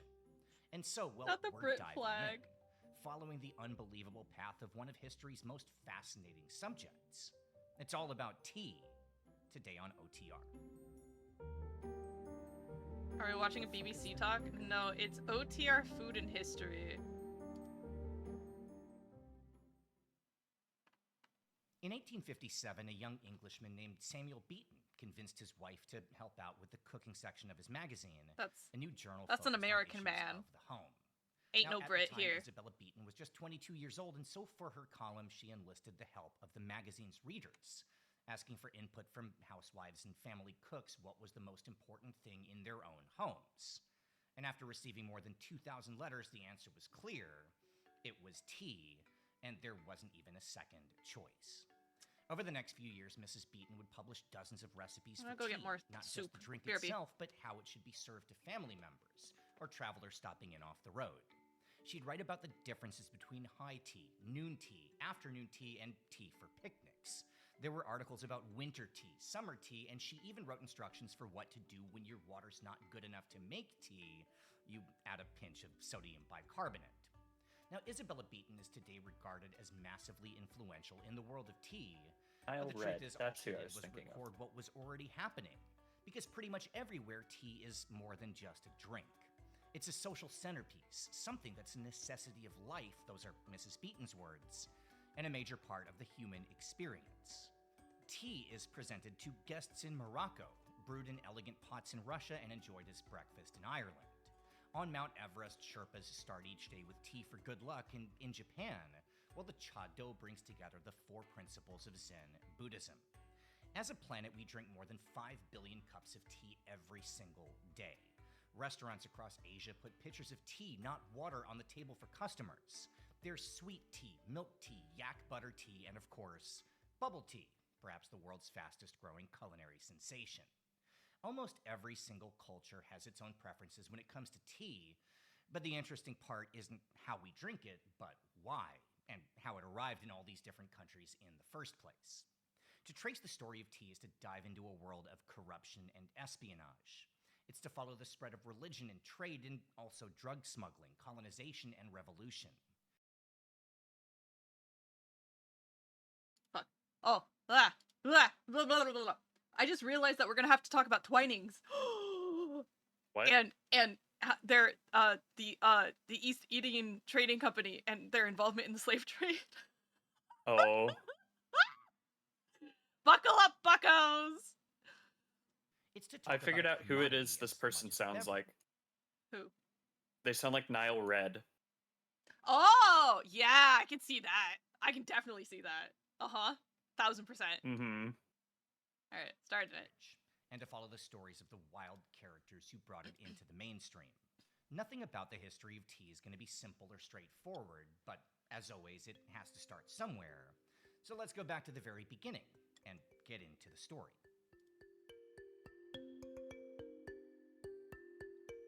A sterling history, if you will. Saudi. There's a legend told in Chinese mythology that a very long time ago, a child would be born half human and half dragon. Almost as soon as he came out of the womb, he was talking, able to walk after just 5 days, and within a year, he was already fully grown and leading a tribe in the rugged highlands. Now, Jiang Shunyan was known to be as strong as an ox and 8 feet tall, but what was most significant was that his skin was transparent. So anything he'd eat or drink, well, he could see its effect on the body. And this was important because Jiang was destined to become Shennong, the god of agriculture and the founder of Chinese medicine. Anyway, according to the story, after years of traveling through the countryside, one day, Shennong ate no less than 72 poisonous plants, and together the toxicity was too much even for a god. So he collapsed on the ground, but just at that moment, some leaves fell from a nearby shrub and landed in his boiling pot of water. With his last strength, Shennong filled his cup, took a sip, and found himself restored and completely healed. And from then on, well, he'd have a new title, the God of Tea. Shennong would spread his new favorite herb across China, and it would become ubiquitous after his son Huangdi would unify the empire, creating a powerful tea-drinking society. The story of Shennong and tea is essential in Chinese mythology, and the only problem is that it's a complete misunderstanding. It wasn't supposed to be about tea at all, at least not until much later. Now, before we continue, let me explain something important. For the first 2,000 years of Chinese writing, the word used for tea is a character known as tu, but all that word meant was something bitter or medicinal that was boiled in water. According to archaeology and ethnobotany, if you somehow traveled back in time to ancient Xi'an and asked for a glass of tu, the odds are you'd be handed something made from sow thistle, a relative of the dandelion. There was also tea made with chicory, from Chinese knotweed, from carpenter's herb or brownwort, and from flower. There's also a big distinction for the difference between like ancient Chinese or classical Japanese or even like old English, right? Our words change over time. So like the word for tea there, tu, is like an ancient Chinese version of what will become cha, right? like because it's in Japanese and in I think both Chinese dialects is cha, or some variation of cha or chai. So it's very interesting. It's very cool how the words for cha, chai, ta, tea all came to be very similar to each other's because the word kind of evolved along the Silk Road where tea was sorry, they're the historians here. I'll shut the fuck up. And osmanthus, and it's not even incorrect to refer to this as tea because it is in Chinese. But we're not here to talk about herbal tea or flower tea. We're here to talk about this. And if this doesn't actually come from ancient China, well then, what's the real story?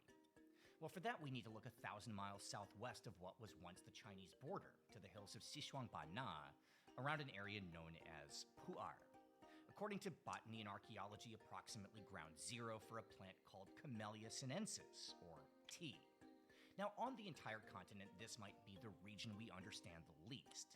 It has a long and extremely complicated history and is home to 25 of the 56 recognized ethnic groups in the entire country of China, a nation to which it's belonged since the Mongol conquests. We have no way of knowing which of these groups was the first to domesticate tea. Maybe it happened in more than one place simultaneously. But all we know is that around 2000 BC, all of a sudden tea, or la in local languages, starts showing up all across a swath of the highlands from Myanmar to Assam, India. But it wasn't being used as a drink. It was a source of food. The leaves packed with nutrition and vitamins, polyphenols, antioxidants, fiber, and probiotics. Tea is one of the healthiest plants endemic to that highland region, but it's also incredibly bitter when you eat it raw. And the leaves are so tough and sinewy that they're almost inedible. Yeah. So why all of a sudden was tea in demand? Well, the breakthrough seems to be when farmers started packing tea leaves into pieces of bamboo and burying it all underground to ferment. This would break down the starch, soften the flavor, and even increase the nutritional content. And we know exactly how important this would become to the local diet because it's still made that way today, a specialty of the rural hill tribes around Pu'er in Xishuangbanna.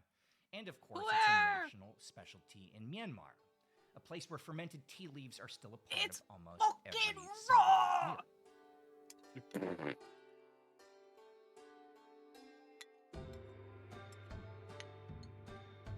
God, I'm just vacuuming my soup. It's so good. Just gonna pat myself on the back for this one. Delicious soup. Good soup.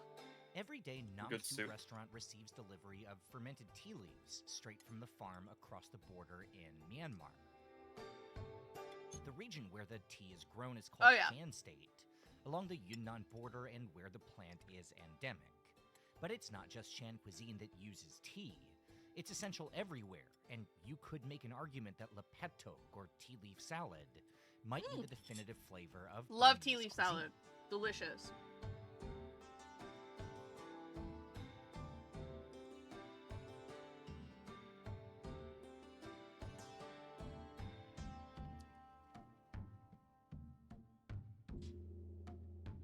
Yeah.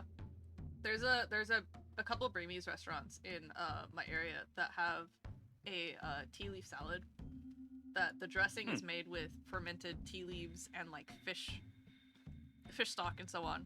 So it's just like it's just really good. Delicious.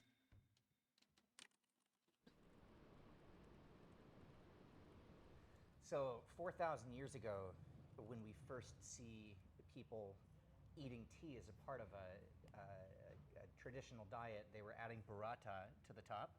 And no, I'm just kidding. This is a very modern interpretation of one of my all-time favorite things. Tell me real quick, what do we have on the table?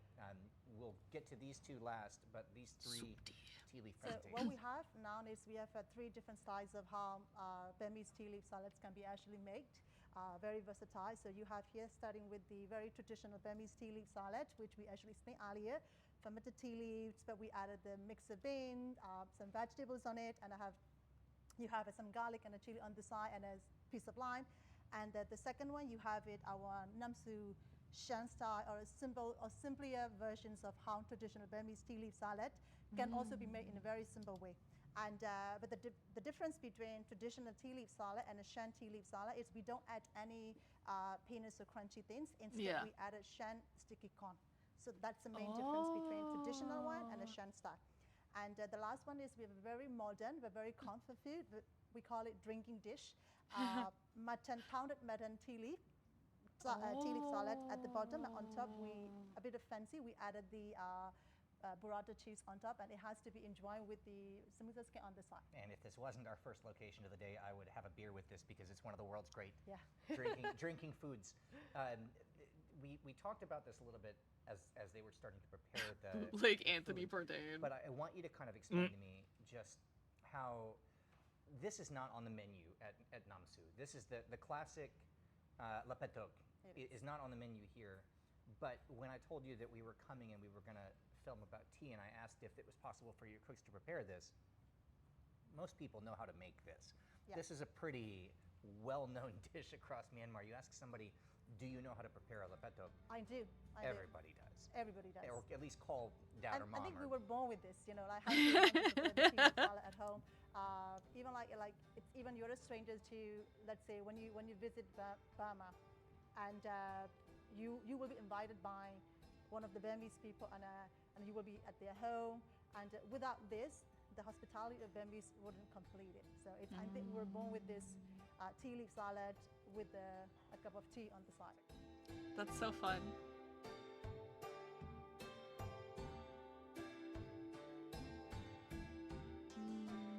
It all looks so good. Yeah, Burmese food has exploded in my area quite a bit, so like, I'm really familiar with these flavors. Oh, that man has some dry eczema-covered hands. That poor man. So fascinating. A different character of the tea. Oh, there was a close-up of his hands, and they look very eczema-covered, and I used to do that. I used to suffer from that. The sweetness. And the brightness when I was a kid of the tea leaves. It's like one of my most visceral elementary school memories. It's such a great ingredient. I don't know why this isn't something that has, in 10 years, you'll be able to get this at every grocery store. I'm positive. It's such a fun ingredient. You know, it's healthy, it's absolutely delicious, and it doesn't taste like anything else. So, to me, it's just, there are these things like the sata, you know, here in Thailand. There are these things that are just oversights that, for whatever reason, got missed during the, you know, the years of everything kind of going back and forth. But that's going to change. And to me, fermented tea leaves, I like tea as a drink. I love tea as a food.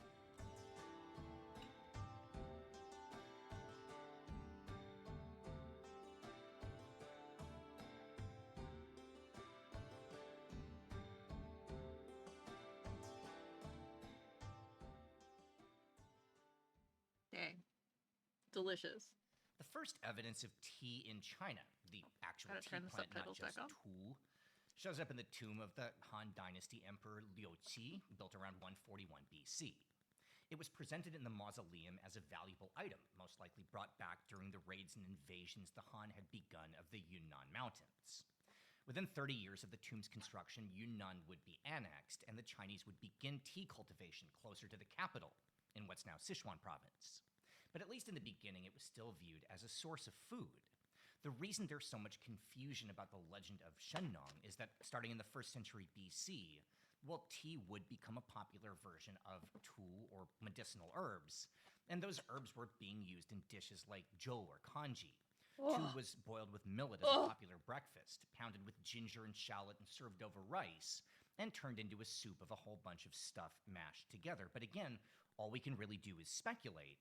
Until the 7th century AD, when the Tang Dynasty would introduce a new vocabulary, and tea would finally get its own character. It would be a slight adaptation of tu with just a single minor difference. In its pronunciation, cha would most likely be influenced by la, the original word in Yunnan. In the beginning, the new character would represent the tea plant, just one of China's many medicinal herbs. But it wouldn't be long before cha was to become the centerpiece of a new Chinese society.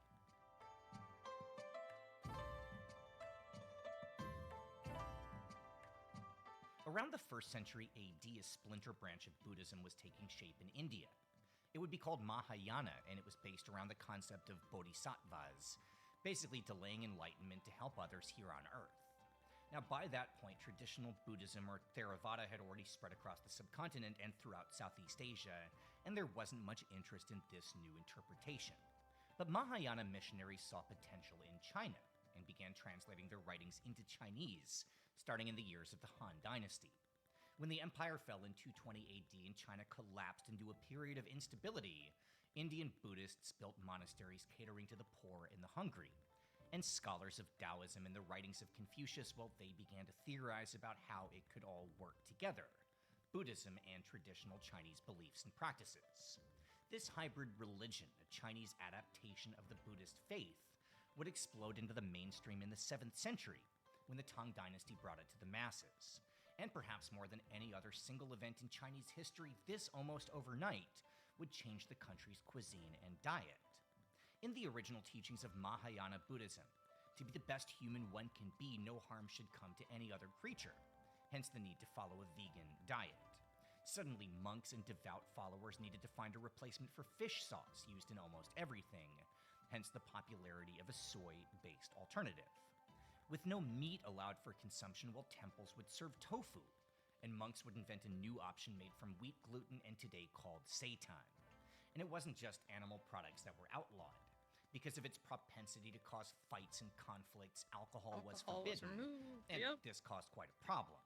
See, rice liquor was more than just a drink in early China. It was a way of life, something you'd share with friends and family, and the foundation of social interactions, and with that now on the chopping block, well, something else would need to take its place.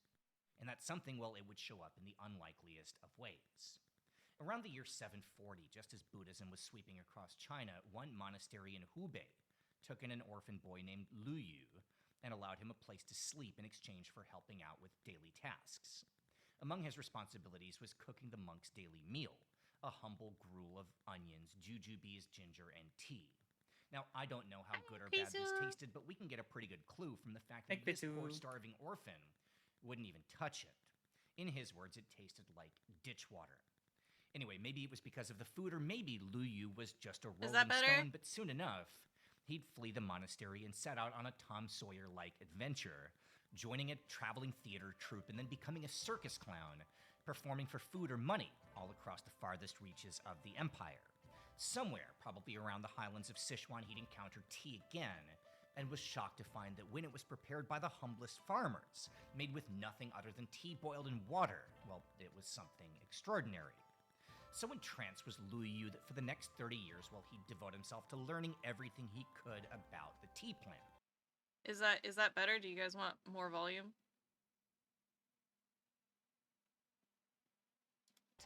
In the end, he'd take everything he learned and write a manuscript called the Chajing, or the Classic of Tea. It would describe in 10 chapters everything from the legend of Shennong to the subtleties of tea flavor, to the best way to make the drink at home. In his view, grinding the tea leaves into a powder, then stirring it into boiling water. He would also explain why, in his opinion, tea was the consummate drink for Buddhists. It was ascetic and unpretentious. Every step from cultivation to preservation and preparation took time and dedicated focus, and its consumption should be shared among groups of people. In other words, making this a perfect alternative to the evil alcohol. The Classic of Tea would get the attention of not just Buddhist society, but the Chinese emperor, who promoted the work far and wide. Almost overnight, tea shops appeared all across China, and Lu Yu would become known as a god, the god of tea, even while he was still alive. By the way, even now, if you visit a Chinese tea shop, you'll probably find a statue or figurine of Lu Yu on display on the counter. Anyway, within a generation, tea was now right in the middle of Chinese culture.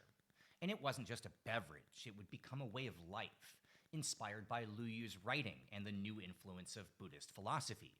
It would be served as part of a ceremony called Jiancha, a deeply spiritual exercise of making, serving, and consuming tea that even now is intrinsic to life in the country. Tea culture would change forever. The drink would enter the national mainstream, and for us, well, finally, we have an excuse for our first cup of tea.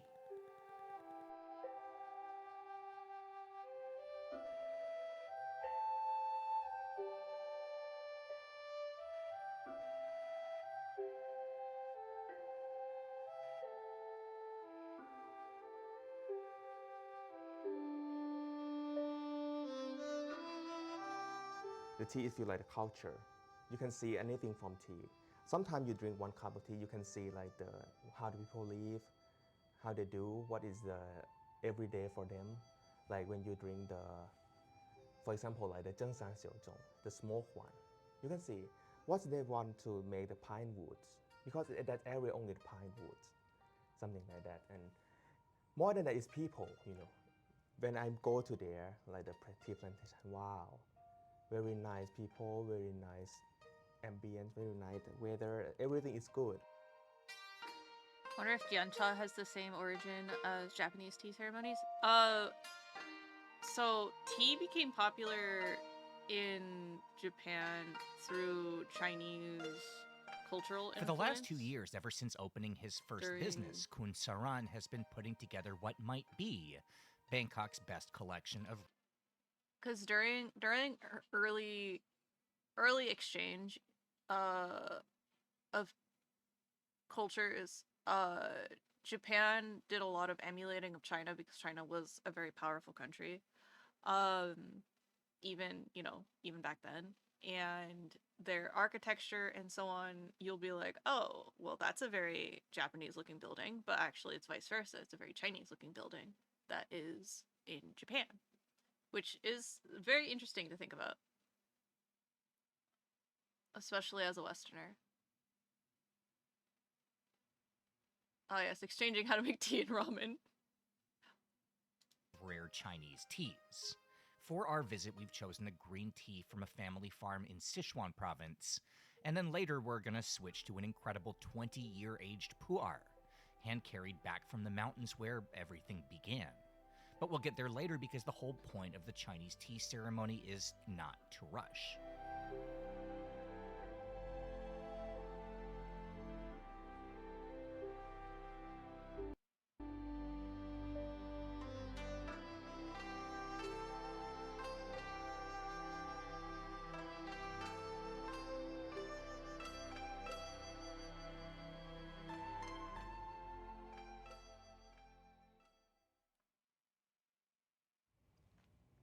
This is cool for me. It's been like, I'm gonna have to be careful how much caffeine I'm taking in today because we have a lot of tea to drink. But man, this brings me, I was in China for 12 years, and first of all, the tea itself. So Sanran, who owns this place, was telling us that he just came back from China, and he'll go back to go find the best tea and bring it with him here. And so this is all hand carried into Thailand, which is amazing. But also just this culture of not rushing. We've been here now for 45 minutes, and it doesn't feel like it. And we could spend the entire afternoon sitting here just having a conversation. And just it kind of forces you to. You can see how there's that connection to Buddhism in tea. It forces you to relax and to not rush and just to be comfortable to sit here and talk to people for a long time. And it's very serene, It's also really good tea.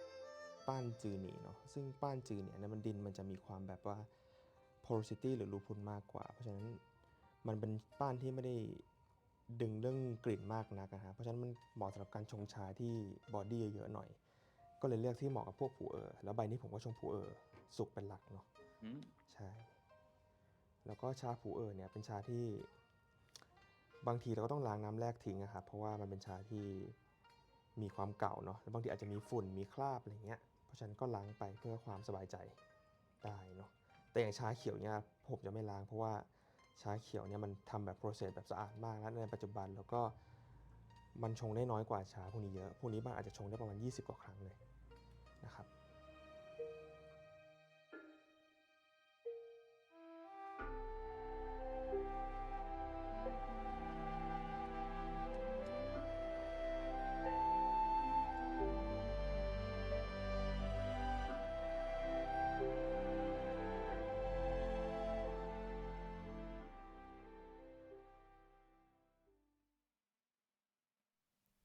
By the end of the 8th century, just a few years after Lu Yu's book would enter publication, tea would spread east along with Buddhist monks into Korea and Japan.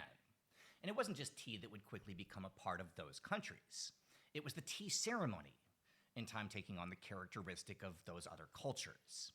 The Japanese tradition began when a monk named Eisai returned from a trip to China, asking you having shall learned a new receive. technique of planting with limited access to sunlight. This produced soft leaves that would be grinded raw into a powder, the introduction of what today we call matcha. And given that Eisai would also become the father of Japanese Zen Buddhism, which would heavily influence a group known as the samurai, well, soon enough, the matcha tea ceremony would replace the Chinese one throughout Japanese society. It's called the cha do, or the way of tea, and when done right, it's nearly an all-day event, starting with a bowl of hot water or kombu and then proceeding to a ritual purification. Guests would then be served a delicate meal of many courses, and only after this would the tea itself begin, in 2 phases, with matcha made into a thick and thin preparation, each one paired not just with foods but with flower arrangements, artwork, and tobacco. Now, while the Japanese cha do would reflect a culture of respect and tradition, the Korean dahlia is more about mindfulness and humility, a simple ritual of warming, measuring, brewing, and serving the drink, focusing not on ceremony but on the basic natural gifts of fire, water, and tea leaves. This began as a form of offering, taking root in Buddhist temples of the 8th and 9th century. And as Korea and Japan adapted their own tea customs and began to create their own traditions, well, it stood to reason that eventually the Chinese origins would be cast aside and we see new myths and legends show up about tea. In the Japanese telling, the plant was discovered not by Shennong, but by a Buddhist monk named Bodhidharma, a mythical figure said to be the founder of Shaolin Kung Fu. Anyway, in this story, Bodhidharma spent 7 years sitting in meditation when finally he was overcome with exhaustion and found himself falling asleep. In a last attempt to stay awake to achieve enlightenment, and I'm not going to accompany this with photos, but he sliced off his own eyelids so that his eyes couldn't close, then threw them onto the ground where they sprouted into tea trees. Like magic, the trees grew leaves and the Bodhidharma picked some off and started to chew. Energized from the caffeine, he would finish his meditation, achieve enlightenment, and then introduce the world to tea, planting the first trees himself in Japan. As far as the Korean story would go, well, it begins with the founding of civilization, at least in the local telling. In the beginning, there was a golden bowl that descended from heaven, holding 6 eggs, which would hatch into 6 princes. The firstborn and chief among them was named Suro, and he would go on to be a beloved king and a hero of early Korea. When he was old enough to marry, he'd court a princess from a faraway land, the beautiful Hyo Hwang-ok, and as a dowry, her emperor father would send a boat packed with the greatest bounty of the planet, including the seeds of the tea plant. The century after the introduction of Buddhism to Japan and Korea is viewed as the height of China's soft power, a golden age of progress throughout the region and the so-called Romantic era of tea, when the drink became intertwined with everything from religion to culture to diplomacy. But while this was happening, well, thousands of miles to the west on China's opposite border, well, tea was becoming intertwined with something else, something that would have an even bigger impact on the rest of this story. And this, well, it brings us high into the Himalayas, where for the first time, tea would become a commercial product.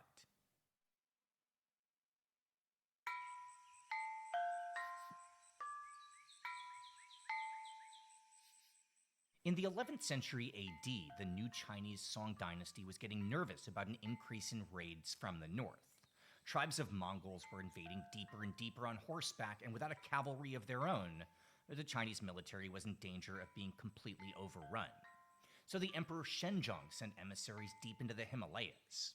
Now, this was a time when the mountain kingdoms were thriving, cultural and military powers hidden behind the world's most imposing landscape, the Khasa of what's now western Nepal, the Bumthang of Bhutan, and of course, the mighty Tibetans, who ruled from the holy city of Lhasa.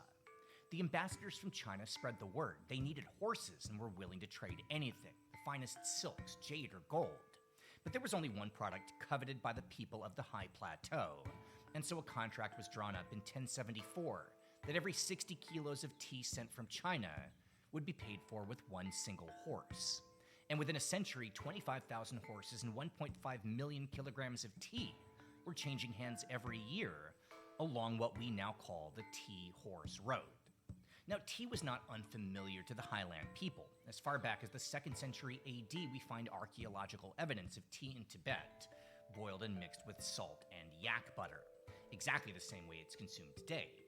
It was hearty, warming, and revitalizing for the people of the cold and hostile region, and would be a valuable commodity traded between Yunnan and Lhasa. In fact, to this day, there are villages in Yunnan province built as waypoints for the ancient Tibetan tea trade. But with the establishment of the route to Sichuan, tea was now affordable and essential to the high mountain kingdoms, and it very much remains that way to the present. The tea horse road would completely transform the culture of the Himalayas. Yak butter tea would become central to life and hospitality. Monasteries and entire cities would be built along the path leading from China. And just like in Japan and Korea, tea would enter local mythology, with the most common story crediting the plant to Songtsen Gampo, the founder of the Tibetan Empire and the spiritual ancestor of all Dalai Lamas. Now, from a Chinese perspective, the tea horse road was a failure. Even with all the new horses, the Mongols ran roughshod over China, and by 1271, Kublai Khan was sitting on the throne in Beijing. But by that time, Chinese tea served in the Himalayan palaces had caught the attention of the neighboring states, in Central Asia and India. And before long, well, it would become a sought-after commodity. And since this story's about to get rough, well, let's load up on some yak butter tea.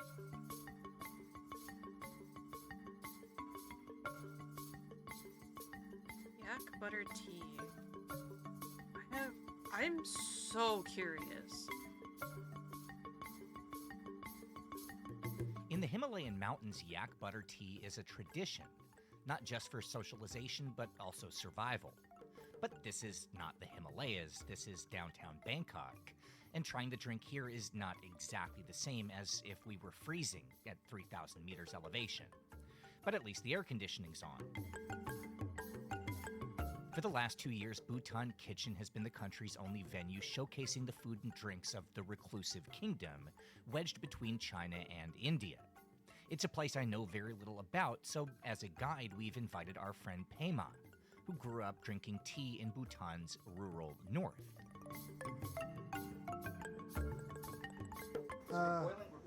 Boiling tea and water right here, and he gonna pour it in this container, and then butter tea. Yeah. So we're watching him Yeah. it all. Okay.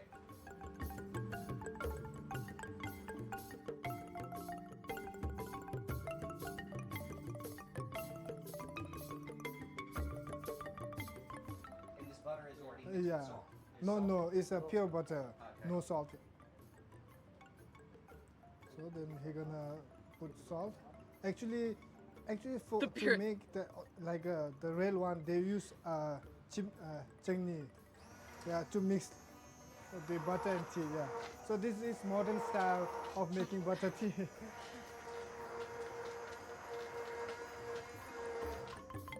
Interesting. So they do something similar to like a mulino.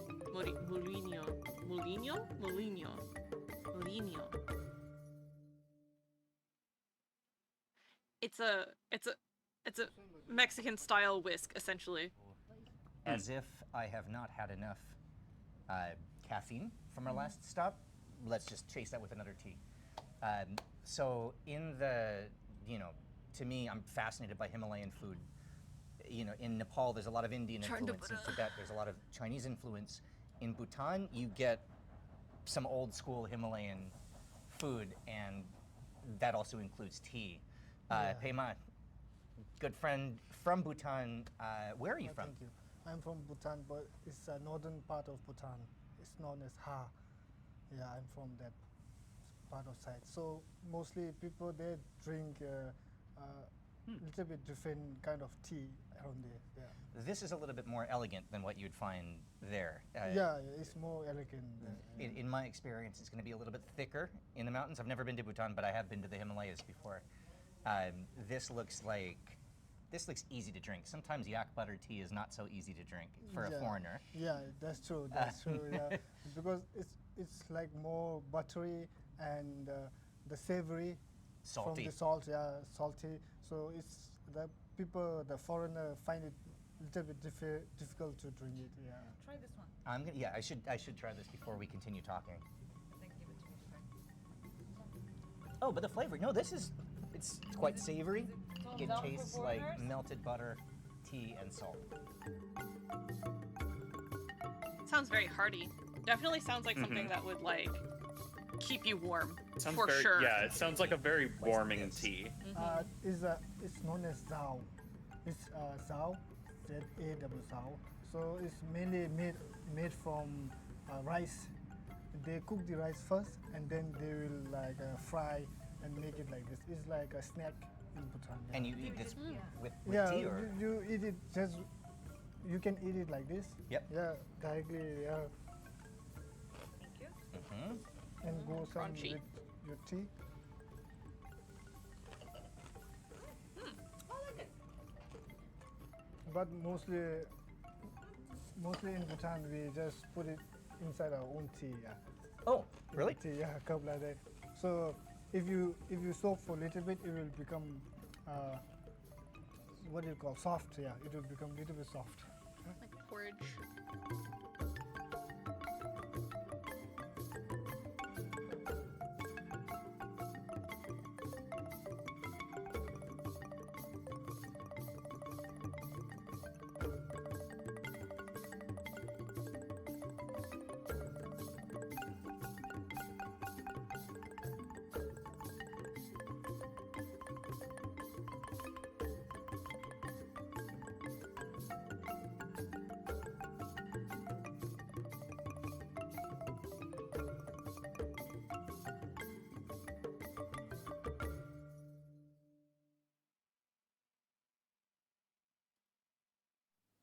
All right, now when the Chinese traders were crossing the Himalayas on the Tea Horse Road, well, what they were bringing in their heavy packs was tea made into cakes, producing an intense and not subtle tea like what we just tried.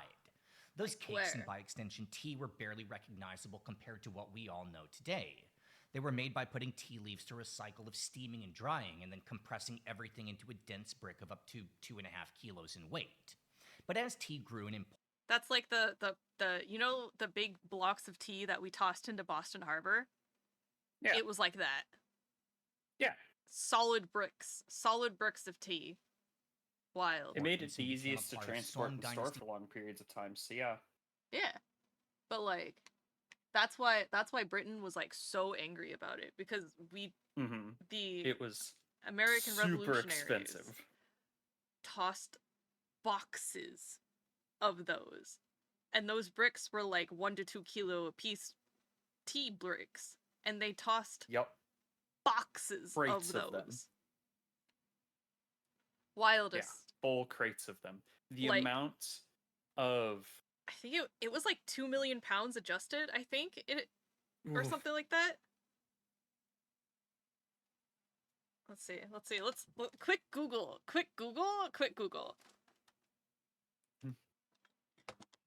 How much tea was tossed into the Boston Harbor?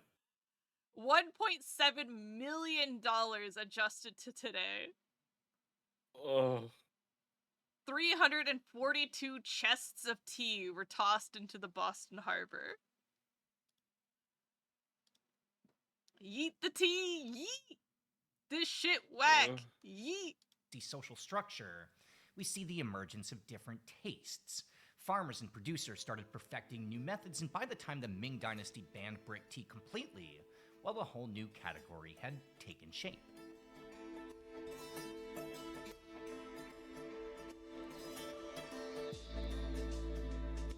The first step in the tea-making process is harvesting the leaves from the tea plant. After that, well, the methods diverge, and by the 14th century, we see a few main styles of tea gain popularity, and it would be these variations that soon enough would conquer the world. Now, the primary difference would involve oxidation. See, just like stuff like apples and avocados, as soon as tea leaves are plucked from the tree, well, they start to brown, and their chemical composition changes. When tea leaves were harvested, then allowed to fully oxidize before drying, well, the result would be what we refer to as black tea, in Chinese hongcha or red tea. This would have the richest profile in tannins and the strongest and most pungent flavor, which is why over the years it would become the base for big foreign flavors, standing up to ingredients like condensed milk, sugar, spices, and even fruit preserves. It's black tea that's today used in bubble tea, Indian masala chai, and Malaysian tea tariq. When tea leaves would oxidize partially and then be cooked to dry out before becoming completely dark, well, that would be called oolong, named for Wulong, or the mythical black dragon, allegedly inspired by how the tea leaves look when ideally processed. This is the most painstaking tea to make, involving cycles of rolling, drying, and roasting to develop the best flavor, and until the 19th century, well, it was only meant for royalty, the tea of the Forbidden City. If tea leaves are harvested, withered, and then immediately cooked before oxidation, well, that results in green tea. In Japanese culture, it's cooked by steaming, presenting the brightest green color. Chinese green tea is made by pan-firing, which develops a smoother flavor. Regardless, green tea is the healthiest of the tea varietals, preserves the most polyphenols and antioxidants, and it also has the freshest and most vegetal flavor, hence its use in the food world in stuff like ice creams. White tea involves no processing at all. It's just tea. Usually the youngest and softest leaves picked and then allowed to sun or air dry naturally. It's called white tea because without any steaming or baking, the leaves retain their fine white hairs. The most exclusive variety of white tea is made without leaves at all, just the unopened buds of the tea plant. This is what's called silver needle. Yeah. And finally, there's pu'er tea, named for the region where tea first began, and just like the original teas of Yunnan, it's fermented, aged for as long as 50 years before being made into a drink, not a salad like the old days. The Ming Dynasty policy banning low-quality cake tea would give rise to the variations that would one day become famous around the world, but it would also have another unintentional effect. With the country all of a sudden shifting to consuming loose-leaf tea, well, new equipment would be needed to make it at home. In the past, all you'd do would be break off a part of a tea brick, grind it into a powder, and then stir it into boiling water.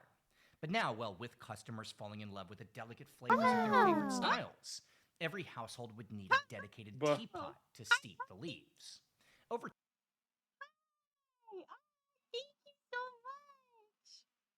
Thank you so much for the 5 years. Oh, I so appreciate it. You gifted one to Kyra and Sweetheart and Zorp and a character person I don't know how to read. Codes to Life 21. Let's go. Thank you. I appreciate it. I hope you're doing well, Cuzzy. You go to a nearby ton run to have Taiwanese food and fruit teas. Ooh, yum, yum, yum, yum, yum,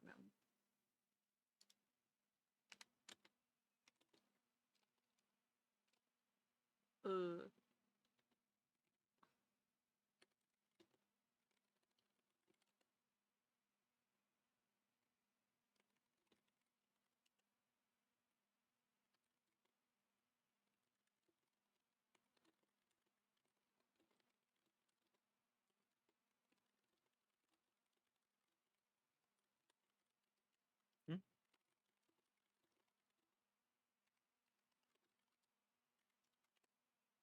Over time, this teapot and eventually entire tea sets would become fashionable items, collection pieces, and works of art, giving us the priceless category of what we now call Ming Dynasty pottery. Anyway, let's get back to the story.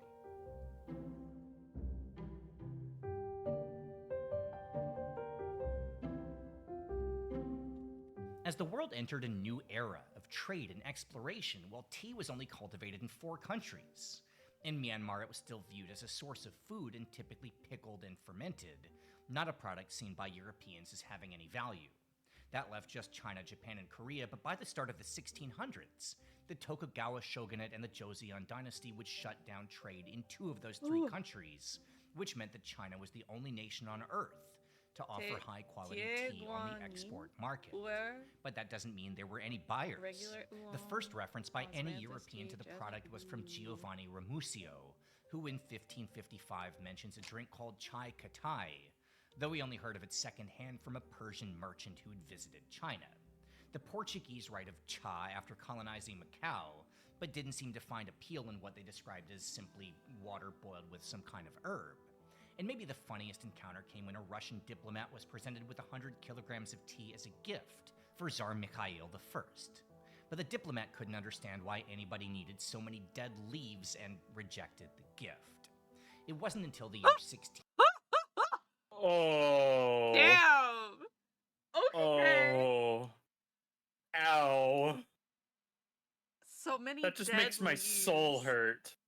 100 kilograms of tea, and he was like, that's dead What the fuck is this about? I don't need this. Wow, okay.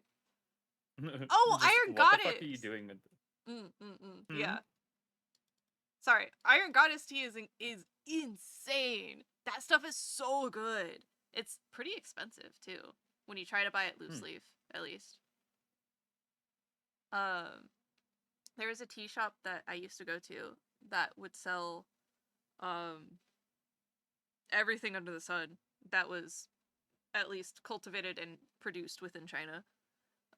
So it ranged from, you know, pu'er to angel tea to seaweed tea to everything. Yeah. Screw these dead leaves. Oh my god. That's insane. You're doing good. Proud you never stopped streaming. Thanks, cuzzy. I'm doing my best. Trying to keep up, you know. Doing what I can. I'm planning another subathon soon too, so blah. Are you doing anything for the end of the September? I don't know about September, but I was planning on doing something because my stream anniversary is in November. Right. But I don't know. I can't fucking go this way. I mean, we got until October 1st, I guess. 10 a.m. I don't know. Do you remember the 18th night of September? Remember the 5th of September?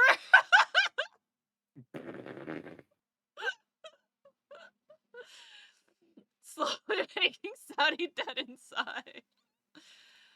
Oh, we got a frog. Wow. Wow. Cute. Thank you. Thank you again for the subs. I really appreciate it. Chase doesn't know Earth, Wind, and Fire. I know that song better than most people, I want to say. Because of the stupid memes. Do you remember? Remember.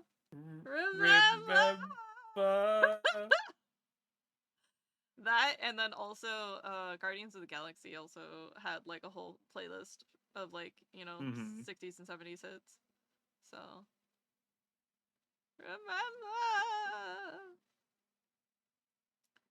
remember. Yeah. All right. Continuing. 1910, when we see any record of foreigners actually tasting the stuff.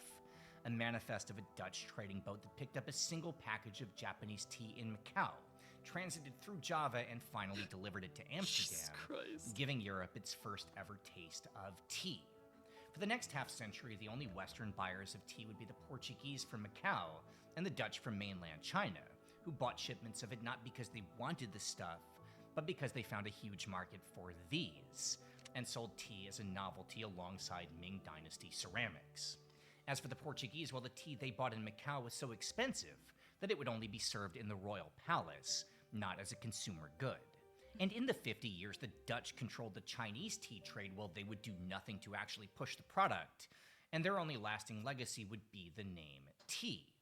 Now, contrary to popular belief, this was not a Dutch invention or some Western misunderstanding. In the past, all of the tea China had ever sold had been delivered by land, or by northern ports in the Mandarin-speaking part of the country. This is why across Eastern Asia, the Himalayas, and Mongolia, the drink would take the name cha, or some variation like ja or chai. But the Dutch were the first to buy their tea from Hokkien traders along the southern coast, and in the dialect of Fujian, well, the exact same character is pronounced te. It's the same exact word from the same exact country, just essentially spoken with a different accent. And for the rest of time, the name of the plant would be connected entirely to whether it first arrived by land or water. if it would be introduced by the Dutch, English, or Hokkien traders. It's tea. If it came overland from China or was sold via Japan, Korea, or Portugal, it would be cha or chai. Of course, there is one country that's an exception to this rule, the only country on earth to which this doesn't apply. And of course, that's Myanmar, where it's called lapet, descended from La, the original 6,000-year-old name for tea that's still used in the Yunnan Mountains. Anyway, whatever the name, this plant was about to explode onto the global scene. And when it did, well, it would leave a trail of destruction that would change the course of history.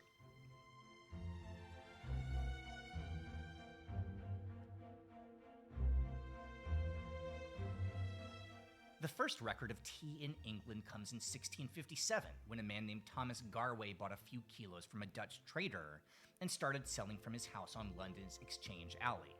He'd bring this new product to a coffee shop he'd opened that same year, and thus tea was officially introduced to the English population. But what would truly bring it to the mainstream was 5 years later, when King Charles II was set to marry the daughter of the King of Portugal. For the wedding, the new queen requested that her favorite drink be served to all the guests, and that of course was tea, well known as we mentioned in the Portuguese royal palace. Anyway, once on the throne, Catherine of Braganza would not just popularize tea among English nobles, but she even instituted a daily tea time, a practice that remains essential almost 400 years later. Now, in the beginning, Catherine's tea had to be purchased from the Dutch, as they were the only ones sending this stuff to Europe. But Catherine and Charles would quickly sign a contract granting the East India Company a monopoly on tea exports to English holdings, and things would go sideways. In 1664, just 2 years after the wedding, the first British shipment would arrive in London of 100 pounds of tea. 2 decades later, demand had increased to 12,000 pounds, and by the end of the century, tea was being sold along with sugar. See our last video for that story. But basically, this was England's new favorite drink. Tea lightly sweetened and served with those pastries and snacks that were just beginning to enter the culinary landscape. And altogether, well, by 1750, it was now 5 million pounds of tea each year coming in from China. Now, because the East India Company had a monopoly, their profits would skyrocket, but without competition, they'd charge a fortune for the product. Customers were unhappy, tea shops were losing money, and this created an opening for smugglers to undercut the official price. In the 18th century, tea smuggling to England was quite an enterprise. Buyers would purchase cheap tea from the Dutch in Java, deliver it to meeting points off the English coast where the tea would then be transferred onto fishing boats, then repacked inside everything from loaves of bread to Bibles. And it would be this smuggled tea that would soon come to dominate the English market. Literally. For the East India Company, this would create two big problems. First, they lost a major source of revenue, and second, well, nobody wanted to buy their overpriced tea. So with a massive surplus and profits falling, the company asked the Crown for the exclusive rights to sell to the colonies in America, who had previously bought tea from the Dutch. And to recover some of their losses, they added in a sales tax of 3 pence per pound. A tax, by the way, on a population who had no representation in British Parliament.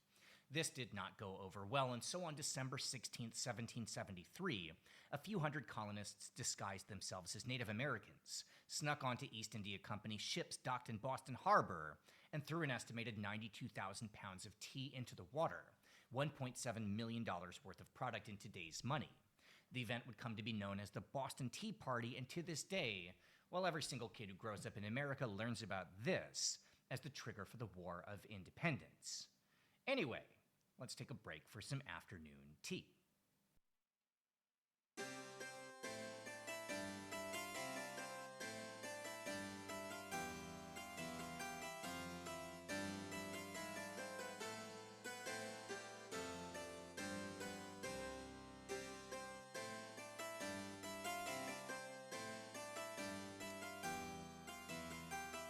Have any of you had an English tea? Like, I almost said an English tea ceremony. My fucking brain. Oh my god. An English, like, tea. Brits brought afternoon tea to Hong Kong. I believe it. Could you be a little more verbose? Like an English tea time. Like the event. The thing. Like a food thing. Like a proper food event? Yes. Like a proper tea party. Yeah, like a proper tea party. Not me. A London Fog? I've had it on London Fog. They're pretty good. Oi! Oi, oi, oi, oi! Negative? what? A proper chase cubed? Oh, man. Should I get my monocle? Mm-hmm. So there's a couple like tea rooms here where they're only open obviously in the morning to like late afternoon. Aussie, Aussie, Aussie. Have you also been getting those stupid Outback Steakhouse commercials? They're insane. No? Oh my god. There's been these Outback Steakhouse commercials that have been coming on. They'll be like, join us for this Outback. And then they're like, Aussie, Aussie, Aussie. And then like every at the table stares at the camera, smiles really big and goes, oi, oi, oi. And I'm like, I get it. Like, I get it. I get it. I know the cheer. But like, why do they look like that? Why are they like this? Why do they look like that? Hold on. Outback Steakhouse Aussie. Annoying ass advertisement. Yeah. Outback Steakhouse has a new 3-course meal called the Aussie Aussie Aussie. With soup or salad, choice of 5 entrees, and cheesecake for dessert. Oi, oi, oi, oi! I want you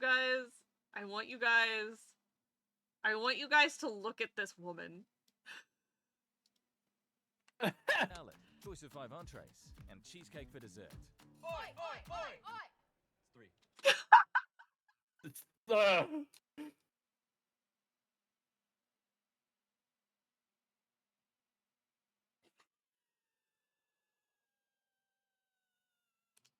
This is gonna come off as a bit of a loaded statement.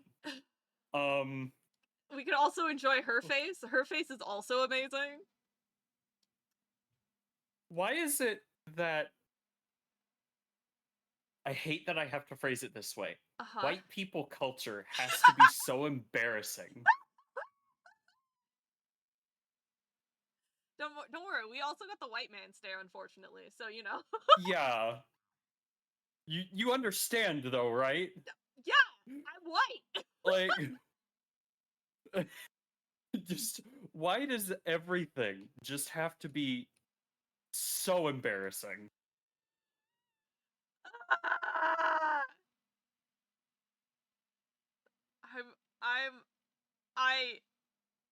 What do you mean Aussies look like that? No. No. No. No, Kirados. I need you to understand that these are Americans. Yes, They're they not are Aussies. very much Americans. Oh my god. 3 courses starting at 6. And like, why do they hold on that frame for so long? Like, why do they hold that so long? 3. They hold it for so long. Starting at $16.99 at Outback for a limited time. Outback Steakhouse has a new 3-course meal called the Aussie Aussie Aussie. With soup or salad, choice of 5 entrees, and cheesecake for dessert. Oi, oi, oi, oi! 3 courses starting at...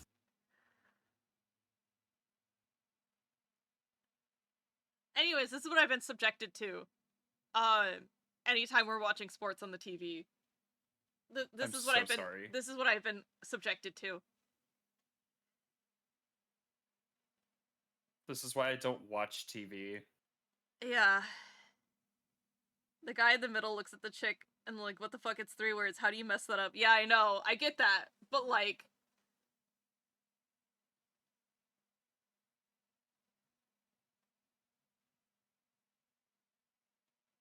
the secondhand embarrassment, the cringe. Yeah. I don't know. It's silly. But like, it very quickly drives you away from wanting to go to Outback Steakhouse. Americans, why are you like this? Yes, exactly. Why are we like this? Mm-hmm. Anyways.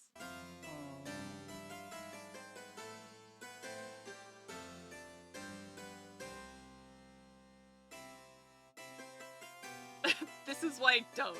Yes, very much. Look, it's a proper English tea. All right.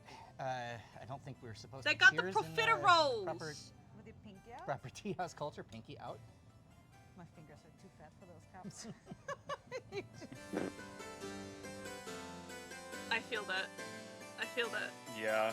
I got chubby It's little probably an fingers too. urban legend, but there's a story that around 1840, Anna Russell, the Duchess of Bedford, found herself becoming faint in the mid-afternoon. Yes, Chipster? Because in the old days, well, dinner wasn't served until late.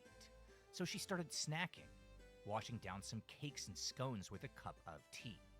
Soon enough, she started dispatching her guards to deliver notes around London, inviting other high society women to join her for some secret afternoon indulging.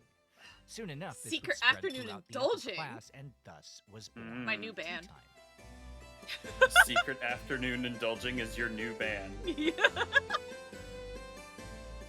Well, S afternoon A indulging.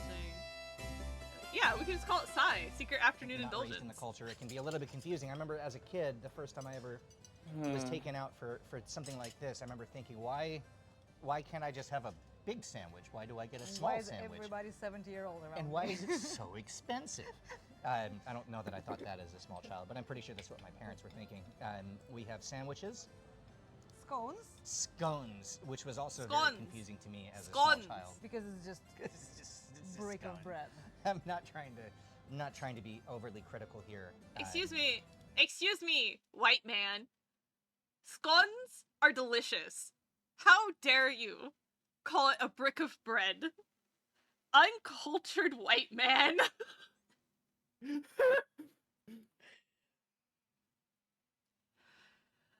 Ah!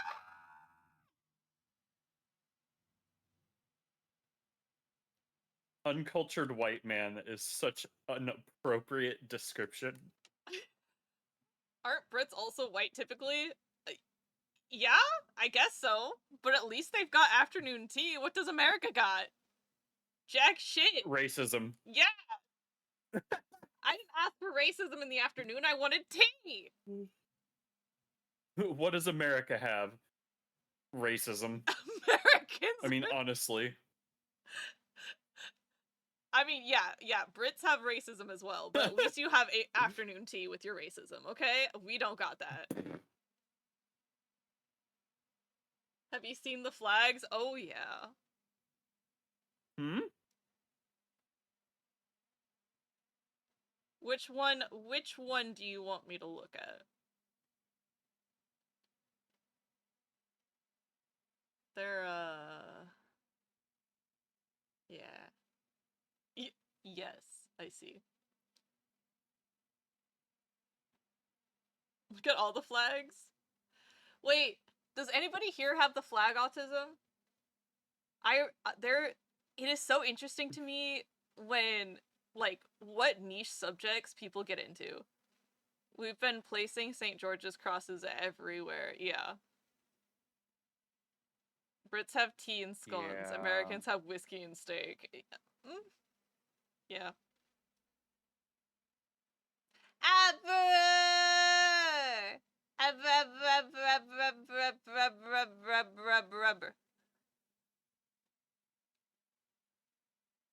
Flags are great. Why wouldn't they? Why shouldn't they? Unsurprisingly, the Brits are doing a racism. Yeah. Crazy. The Brits are also doing a transphobia, but we don't need to talk about that. No, we can talk about that. Expose them. Go on. Did you see? Rightfully. Did you see that study that got adopted by what is their government called? I always forget. Parliament. There we go. Was adopted by Parliament. What is their government called? Wrong? Yeah. It was adopted by Parliament, and then it was almost immediately discredited, but because they made so many laws based on it, they haven't repealed any of the laws, and so they're still holding that study up. Sake. Yeah, It's still being propped up. Yep. Anyways, hi. Hello. We're listening to this video about the history of tea, and they haven't quite gotten to the the East Indian Trading Company and the slave trade yet, but I'm sure they'll get into it. They mentioned some stuff. They're getting there. They're gonna get there. They just got to the Boston Tea Party, so you know. I'm sure we'll get there soon. It is simply a matter of time. Stop rushing them. I'm sorry. But what if I only have the HK milk tea and egg tarts? That sounds like a delicious afternoon tea. Let's be real. Let's be real. That sounds like a delicious afternoon tea. Speaking of which, I'm gonna mix up my matcha and start drinking it, because tea sounds delicious right now. I might even make myself a little milk tea. Ojicha! That was the other one I was trying to think of earlier. Do you like ojicha lattes? Have you had ojicha before? No, I have not. So ojicha is like a deeply roasted oolong. And it comes out very almost smoky sometimes, depending on the type you go for. But like it's just a very dark tea. So it can be very bitter, but it is just like you get a lot of like toasty tea notes, right? But if you add milk to it, it becomes like almost coffee-like. It is so interesting. But it's just like, it's just really pleasant. It's very pleasant. It doesn't need sweeteners or anything. If you just add a little bit of milk to it, it just becomes so good. 10 out of 10.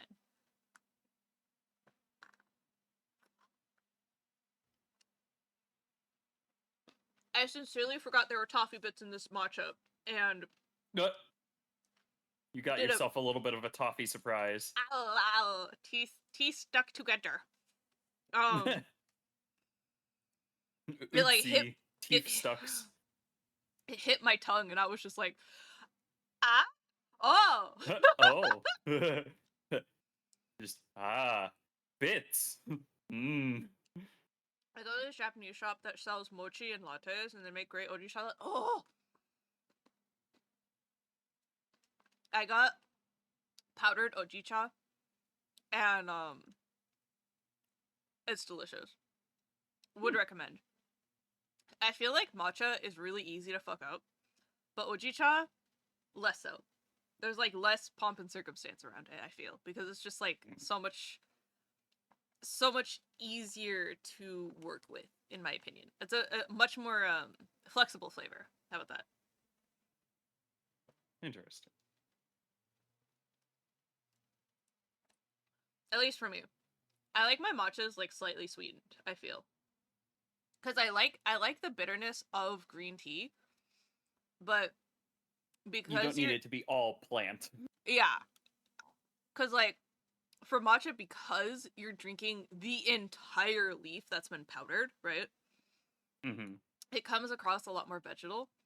And so I feel like I want just the bitterness if I'm going to have it, that bitterness and that, like, roasted tea flavor in my nose. But I don't want to be tasting a vegetable as much, you know? Right. If you wanted vegetable, you'd eat a salad. Yeah. Or drink an iced tea. Iced tea covers that a lot easier. I'm a Hong Konger. We only have milk tea and egg tarts and pineapple buns. Oh, there's a place here that has pineapple buns, and you have to order ahead, or they're like almost always sold out. They also are cash only.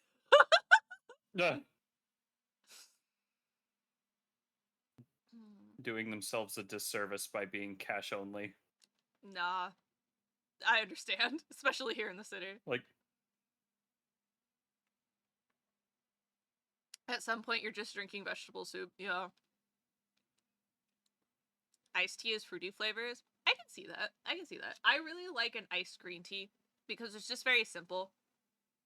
It's, you know, lightly flavored water. 10 out of 10 would recommend. Yeah.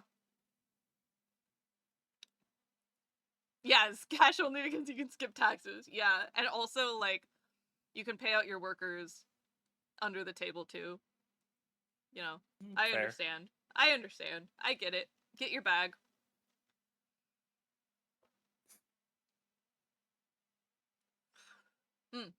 That... Start getting up your bag, twin. Start digging in your hut, twin. Christ.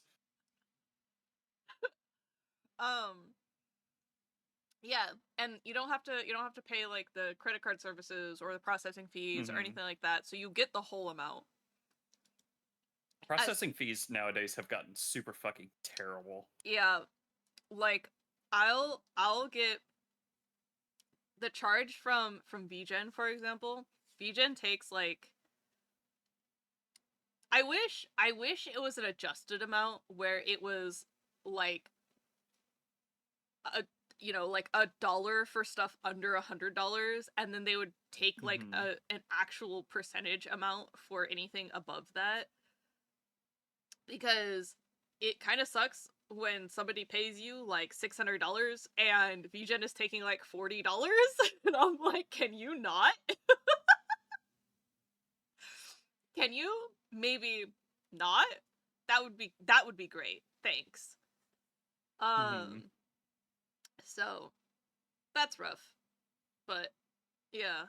Rah. One day I'll figure it out. I like VGen because it does help me it just has all my requests in one place. That's cool. I don't have to like keep track of things manually. It generates the list for me. So it is a fee of convenience, more or less.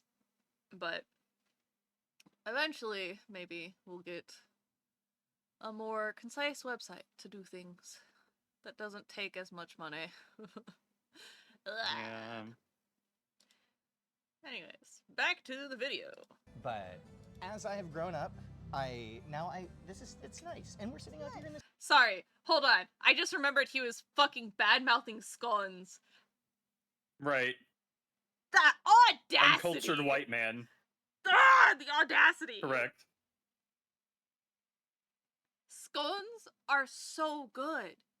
They're literally just they're akin to an American biscuit, but sweet and fruity, or they could be savory like an American biscuit. It's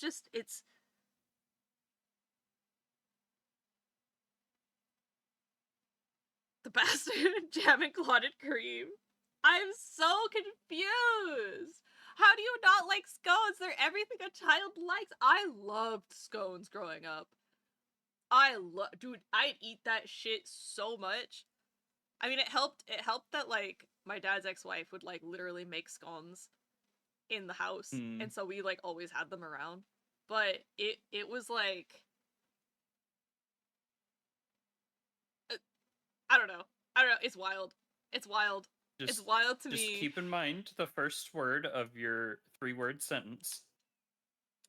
Uncultured white man. Uncultured white man, yes, thank you. This beautiful garden. Yeah. British food. British. Pretending. British. This is when we cut the audio. It reminds me, remember this TikTok that like, this is good, but nothing beats the ham and biscuit brickle brackle with beans my mom makes. In the aftermath of the American Revolution, with no other customers and tons of excess tea on hand, the English Parliament had no choice but to cut taxes. And by 1784, the price of tea had fallen so low that smuggling was put out of business, and the East India Company regained its monopoly on territory still belonging to the crown. But there was a new problem, which was how to pay for all that tea. See, ever since the Ming Dynasty had given up on paper currency, China's economy depended on silver, and silver was the only payment accepted for tea, or for that matter, silver, porcelain, or anything else the Chinese sent abroad. But the British got most of their silver from the New World, and with the American colony now lost, well, this created a massive problem.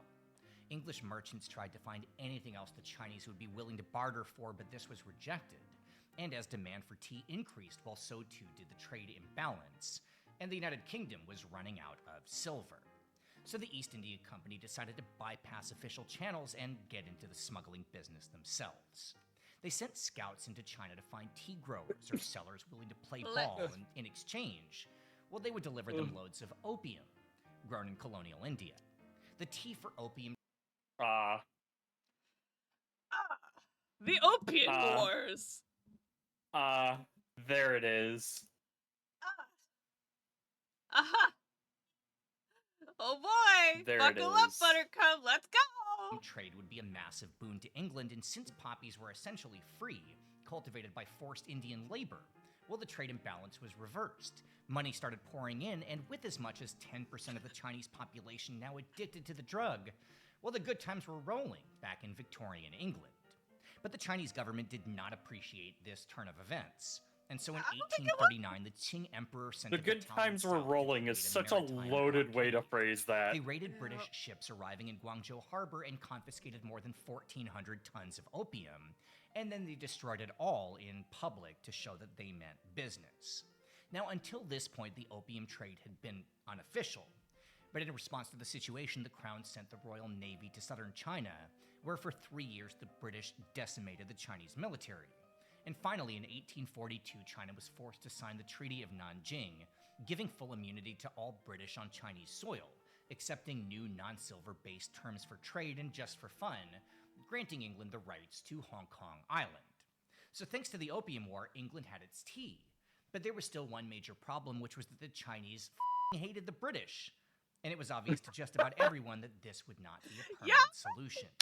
The only way to actually control both price and supply would be to grow the tea themselves, instead of depending on a foreign country for export. Now, on one hand, this didn't seem crazy. Just a few years earlier, a Scottish arms dealer and mercenary soldier named Robert Bruce, because history is ridiculous, so of course that's his name. Anyway, he'd been wandering through the mountains of Assam, India, when he noticed tea growing wild. As a matter of fact, even though he didn't realize it, this tea had been there for thousands of years, just across the border from Myanmar and Yunnan, and related to the first plants ever cultivated. It was clear seeing the tea growing that this was the right kind of climate to build a large-scale plantation, but what the British didn't know was how to turn this into this. In fact, nobody knew, as the Chinese had kept their cultivation a secret for more than 1,000 years. Only Japan and Korea were also in on it, but again, both were closed to the outside world. Getting answers was going to take desperate measures, and that brings us to the most audacious and unlikely spy in agricultural history.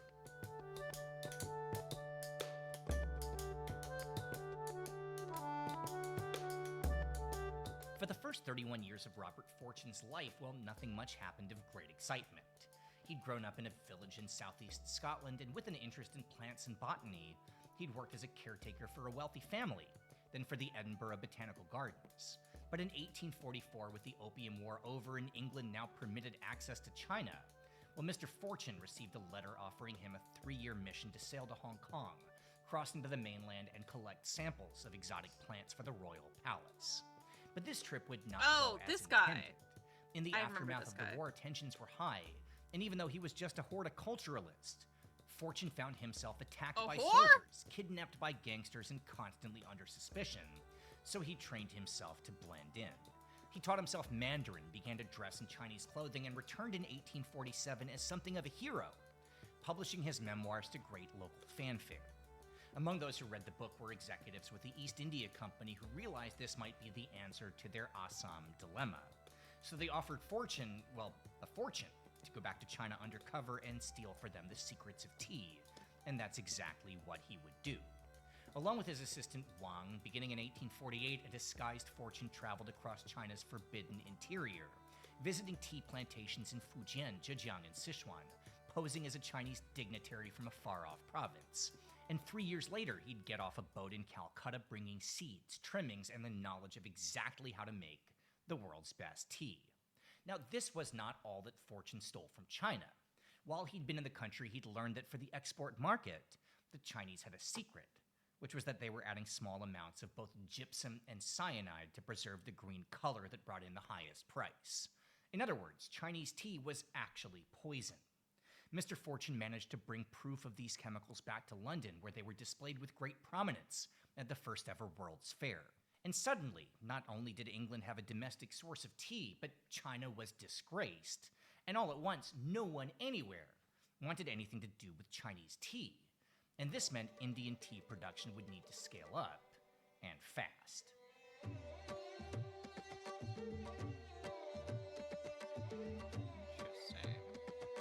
All right, now before the British arrived, tea was not unknown in India.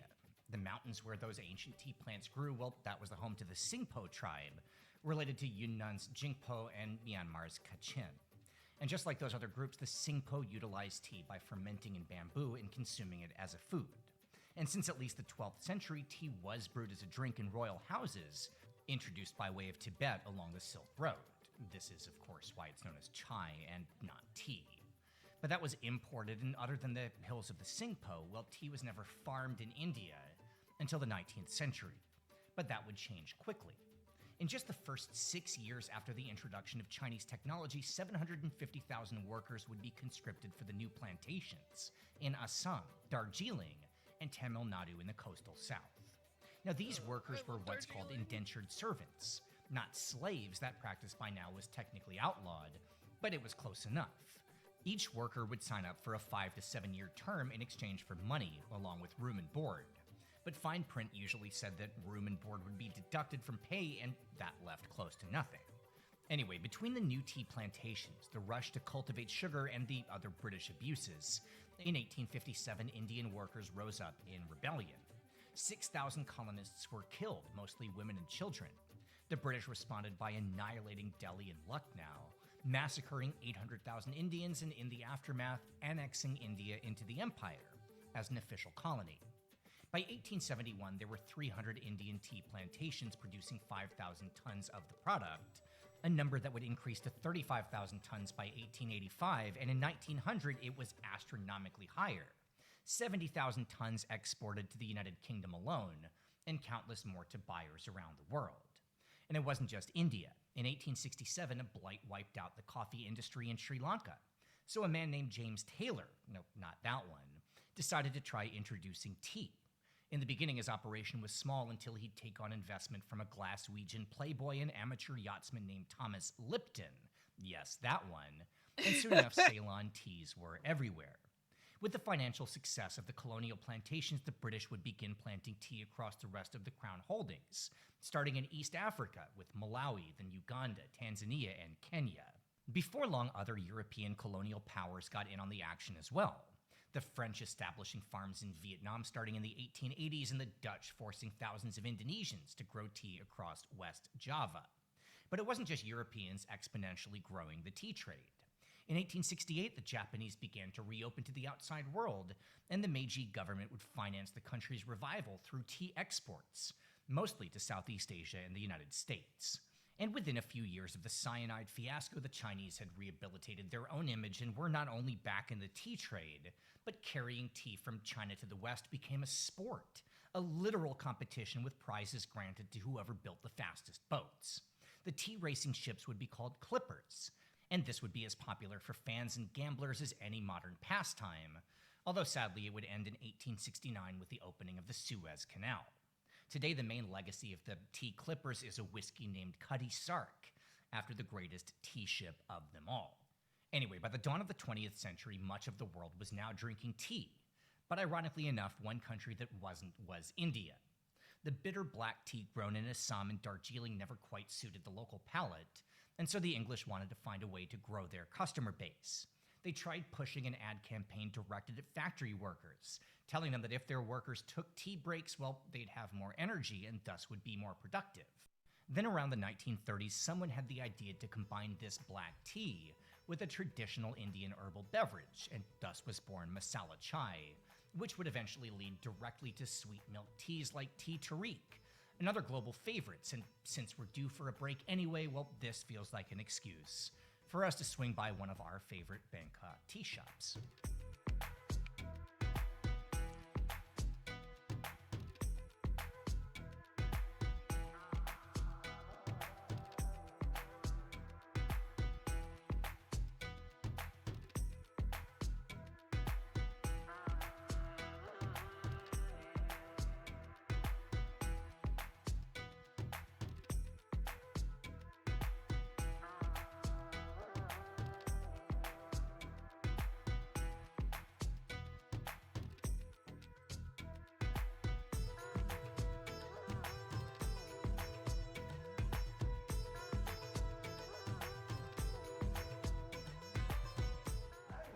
first time that Daria and I came into this restaurant.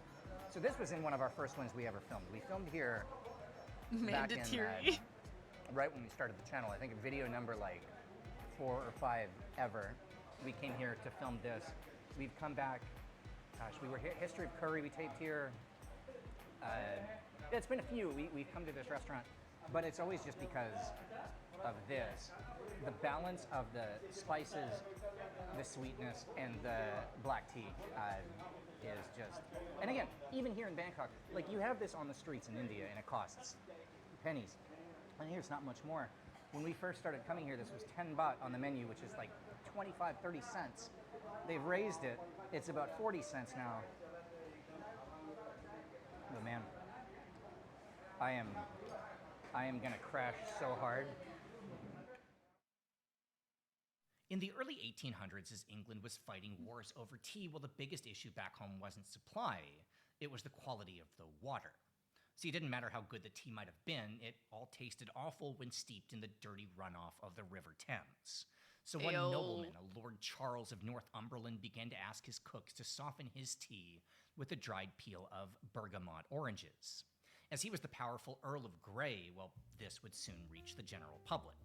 As tea spread across the world in the 19th century, well, we very quickly see the emergence of much of what we now know today. Moroccan mint tea got its start completely by accident when a British clipper in the 1850s was headed to the Baltics but got caught in the crossfire of the Crimean War. So the boat turned around, limped into port at Mogador, and unloaded the cargo.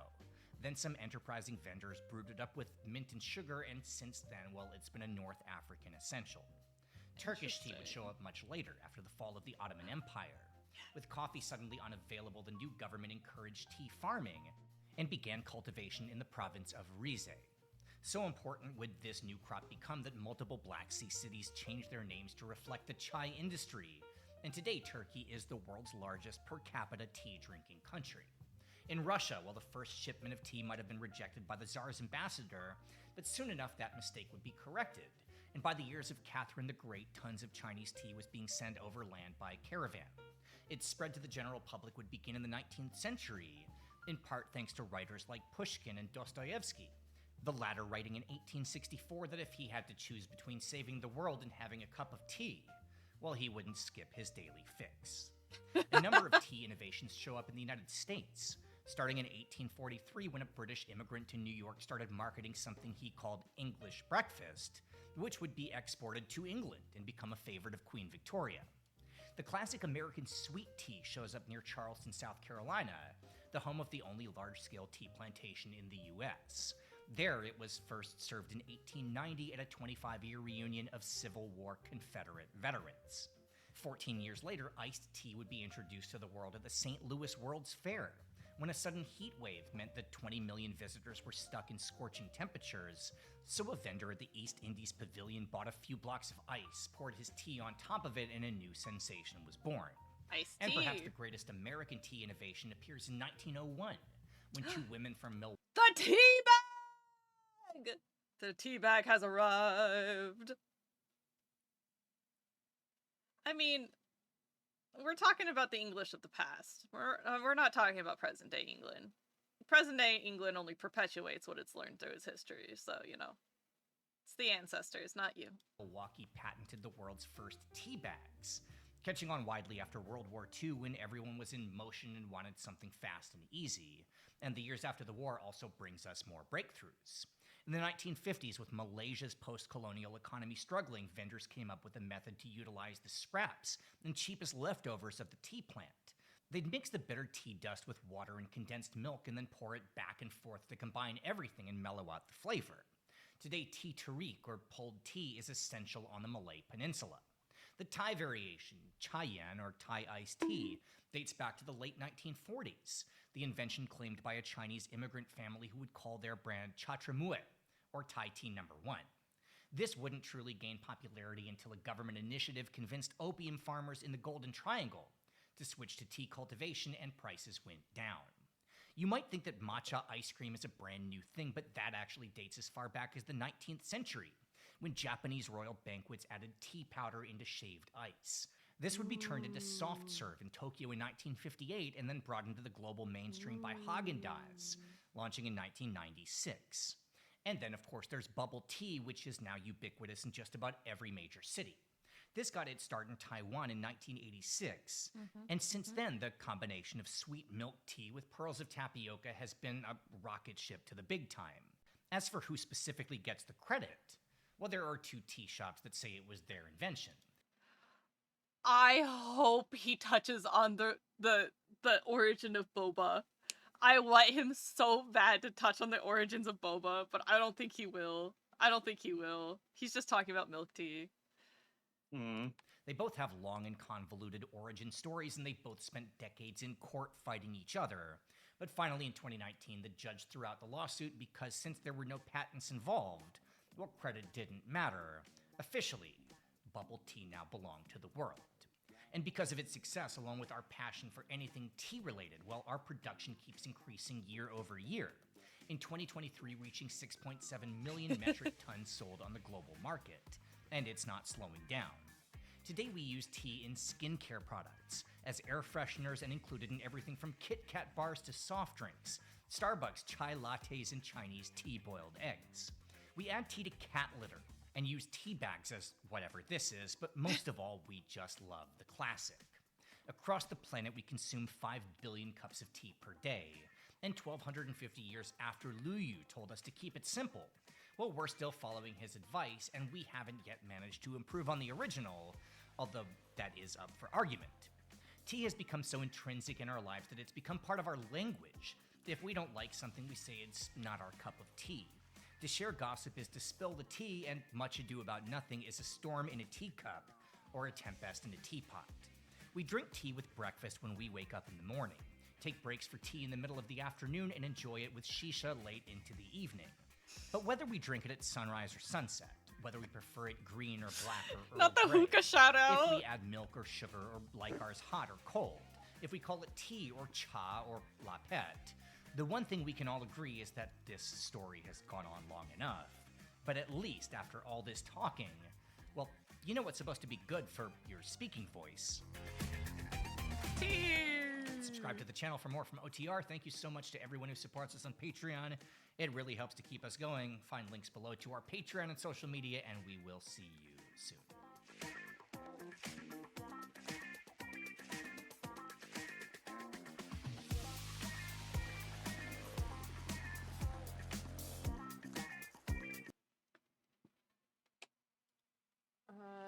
History of boba.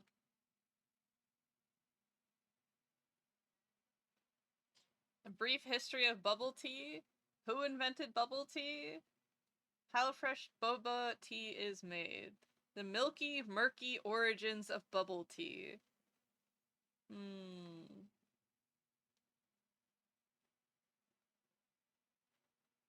Asianometry.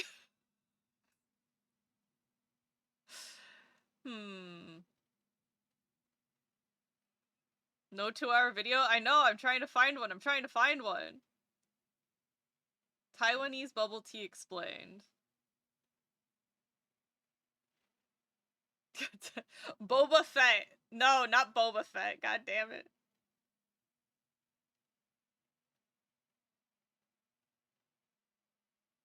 No, they're all a couple minutes. All right, let's do this one. But its origins within Taiwan are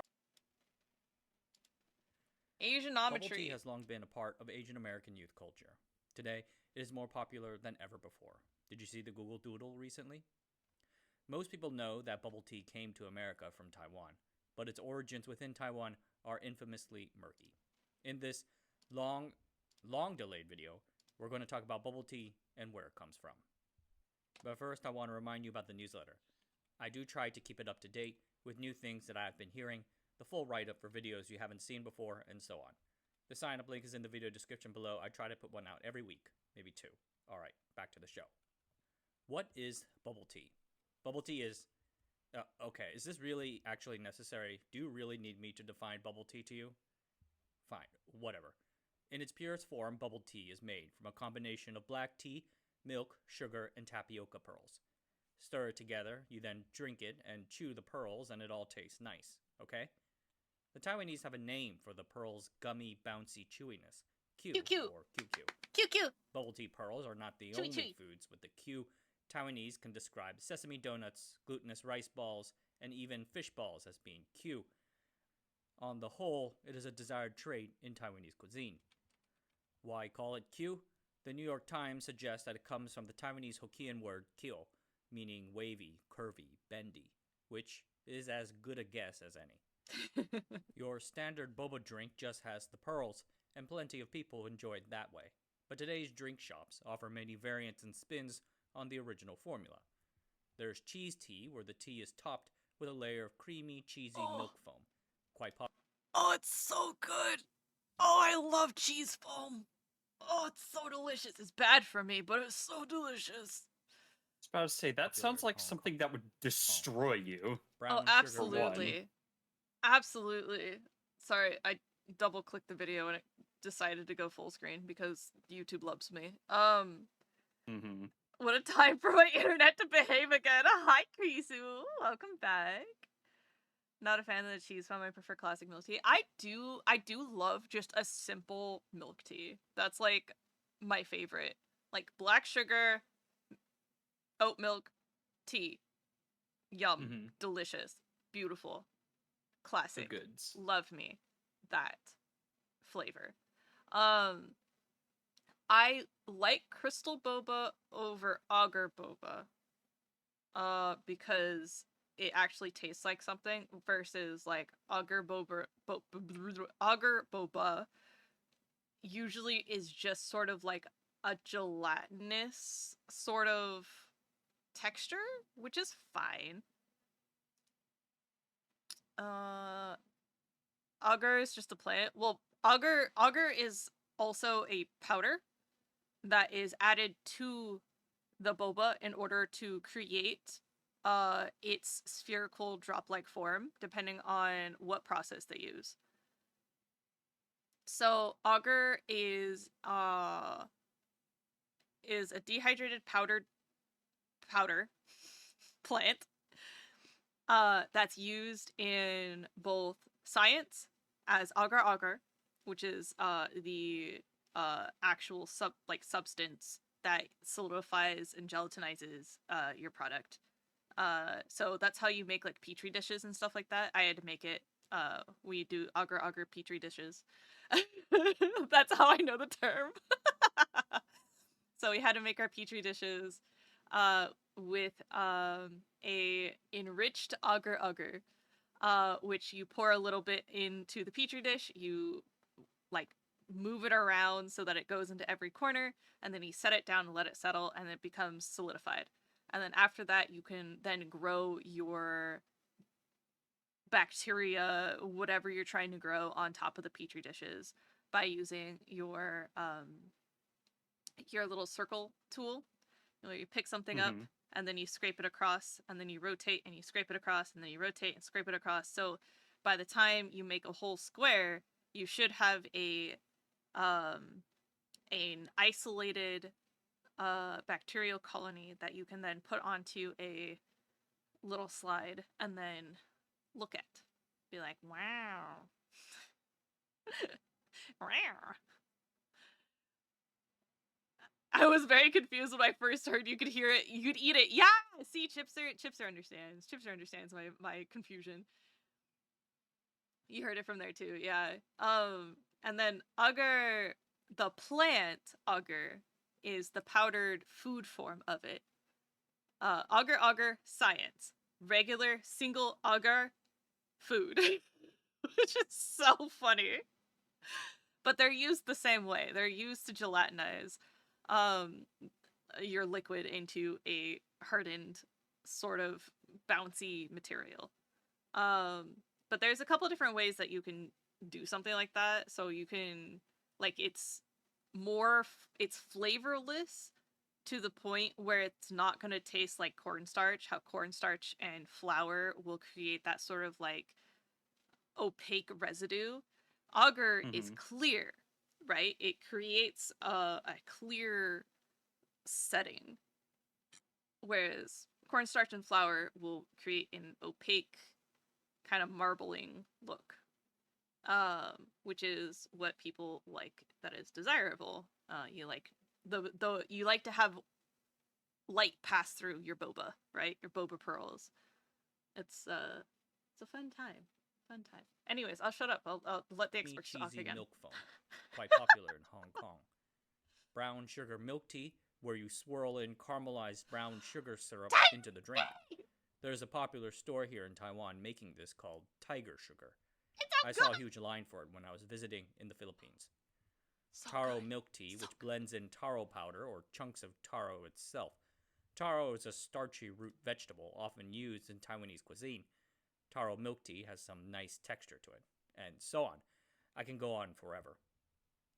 The tapioca pearls are the eponymous boba, bubbles, or just balls. I will use the various terms interchangeably throughout this video, though I should note that in Taiwan, the word boba is slang for big breasts, coined as such by a savvy tea house owner. I don't recommend saying it out loud there.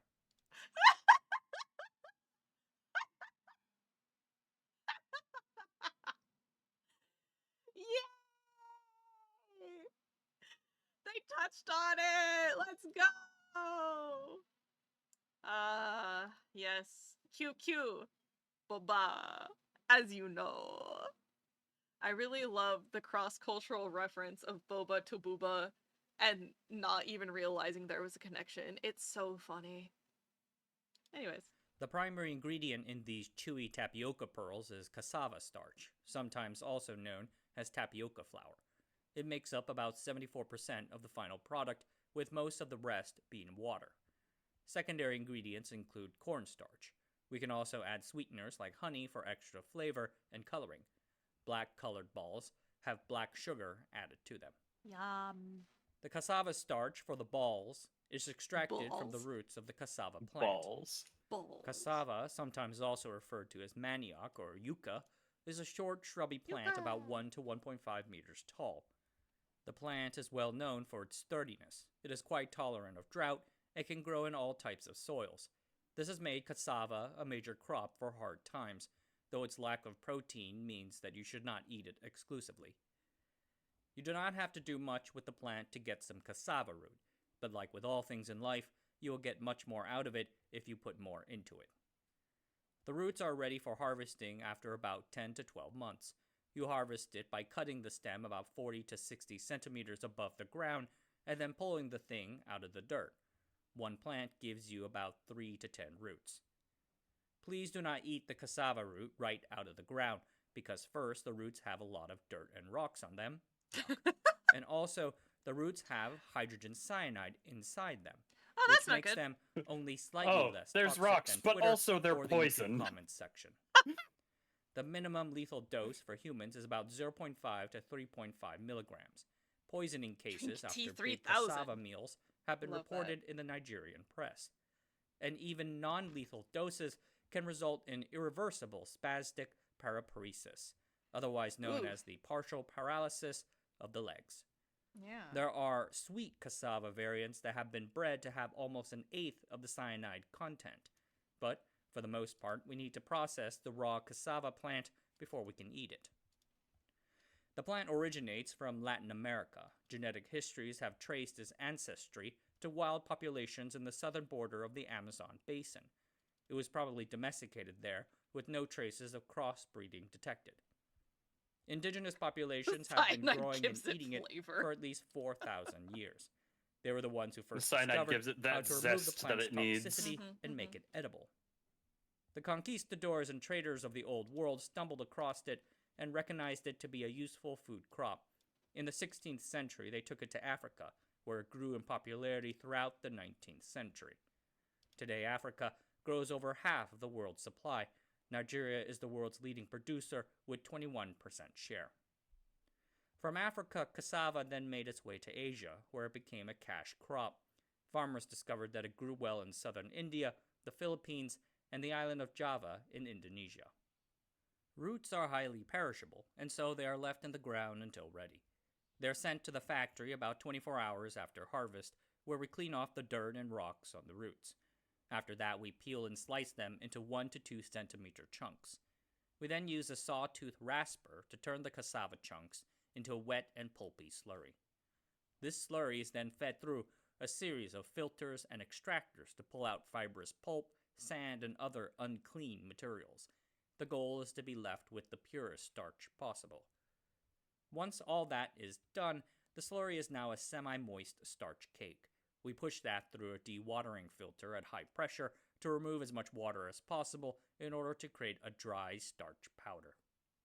Not all the starch is used for making boba. You can use it to make a wide variety of things, from animal feed to ethanol to organic acids to MSG to alcohol.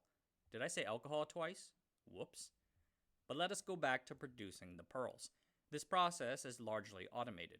First, machines blend and evenly mix together the starch powder and its other ingredients. Next is a step called forming, or rounding. A forming machine rolls the mixed and blended powders into balls. You can also do this by hand too if you wish. After that, many industrial manufacturers run their balls through screens to separate them by size. Certain shops sell drinks with mini pearls, which have their own screening as my well. balls. Then finally, we vacuum seal the cassava starch balls into packages.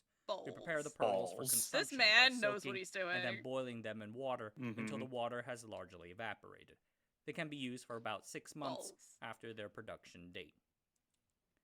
There's a story told at the Kili Bay Bubble Tea Cultural Park.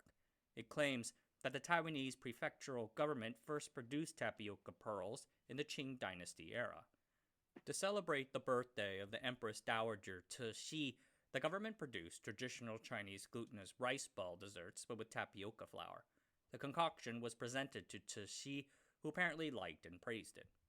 I have seen a similar variant of this story which changes the celebratory event from Cixi's birthday to the traditional Chinese Lantern Festival.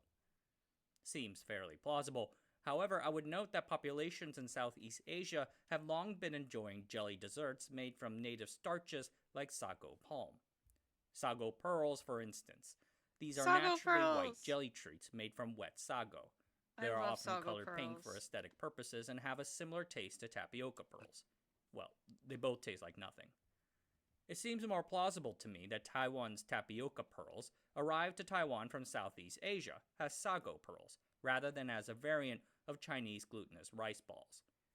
Two researchers at Academia Sinica in their book on the history of Taiwanese cuisine then note that in the 1700s, Taiwanese found it too expensive to import sago for sago pearls. You should get your balls so they screened every switched to 2 using years. the starch of sweet potatoes, which were first introduced to Taiwan sometime in the 1500s to produce the pearls, adding tapioca starch to keep them from sticking together. These white-colored pearls were larger than today's tapioca pearls, but nevertheless were popular for a long time, often enjoyed in sweet iced water as a traditional dessert. The Taiwanese-Japanese dictionary produced during the Japanese colonial period includes the word fengyuan as powder balls you enjoy for dessert. Then at some point in the 1960s, new variants of sweet potato starch gave their starch balls a cheerier texture and an attractive brownish color, thus eventually coming to the boba that we enjoy today. The Chinese invented tea and have been drinking it for thousands of years. However, they did not invent milk tea as we know it today. Certain nomadic populations, like the Mongols in China's northwest area, did add milk and fat to their tea, but that stuff is salty. The sweet milk tea that we now associate with bubble tea comes from the British, who were the first to popularize the adding of milk and sugar to their breakfast tea.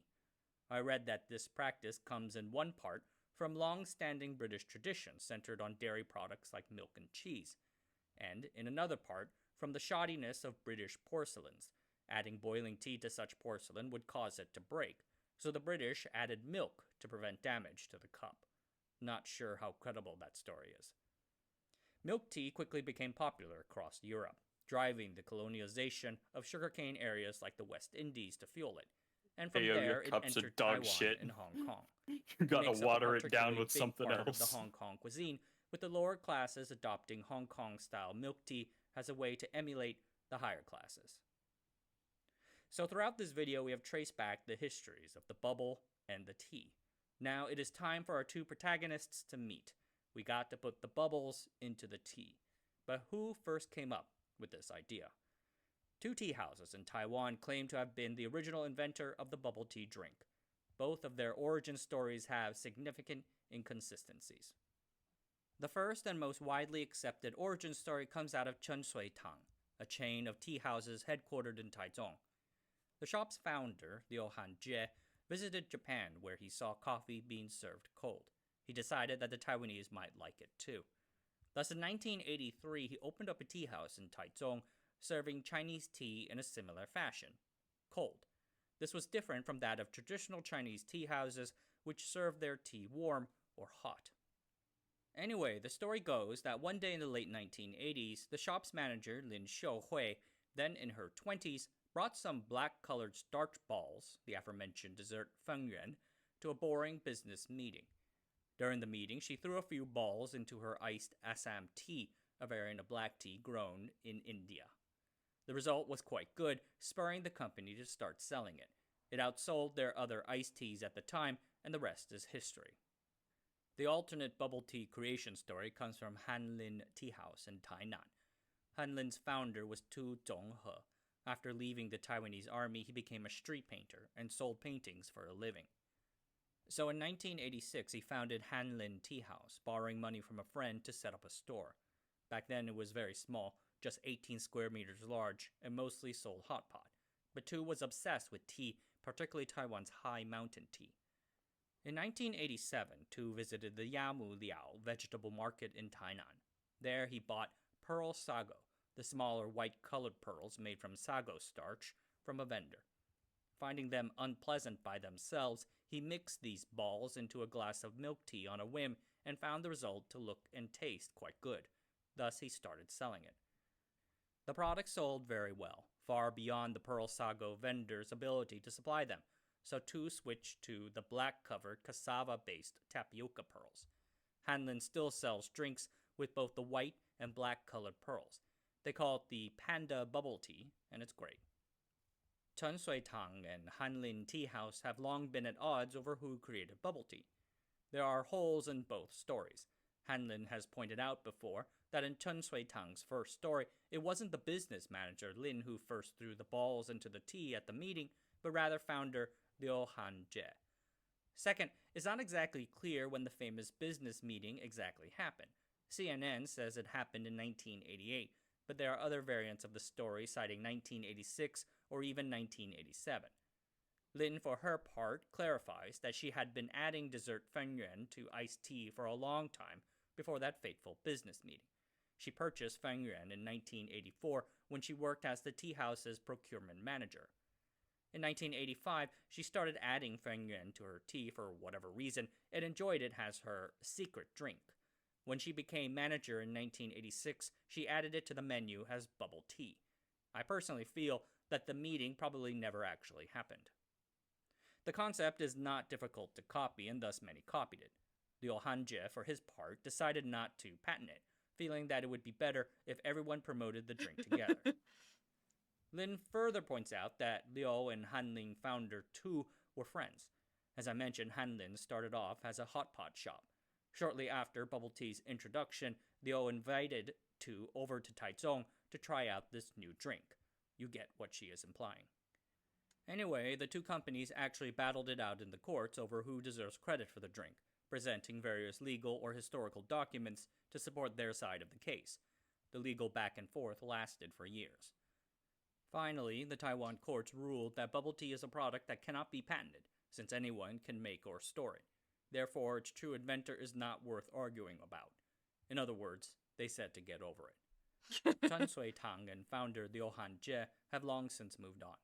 Hanlin Tea House, for their part, agrees that the true inventor does not matter. Both companies continue to market themselves as the inventor of bubble tea. Tu Zhonghe recently passed away in 2022 due to COVID complications. Rest in peace to a legend. I have to note that most local Taiwanese do not go to either Chen Sui Tang or Hanlin for their daily bubble tea fix. These tea houses are higher-end premium locales for drinking and dining, also big tourist traps. Bubble tea quickly spread out of Taiwan. Taiwanese immigrants then brought it to the United States and Canada, featuring it in their tea houses and restaurants. The first mention of it I can dig up in American newspapers was October 1996, calling bubble iced tea a frosty thirst quencher.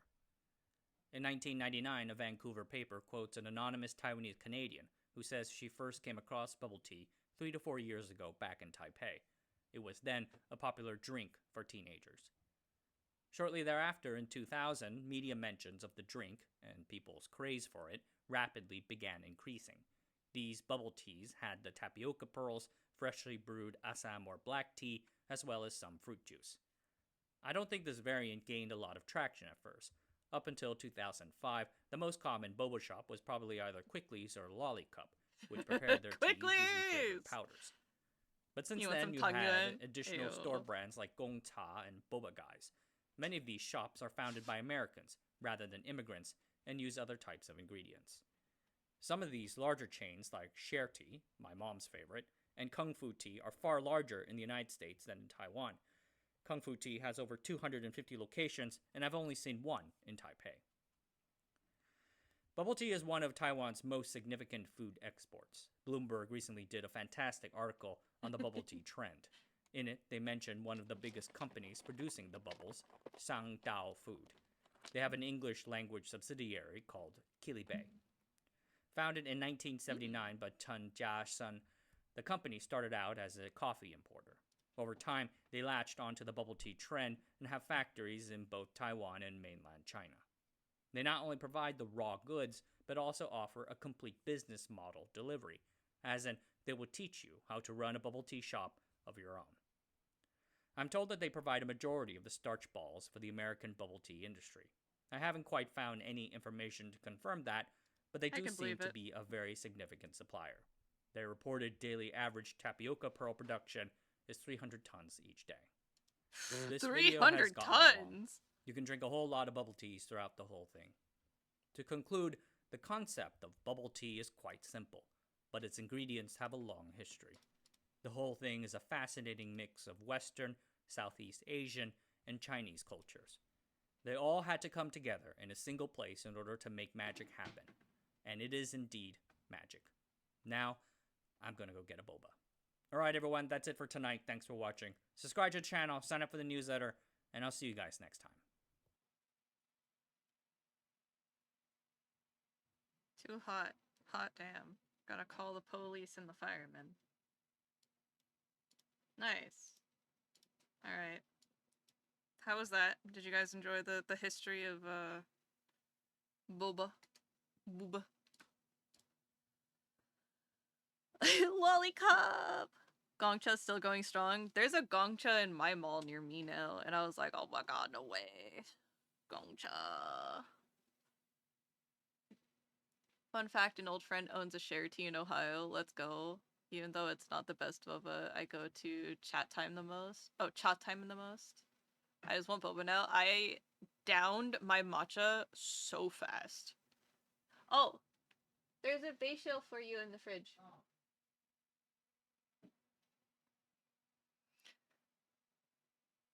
Thank you for boba history. Hell yeah. Are you guys ready for your next options? You have an unhinged recap of the Infernal Devices, part 1 of 6. And we've got a deep dive into Chow, Sonic Adventure. Chow deep dive? Chow. Chow? Yep. Alright. Chow. We've got 2 votes for Chow.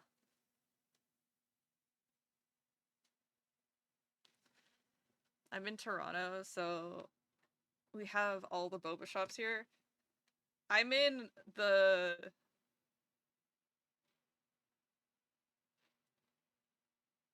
Actually, I'm curious if it's changed. I was gonna say, I think I'm in the city with the largest concentration of Asian people outside of Asia. But then I was like, I don't remember actually.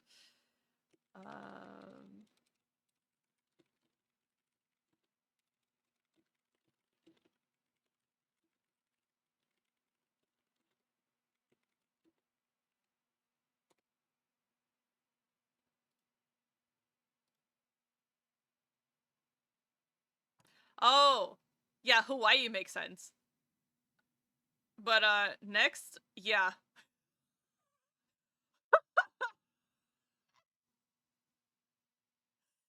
Number 1 is Hawaii, and every single city after that is my area. Hmm. So funny.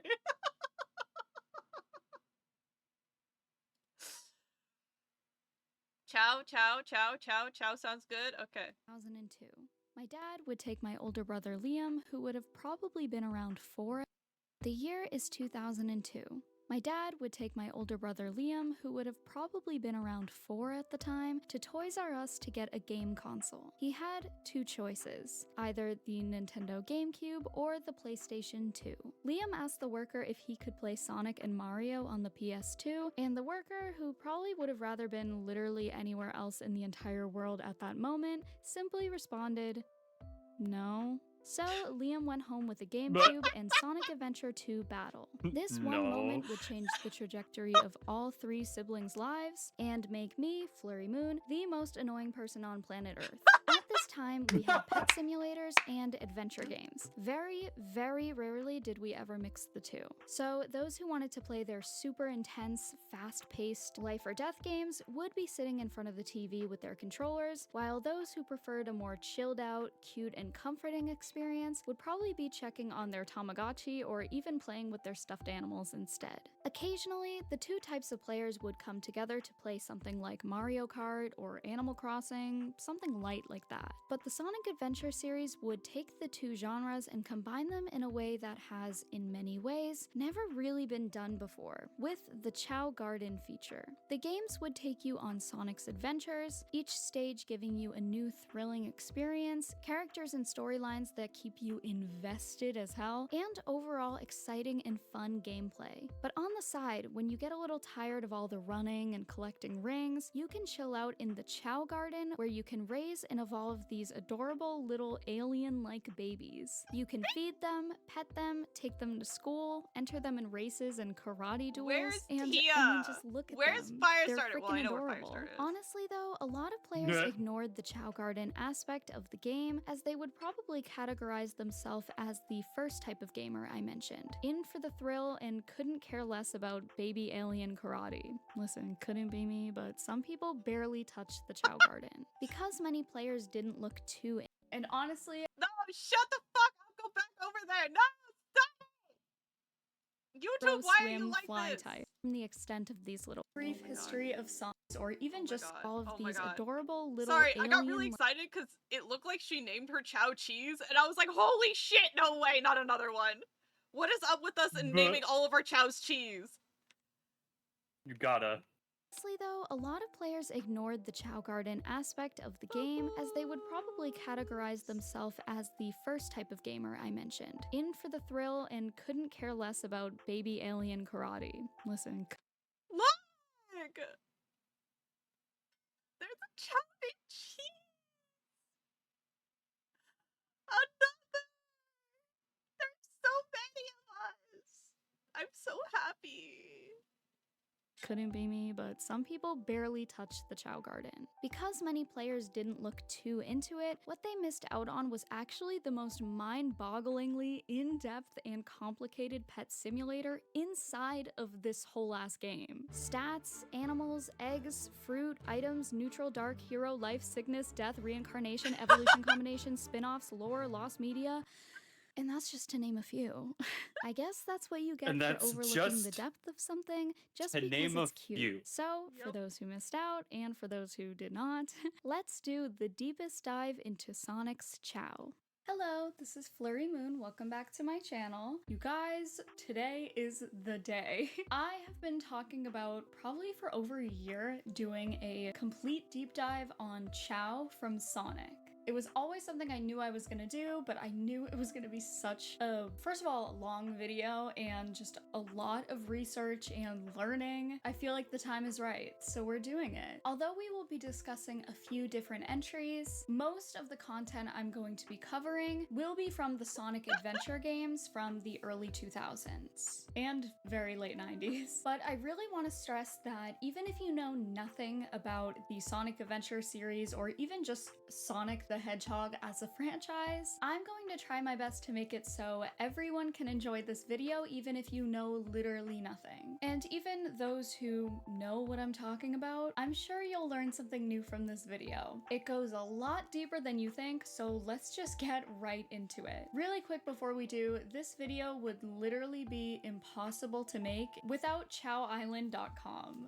Genuinely, everything you need to know about Chow is on that website, so this video will heavily use this site as a source, as well as a few other YouTube videos, the Reddit community, and of course my own personal experience from playing these games. However, there is a lot of information, and especially for this video, I encourage all of you in the comments to correct me on anything, or if there's anything you want to add to the conversation. I honestly think that's about it, so now we can get into it. Very brief history of Sonic. I really don't plan to harp too much on the Sonic franchise as a whole in this video, as we have much to get to, and this video is pretty much only about Chow, but I physically cannot bring myself to leave those who have no idea what's going on without even just a little bit of backstory. However, for those who already know the tea, you can skip past this part. Sonic the Hedgehog, created by Yuji Naka and Naoto Oshima, would appear for the first time as a cameo in Radmobile 1990, but would appear in his very own game just a year later for the Sega Genesis, entitled Sonic the Hedgehog. Sonic is a blue anthropomorphic hedgehog whose gimmick is he's insanely fast. So all of his games would be centered around moving at the speed of light through platform stages. Many iconic characters would come from this franchise, including Sonic, of course, Tails, Knuckles, Amy Rose, Cream and Cheese, Big, Shadow, Rouge, and many, many more. All you really need to know is that the series focuses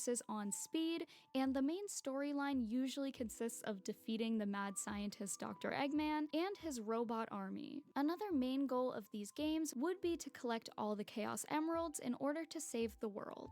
Anyway, that's great and all, but where do Chow come into play? A baby pet simulator may feel pretty out of place for an adventure game centered around saving the world, so where did this idea come from? Well, before Chow, there were Nighttopians. Although I mentioned the Chow Garden was very new for the time, that does not mean the Sonic series was the first to do so. Actually, the inspiration for Chow would come from the 1996 Sega Saturn release, Nights into Dreams. The main storyline of this entry would take the main character, Knights, into the dreams of two teenagers in order to stop the evil ruler Wiseman from destroying Nightopia and the rest of the world. Aside from the main storyline, the game would feature an artificial life, or A-life, system with the Nighttopians, these little elf baby guys, as the main focus. During each stage, the Nighttopians could actually affect the music of the level based on their moods, as hurting one could cause them to become upset. However, that's far from the extent of these little guys. A major aspect of this mechanic was breeding Nighttopians with small Nightmarian enemies, therefore creating a hybrid of the two called Meppians. Through extensive breeding, it would even be possible to create a king or super hybrid. So although the Nighttopian life system was not the main goal of this game, it gave a nice side goal for players and therefore upped the replayability of Nights into Dreams. Already played through the main storyline? Try creating a King Meppian, or one of the other super weird yet adorable combinations. So this pretty niche game mechanic would actually go on to inspire the Chow Garden for Sonic Adventure, released on the Dreamcast in 1998. I don't know about you guys, but I love when a game's main focus is meant to be on one thing, but you have the ability to get completely lost in some side adventure. Harvest Moon. Do I enjoy farming in video games? Yeah, it's fun. Will I spend the entire game trying to romance one character whose heart level refuses to go up unless you give him a really complicated curry order? Yes. I simply enjoy losing the plot, and my priorities are constantly out of whack. So you may find no surprise in hearing that the Chow Garden was almost my sole reason for replaying this game as many times as I have. Almost. Do I enjoy playing the stages and storylines? Absolutely. The Sonic Adventure games have some of my favorite graphics, voice acting, music, and gameplay of all time, even though a lot of it actually kind of sucks a little bit. Also, you guys, I'm trying to channel Shadow today. I kind of have like this like dark look going on. I don't really know if it's working for me. Ooh, also, what are we drinking today? I just have a hot hazelnut coffee black. I know that's kind of like disgusting, but it's working for me today. But the reason I have played each stage a million times to get all the emblems, rings, animals, chaos drives is so that I can get cool for my Chow. With that, let's get into everything you need to know about these little guys. The Sonic Adventure games. Before we get into I played Metal Harbor 2,000 times in a row to get enough coins so that I could buy shit for my Chow. Okay, guys? I need you guys to understand that there is something deeply wrong with there not being a standalone Chow game.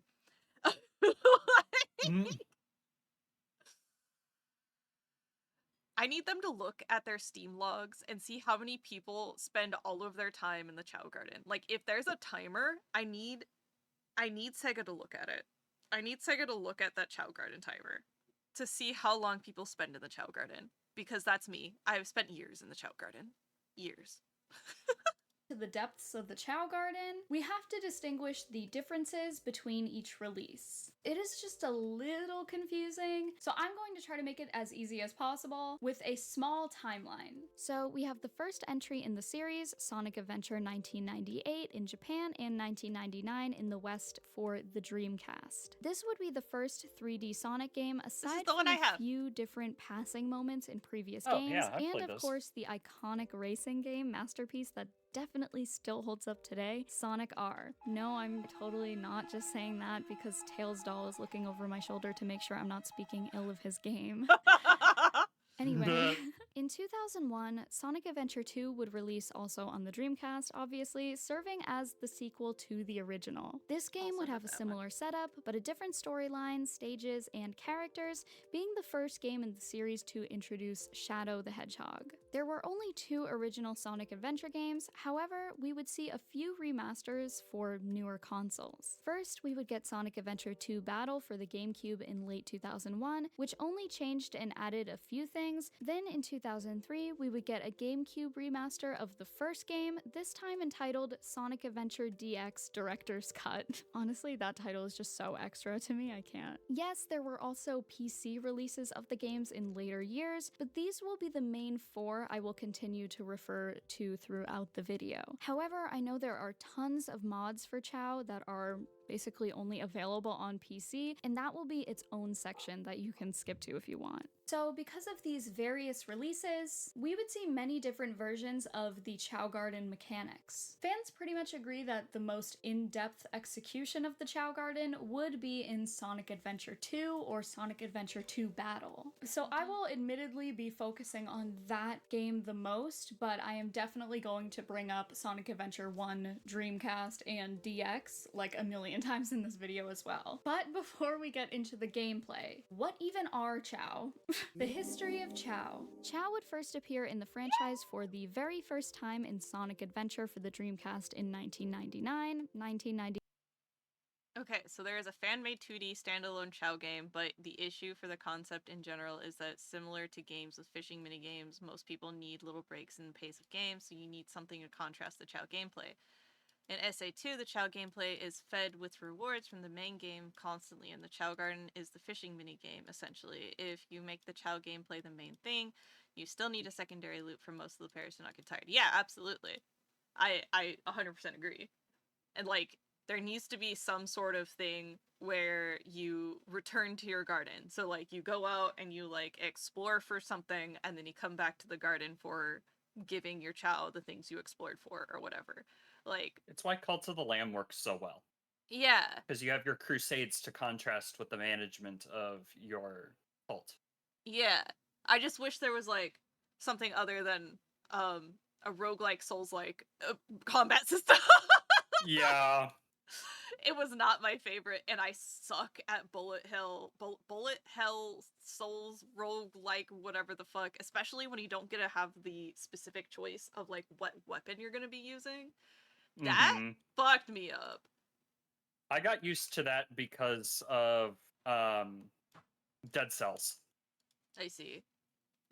Yeah, so I was expecting that walking in, unfortunately. Yeah. Meh. It would have been really nice to be able to choose what weapon you got. That was pretty much one of my chief complaints, where if I got the claws, I was just having a terrible time in Cult of the Lamb. I didn't But if I got literally any other weapon, I was fine. I didn't mind the claws. It was the fucking Warhammer that fucked me up. Oh, I love the hammer.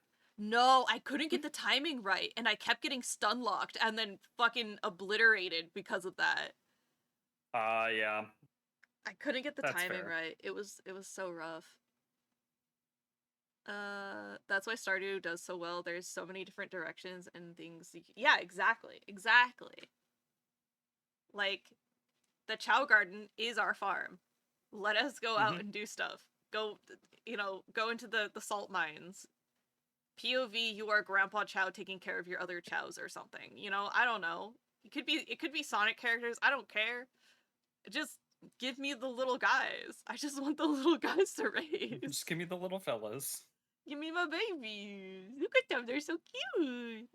In Japan. Although this is where we first see Chow in the series, this game would reveal their history leading back over 3,000 years before the events in the game. A very prominent character in Sonic Adventure would be Chaos. Chaos is actually a mutated Chow with a much higher intelligence than the others. Chaos would use his abilities to guard the Master Emerald, as well as profiting off the perks of the 7 Chaos Emeralds which surrounded the Master Emerald. These 7 emeralds would also keep the water around the altar at bay, protecting the Master Emerald and the Chow. However, an Echidna tribe, who are also Knuckles' ancestors, would plan an attack on the Chow, slaughtering many in order to steal the Chaos Emeralds. This basically caused Chaos to flip shit, and he ended up absorbing all 7 Chaos Emeralds, forming into an even stronger version of himself called Perfect Chaos. This would then cause severe natural disasters and basically wipe out civilization. However, this wasn't the only time you could see Chow. In fact, the game would allow you to have your very own. As you could have guessed from the intro, I've been playing the Sonic Adventure games since I was literally born. Although admittedly, a lot of that consisted of watching my older brother play because, I couldn't read. It's a huge part of my childhood, and it's definitely one of the main reasons I love certain types of games as much as I do. Chow were absolutely my biggest reason for playing this game as a kid though, although we thought they were called KOs, and I guess you have my mom to blame for that. We were just a little too young to be able to read correctly, and to be fair, the game doesn't really say the word Chow out loud a whole lot. We knew there was a character named Chaos, and then there were Chows. We were just like, oh, okay, there's Chaos and there's KO. I don't know, it's not that hard. Like, I feel like it makes sense. But one day my dad walked by and looked at the TV as we were playing, and he was like, that says Chow, I think. And my mom was like, oops. But it was too late. They were KOs, and they kind of still are. We loved this game, specifically Sonic Adventure 2 Battle. We always came back to it, it's like every few years, like I would just walk in and see one of my brothers playing, and I was like, oh, so this is what we're doing now. Okay, I need to set aside the next month. It's just always always something we come back to, and it probably will be forever. Anyway, enough yapping about myself. Let's get into the Chow Garden. At first, I was going to go game by game, so like start with the Dreamcast version, and then Sonic Adventure 2, and then Adventure 2 Battle in DX, but honestly, it would be kind of confusing to have to like jump back. I'd rather just like, if we're gonna talk about, I don't know, the Chow races, like let's talk about all the Chow races instead of going like back and forth. So I don't know, I hope this is not super confusing. Let's just get right into it. Sonic Adventure 1 has 3 different Chow Gardens you can choose from. First being in the hotel you start in, and it's definitely something. Maybe it's because I played a lot more Sonic Adventure 2 Battle as a kid, so I'm used to those Chow Gardens, but like, why are we in a convention room?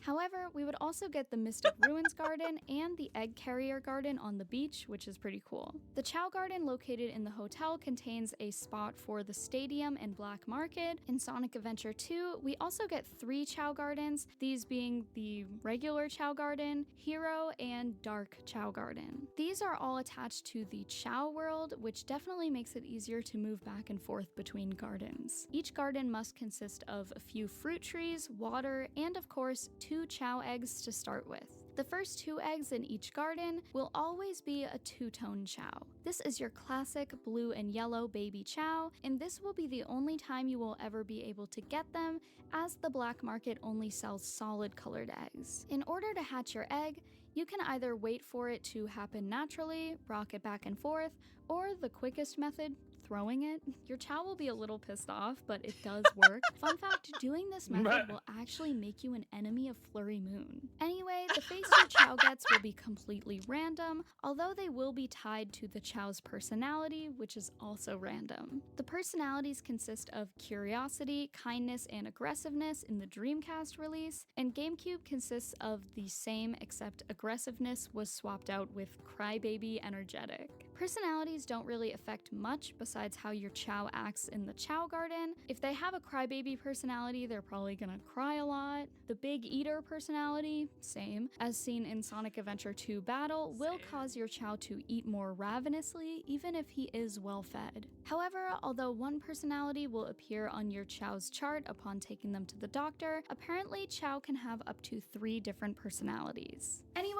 back to faces. There are actually several different face variations, as you can get different eye and mouth combinations. For example, in Sonic Adventure Dreamcast, there are 9 different eyes and 5 different mouths you can get. So there are 27 different faces your Chow could end up with. This is super cool to me, honestly. I had no idea that there were different combinations that you could get. I kind of thought like this was this one face and this is the other face, but you can get one set of eyes with one mouth. It's like, I just had no idea, and honestly, it's just another piece of proof that this game has so much more going on than you think. Over the years, there have been many different rumors about how you can get certain Chow features, such as throwing your egg to hatch it will give your Chow a frowny face, or a toothy grin, or that the face is determined by how you rock the egg back and forth, but alas, it is completely random, and if you want a specific face, your best bet is to probably just try again. So your Chow just hatched, you got a face you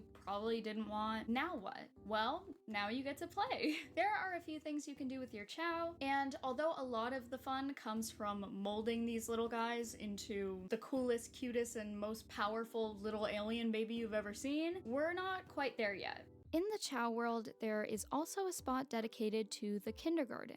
The kindergarten consists of course, a little classroom you can actually leave your Chow in for like, I want to say 30 real-time minutes, although I do believe that clock begins when you're actively playing the main game, not spending time in the Chow garden. In class, your Chow will learn a lesson, and these can range from singing, drawing, 4 different dances, and 8 different instruments. They will show off their talents in the Chow garden, where you will often see them dancing or even their little drawings they left behind. Inside the kindergarten also contains the health center, principal's office, fortune-telling room, and the black market. Upon entering the health center, you can view your chow's medical chart. This document will give you exclusive information on your chow, such as their personality, favorite fruit, age, and a ton of other stuff that we will come back to in just a second. Although it's not likely, there is a possibility your chow can get sick, and the doctor will prescribe medicine to heal them. The possible sicknesses they can get consist of a stomach ache, cough, cold, rash, hiccups, and a runny nose. Honestly, this has literally never happened to me, and I always thought the health center was mainly to view your chow's records, but the more you know, I guess. The principal's office is honestly irrelevant. Wait, who said that? Okay, not really, but I just never go in there. It's basically just some tutorial stuff, and it's where you go to find out more information on your chow. You don't need him right now because you have me. The fortune teller won't actually read your fortune, but instead give your chow a name. You can either choose from one of the many names she gives you,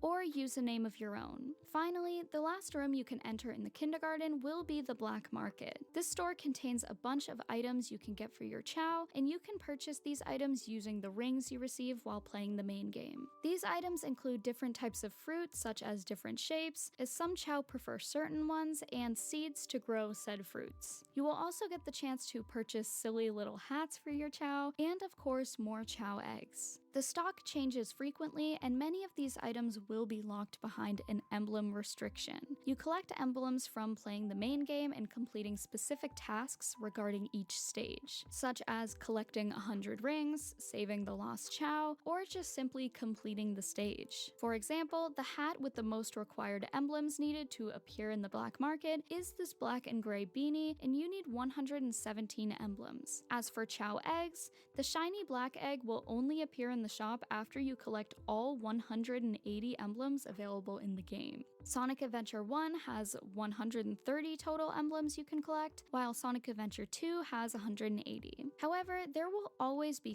3 egg colors that will never appear in your shop. This is randomly decided when you start your save file. The groups that you will possibly never see include Group 1, which is red, sky blue, and brown, Group 2, yellow, pink, and purple, and Group 3, blue, orange, and green. We definitely missed out on Group 2 growing up because no matter how much we played, that fucking pink egg literally never appeared, and I still have not gotten over it. Although on my current save file, I have 3 pink chow because I keep failing at making a neutral chow. I know I'm terrible at this. Anyway, in the PC version of Sonic Adventure 2, a glitch takes place where Group 2 will never appear. So without mods, a pink, yellow, or purple egg is impossible to receive. There are various different colors and color types in these games. Aside from the basic two-tone chow each garden starts you off with, you can also get a hold of monotone, jewel, and shiny eggs, although they are a lot harder to come by than your basic two-tone and monotone eggs. It does depend on what version of the game you are playing. For example, Sonic Adventure 1 for the Dreamcast simply does not have monotone or shiny chow. Jewel chow have this sort of metallic-like skin. The options consist of amethyst, garnet, aquamarine, emerald, gold, onyx, peridot, ruby, sapphire, silver, and topaz, while shiny chow have more of a sparkly effect. Anyway, besides the kindergarten, another major activity for your chow to partake in would be the chow races and chow karate. But when your chow first hatches, they're not exactly ready for such strenuous activities. So how can you raise your chow to be the best they can be? So before we can really understand how best to raise our chow, we need to learn the basics of a chow's life. Chow egg hatches, out comes baby chow. Chow will be in the child stage for a few real-time hours playing the game, and will then enter a cocoon, evolving into an adult. The adult chow will have a second evolution, although it is much slower and gradual than the first one. After this, depending on their happiness, the chow will enter its last cocoon, either dying or reincarnating. When reincarnation occurs, your chow will resort back to its baby-like self, as if starting from the very beginning. They can reincarnate multiple times if the requirements are met, and once again, we'll get to that later. I do fear I say that a lot in this video, we'll get to that later. There is just so much information, I feel like if I get into it now, I'm gonna get way off topic, so just trust me. Although you can always purchase chow eggs at the black market with the rings that you get during the main game, you can also have your chow chow mate to reproduce. Your chow will enter mating season a few hours after its evolution, and you can tell this is the case when a bunch of flowers bloom around them. You could also just buy a heart fruit to speed this process along. Obviously, it takes 2 chow to mate, and at least one of them needs to be in their mating season, while the other should at least be close to it. Although the easiest way to make this happen is to give both chow a mating fruit. Place both chow in the same flower circle, they dance around for a few seconds, and then there's your new chow egg. This new chow will have traits from both parents. Anyway, back to their lifespan. How can you ensure that your chow will be happy enough during its lifetime to reincarnate? Happiness, although hidden in-game, is based on, of course, how you treat your chow during their life. Feeding them tons of their favorite fruit, petting them and picking them up, rocking them back and forth, only in Sonic Adventure 1 DX, and of course, giving them drives and animals. Doing so will raise their stats. There are 7 stat types your chow can excel in, those being swim, fly, run, power, stamina, luck, and intelligence. Although luck and intelligence are hidden stats. Anyway, throughout your time in the main game, you can collect drives and animals, which you can then take back to the chow garden and gift your chow. Different color drives will raise certain stats. For example, green drives raise the run stat, purple raises fly, yellow swim, and red power. Animals are an even more fun way of raising your chow's stats, as your chow will also take on a physical feature of the animal given to them. So, giving your chow a bunny will raise their run stat and most likely will give them bunny ears or a little fluffy tail. I love it. You will also be able to see your chow's stats while feeding or holding them. Returning back to the health center and medical records, this will give you an even more in-depth report of your chow, which can prove to be very useful. You will see your chow alignment, which is essentially where it falls on the hero, neutral, and dark spectrum. You will also see their current stats as well as their stat grades. Stat grades describe your chow's natural abilities. The only possible way to raise one chow's grades is through evolution. Anyway, the stats come back into play later, but the main reasons one would want to raise the stats of their chow: 1, the stronger and faster your chow gets, the more likely they are to win chow races and karate, which can result in winning small prizes for your chow as well as emblems. 2, it's a lot of fun to put in all the work and effort into making these little guys into the perfect evolution that you choose, and honestly they just look really cool. It's a creative way to express yourself and your interests, showing off your chow to your friends, or honestly just yourself. So what are the kinds of evolutions we can see from our chow? How can we get them? And what are their perks? Evolution. As mentioned before, chow have 2 total evolutions, one from child to adult, and the other being a much more gradual change, occurring before death or reincarnation. How you raise your chow before their first evolution will determine the rest of its life and what skills it will have. Starting with the basics: hero, neutral, and dark. Literally do not mind how horrific I look right now. I just wanted to make it very clear, when I am describing the hero and dark chow, I am referencing Sonic Adventure 2. This was not a thing in Sonic Adventure 1. Okay, love you guys. These are the main 3 types of chow evolutions you can make. Although there are other subtypes, which we will get. You're playing Cobblestone? Daywolf! That's crazy. That's crazy, Daywolf. You playing Tumblestone? No way. Without the presence of Chase, sacrilege. Wild. Crazy, crazy. Did someone say Tumblestone? Indeed.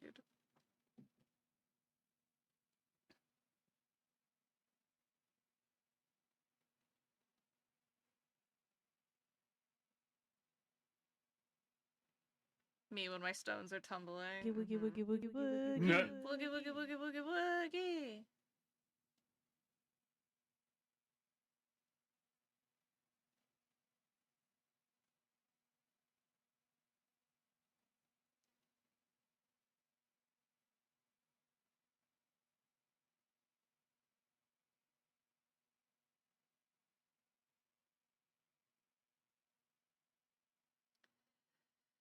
Okay, I think I like the summoning circle that I made. All right. I would have tumbled stones, but I'm bed icky sicky bleh. No, Umber, you're the one who was talking about how you feel so good today. You're like, oh man, I love people, I love life, and now you're sick. Homie, my guy, my dude, my little will-o-wisp. So I was right, the Padawan is better than the Germans. The Padawan? Oh my god, this fight that I've been dealing with for like the past hour is ridiculous. Bullied Chipser, that's all I see. Well, thank you for the raid. Welcome in, raiders. That was his last happy moments. No! Bane's playing Silk Song. And, yeah, I'm being playing upset Silk about it. Song, and it's been beating my ass.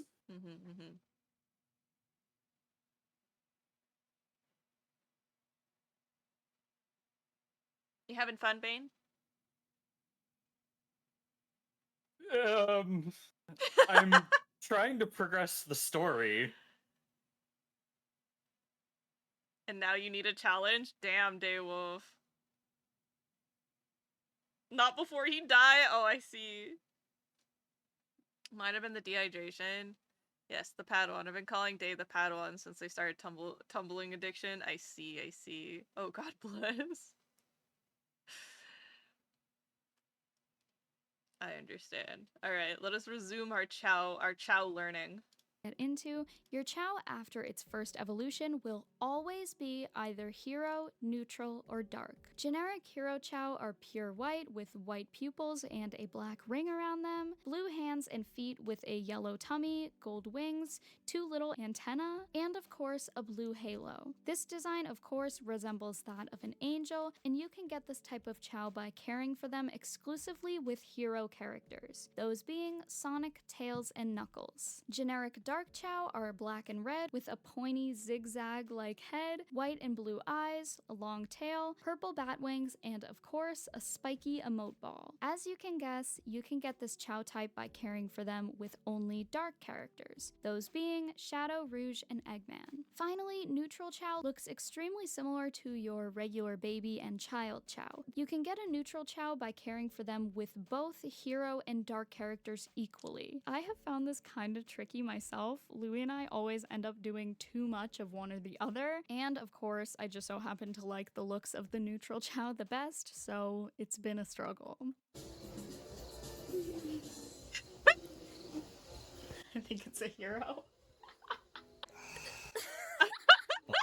Okay, I f***ed up and did a dark Chow. Too many dark characters. This time I f***ed up and did a hero Chow. Too many hero characters. Of course I want the neutral Chow. Of course. I did it back and neutral looks the best to me. Now, you can totally stop there and just have your hero, neutral, or dark Chow. You will get the most basic version of the three if you refrain from giving your Chow drives or animals, or basically just keeping yourself from raising any of their stats more than the others. However, it absolutely does not end there if you don't want it to. There are tons of different combinations your Chow can evolve into.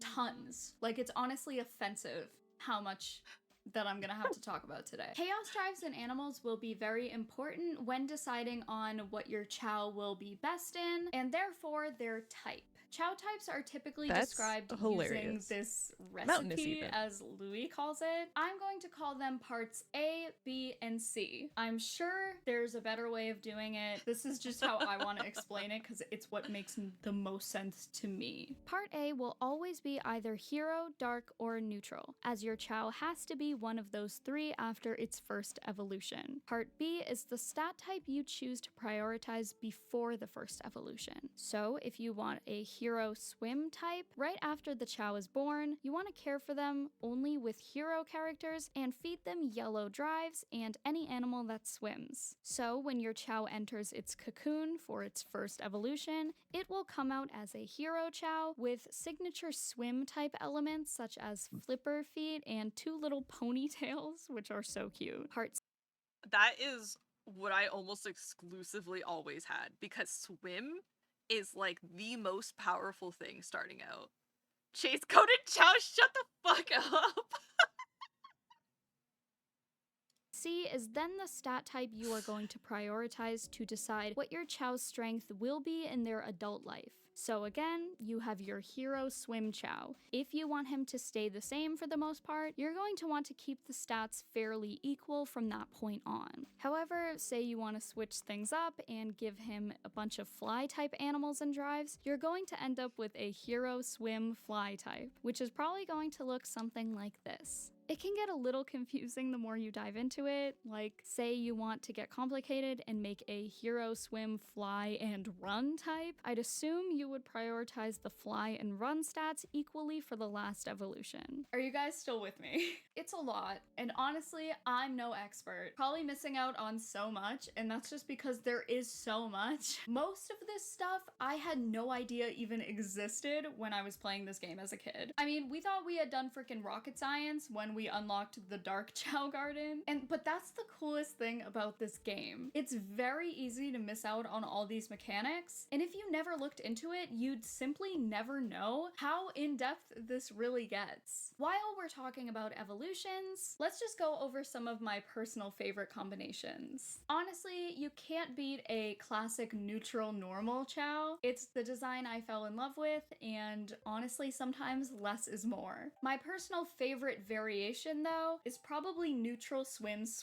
I definitely have a soft spot for neutral Chow as I feel like their eyes are the cutest. I just love that classic design, but I absolutely love the ears on swim Chow. They remind me of like floppy bunny ears. This is the Chow I'm currently attempting to make, but Louis trying to help me and he's just like not very good at it. Too many hero characters. He just can't get the neutral Chow right. And honestly, in his defense, to me, it's kind of tricky because you really have to make sure that you are caring for that Chow like equally with both types of characters. It's just a lot. It's a lot. Honestly, all the fly type Chow are superior. I totally love the Knights reference, and I'm biased. It's so I good. love the pink and purple coloring. I really like the neutral run normal because although it isn't the official Sonic Chow, that title goes to neutral run.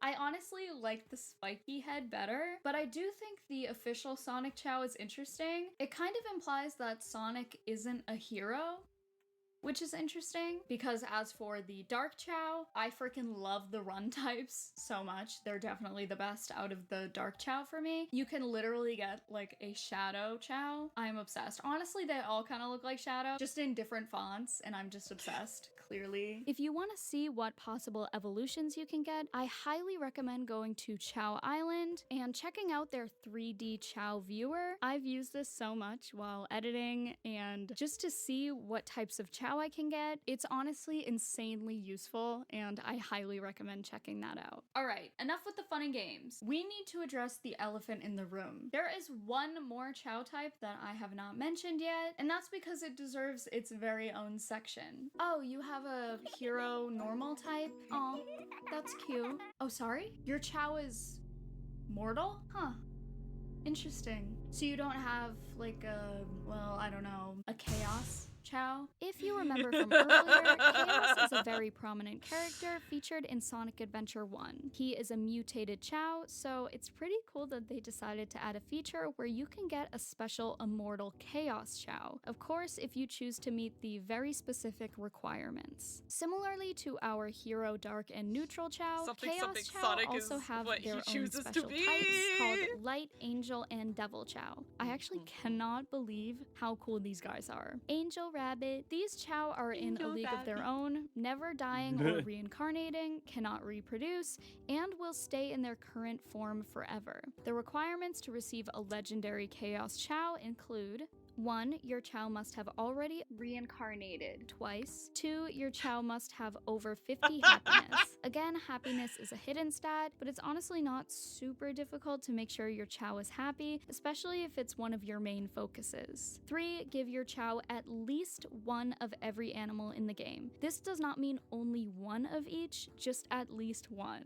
4. Your Chow must have balanced stats, so not leaning towards swim, fly, run, or power. And And 5, just like evolving your regular Chow, based on the type you want, you must care for your Chow with specific characters to get the outcome you're looking for. Hero characters will give you an Angel Chow, Dark gives you Devil, and of course, a mix of both types of characters will give you a Light Chow. So, as you can probably tell, this is a massive pain in the ass, and it's a pretty big flex to have a Chaos Chow without using any mods. So, you've made your Chow the strongest, fastest, most powerful little guy that you've ever.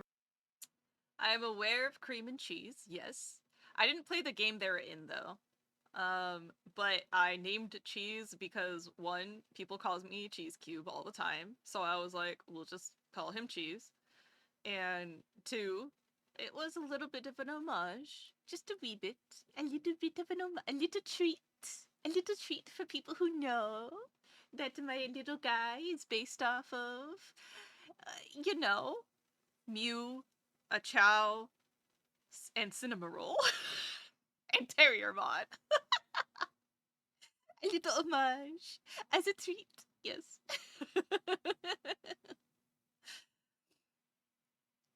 Chaos Chow is a pain, yeah. I was never able to get one ever. I just gave up. I was like, nah. Oh well. I made a neutral Chow once, and I was like, oh. Nothing happened. So I didn't know. I didn't know that was a thing you could do. I was like, it didn't change. That's crazy. Also, there's a hidden aspect they didn't mention. If you do even one negative thing to your Chow, they die. Kick the Chow. Oop, no Chaos Chow. Oh no. Yeah, that's pretty bad. Chase has an aesthetic. Yes, yes I do. Through your egg, no Chaos Chow. And aesthetic. Aesthetic. Seems like you play even. Oh, you need to play even more.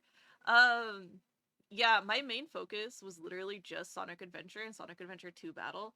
I loved those games, and I played the shit out of a Sonic Adventure 2. Like, I have it on the Dreamcast, I have it on the GameCube, and I have it on Steam. Okay, like, I have it on every console it came out on, okay? Like, yeah. Do you have it on Xbox and PS3? Well, I don't own a PS3, so no. And I did not buy DX on the Xbox, no. Because Sonic Adventure 2 doesn't exist on the Xbox. DX, though, does. But Sonic Adventure 2 does not. Ever seen. What do you do with it now? Well, Sonic Adventure 2 exists on the Xbox. I have never, ever seen Sonic Adventure 2 on an Xbox.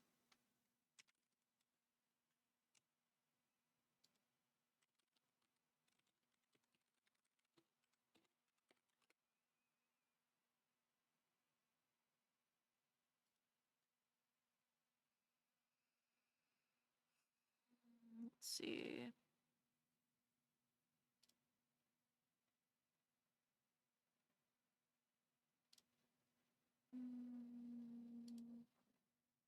When did it come out on Xbox? In 2012. In 2012, it came out on Xbox 360. That's wild.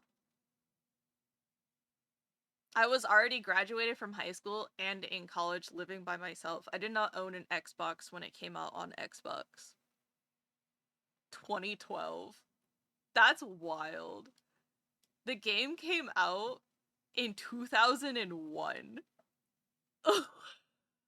11 years later, it decided to come out on Xbox 360 is wild.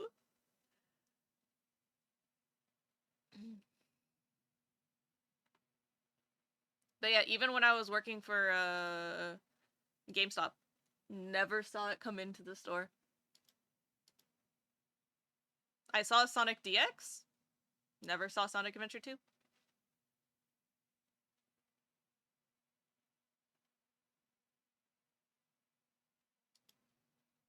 In 2012? In 2012, I didn't own a single game console other than, like, my Nintendo 64 that I brought from my childhood home. And my GameCube. Wait, no, I didn't even have my GameCube at the time, because I went home to go get that later. Yeah. I didn't own any current consoles when I moved out. I had my N64 and that's it. In 2012, I was 6. Yeah, Umber, I know, you were a baby.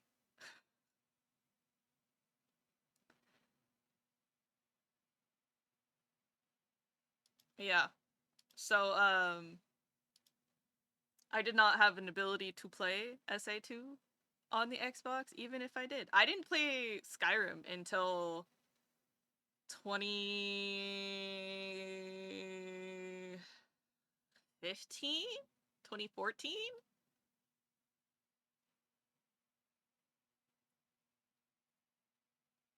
Let's see, I got Kisa in 2012. And Skyrim came out in December of 2011. So yeah, I must have played it in 2013 or 2014. And then I didn't get my Xbox One until I worked at GameStop in 2015.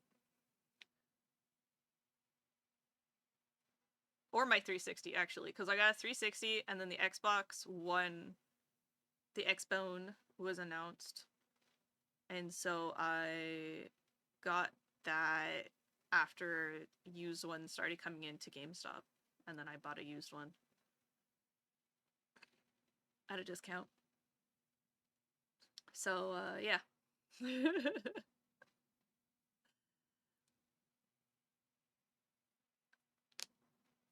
Okay, buddy, them 3 years, there's a big gap.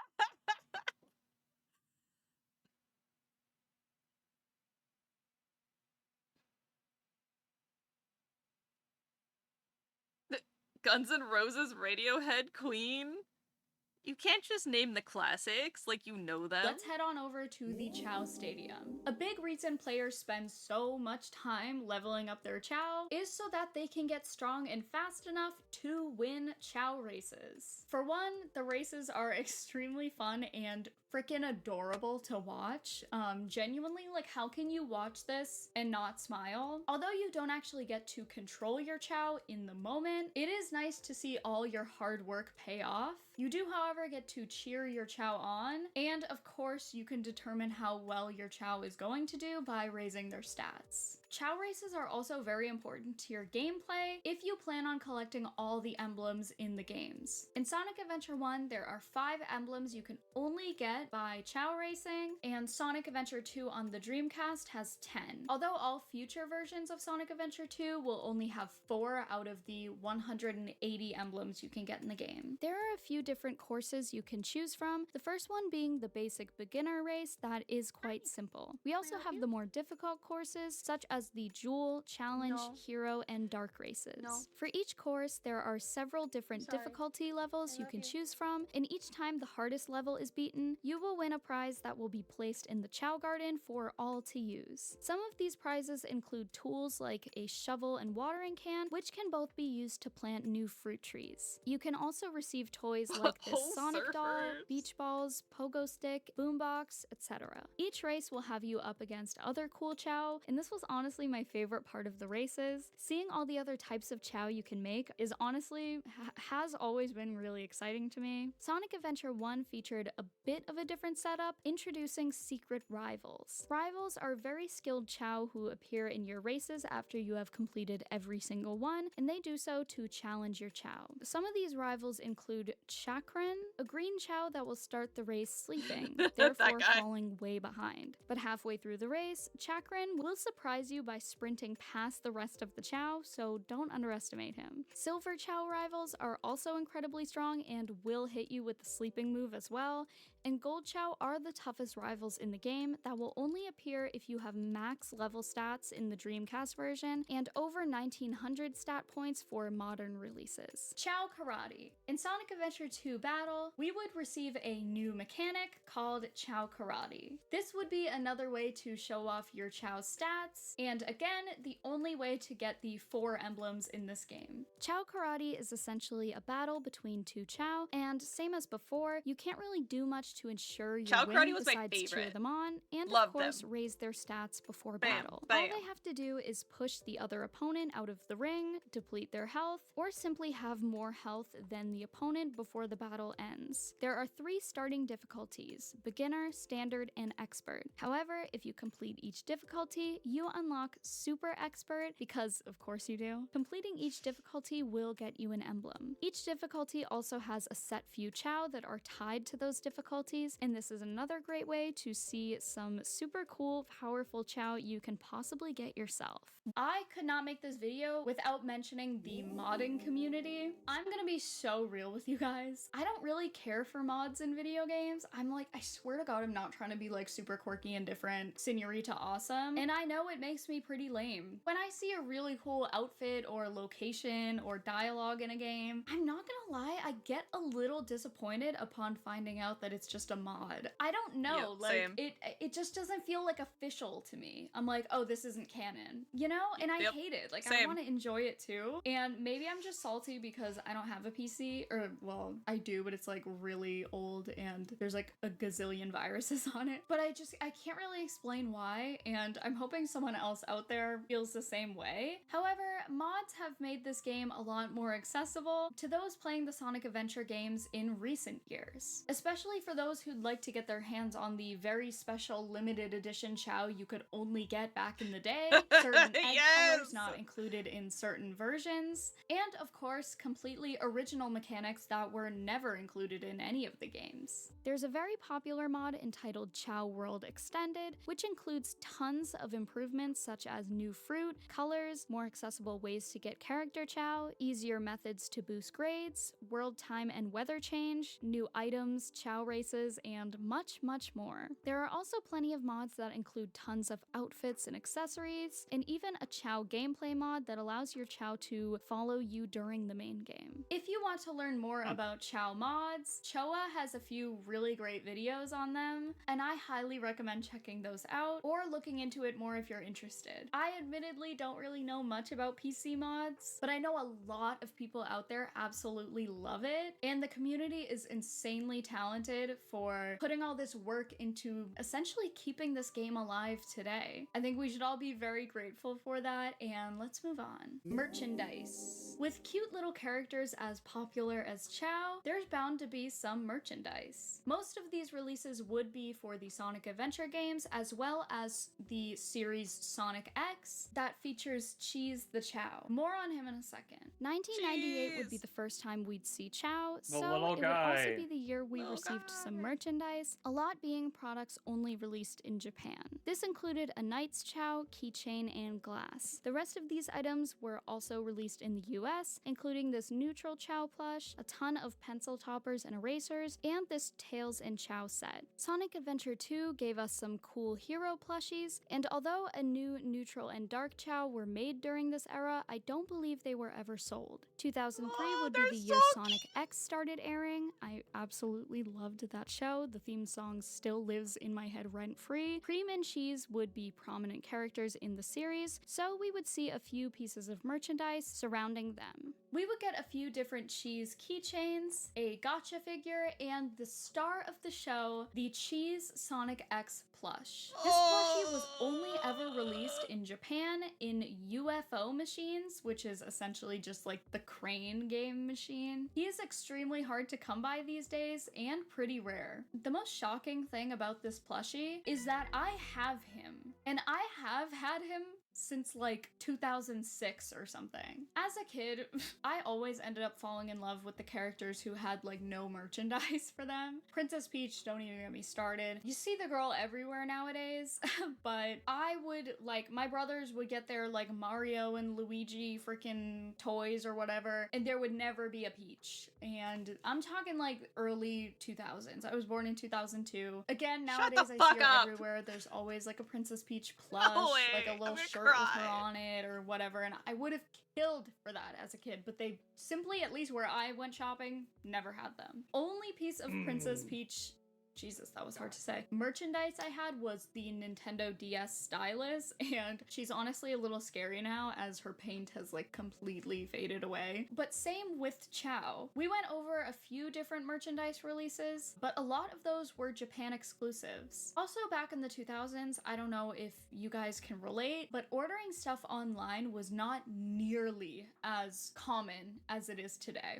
I feel like everyone always has like some Amazon order coming in, or they ordered a t-shirt from Depop, or I don't know, a plant pot from Etsy. Freaking like, we're always ordering shit. It's like so effing common, but it really was not back in the day at all. To be fair, I genuinely think this Chao was the only thing I ever saw my parents order online. I don't know where they got it. It must have been shipped from Japan, I could imagine, or at least someone who got it from Japan. I have no idea. My parents remember it took forever to get here. I don't know, it could have been a couple months. I'm not even kidding. I think like one of the first memories I have as a kid is seeing my mom walk down the stairs with the box, and I just knew it was him. And I, as you can see from these pictures, I took this little guy everywhere. I was so obsessed with him. I called him Lucky, even though I knew his name was Cheese, but I was just like, whatever, I want to name him something different. However, unfortunately, I have no idea where he is right now. We would have never in a million years gotten rid of him or thrown him away. So he's most likely in my garage somewhere, like underneath a bunch of boxes or something. I really don't know. I haven't seen him in a couple of years, but he's around. He has to be. I don't know, but we've been looking for him for quite some time, but now that I just found out he's like super rare and from Japan, we're looking even harder now. I will of course keep you guys updated, but I don't know, I feel like I kept him hidden away for so long because I didn't want anything to happen to him, and now he's missing. I recommend checking out Chao Island's page for all the merchandise, although there were quite a few unreleased Chao merchandise, and we'll come back to that because the next section is the obscure side of Chao. We are almost at the end of the deep dive, I think. I don't even think so. This section, we will be focusing on the obscure side of Chao, and this will focus on random oddities, niche facts, maybe some unsettling moments, and of course, game-breaking glitches. We can't do this video without mentioning some rare Chao, and of course, the lost media regarding this topic. Let's get into it. Rarest Chao. Some of these are so rare, they are simply not obtainable as of 2025 without mods, of course. The Moon Chao is one of the rarest Chao to date, and this is due to the fact you could only get it in the Chao Black Market for Sonic Adventure 2 Dreamcast, which was originally online. I could not find when the site was taken down,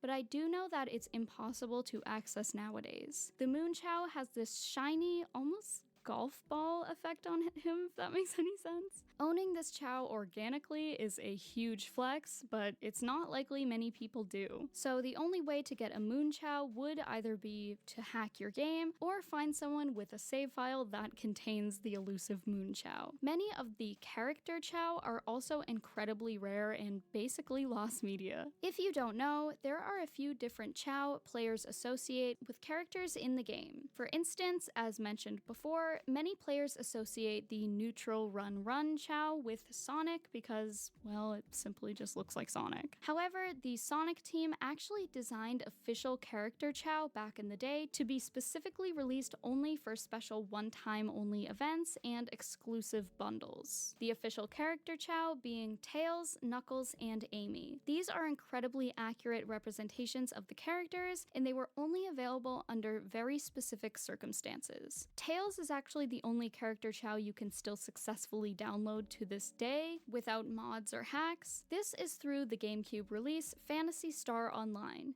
In order to retrieve the Tails Chow, you have to complete the quest The Fake in Yellow and download the Tiny Chow Garden on the Game Boy Advance machine in-game, send the Chow to your Game Boy Advance from the game, and then you can send him to Sonic Adventure DX or 2 Battle. Extremely random, I know, but it's possible. Another way of Unlock retrieving the childhood 3 dream. character Chow would be through the Wild. Nintendo GameCube software eCatalog 2003 disc. It's wild because I don't have the Chow Garden game on the Game Boy, but I have Phantasy Star Online and the GameCube Sonic Adventure 2 game with me. Yeah. Right now. So it's like, oh, I could potentially get one. And I have done the Fake in Yellow quest. I just didn't know what the fuck it was supposed to be about. Which is so funny. Through the disc, you could download one of the 3 character Chow to the Tiny Chow Garden. Another instance you could find these rare Chow would be during the 2001 World Hobby Fair. If you brought your Game Boy Advance, you were given the option to download one of these 3 character Chow to your Tiny Chow Garden, which could be then transferred to your copy of Sonic Adventure 2 Battle. However, you could only download 1 character per console, so you had to choose wisely. However, these 3 weren't the only official character Chow available at an event. The Shiny Sonic, Tails, and Shadow would all be downloadable at different events in 2002 and 2003. Shiny Sonic would be available at the Waku Waku Game Party event held by the Sonic team. The World Hobby Fair was held on January 19th, 2003 in Japan, and this is where we would see Shiny Shadow. And on June 21st, 2003, the same event would debut a Shiny Tails Chow. Anyway, let's move away from rare Chow and let's get into some glitches. There are many glitches in these games. They're very old, and again, this was before the age of routine patch-ups and updates, always like patching out glitches and stuff, so I won't be able to sit here and talk about every single one, but these are a few I found interesting. In the Dreamcast version of Sonic Adventure 2, there is a game-breaking glitch that can occur after taking your reincarnated Chow to the doctor, and apparently, this one glitch can completely corrupt your save file. Upon checking in with the doctor, there is a chance he will tell you how many times your Chow has reincarnated. However, the dialogue is completely mistranslated from Japanese, so it just gives you this weird jumbled up message. Upon leaving the office, your character will start to glitch around and your game will most likely crash. This sounds fake, but it's real. The glitch will happen as long as you're playing in any other language, so you could always switch the language to Japanese to avoid it. Many players have tried this glitch over the years, and I've seen some people say their file was completely fine after that. Hello, Mr. Meow. Welcome on in. Thank you for the raid. Welcome in, raiders. My name is Chase. I'm your local intergalactic interdimensional alien demon angel gremlin thing and supposed spirit medium. I'm an artist, animator, and game dev, and sometimes I also play games. Today, we're watching some videos about some of our favorite subjects. We watched one on the history of tea, and now we're doing a deep dive into Chows of Sonic Adventure. Hello, Arafal. Hello. Oh, you're playing Silk Song. Are you having better luck than Bane? How are you doing? You beating up them bugs? Yeah, I'm over here getting my ass beat in Silk Song. You silked my song up good? It's beating my ass? Oh, I see. I see. Understandable. Have a good day. Yep. But you're having a good time? That's good. I'm glad you're having a good time with Silk Song. I love the games because their art is so cute and so pretty, and I 10 out of 10 love the simplistic art style of it and how well the characters read. Their strong silhouettes and all that. I just wish it wasn't a goddamn platformer. I cry. I could never. It's so mean. So I've heard. I've watched a few clips of people parkouring through certain areas, and I'm like, God damn, it does not give you a break. It does not give you a place to breathe. It's like, nah. That's wild. I like silking it. Hi, Ruby. I told them about our exchange lesson.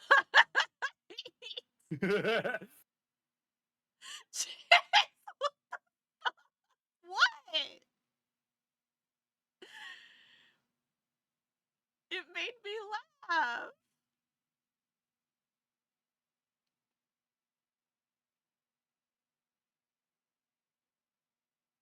I had a good time. It made me giggle. I've never let out a more disappointed sigh in my life.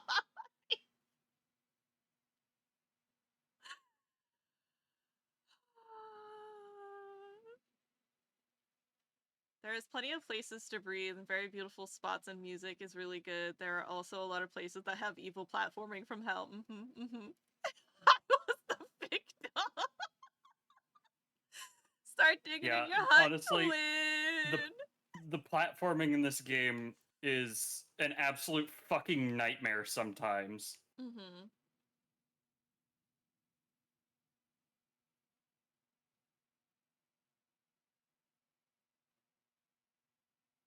I was trying to sleep and saw that, like, what? Where's Cream and Cheese? Let's hear listings. Tails, Sonic, Shadow, Amy, Knuckles. Where's Cream and Cheese? I've seen a lot of Cream and Cheese plushes, actually, and damn it. I just sort of was like, maybe one day I'll get one. I even see Dr. Robotnik. I still haven't switched off the starting crest. Oh, found one, 13k yen. Ooh, that's too many yen. That's too many yen. I am a hunter truther. You can't kick me off my diagonal dash. What act are you in? Meow. What act are you in? Okay.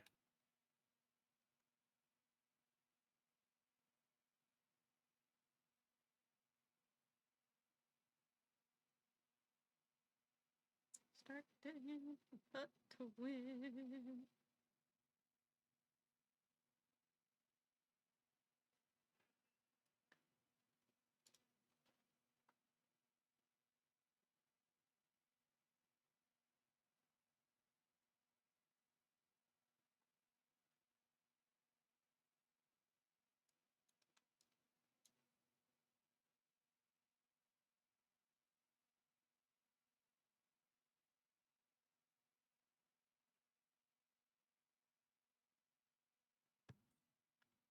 Like 65 hours into it. Jesus Christ.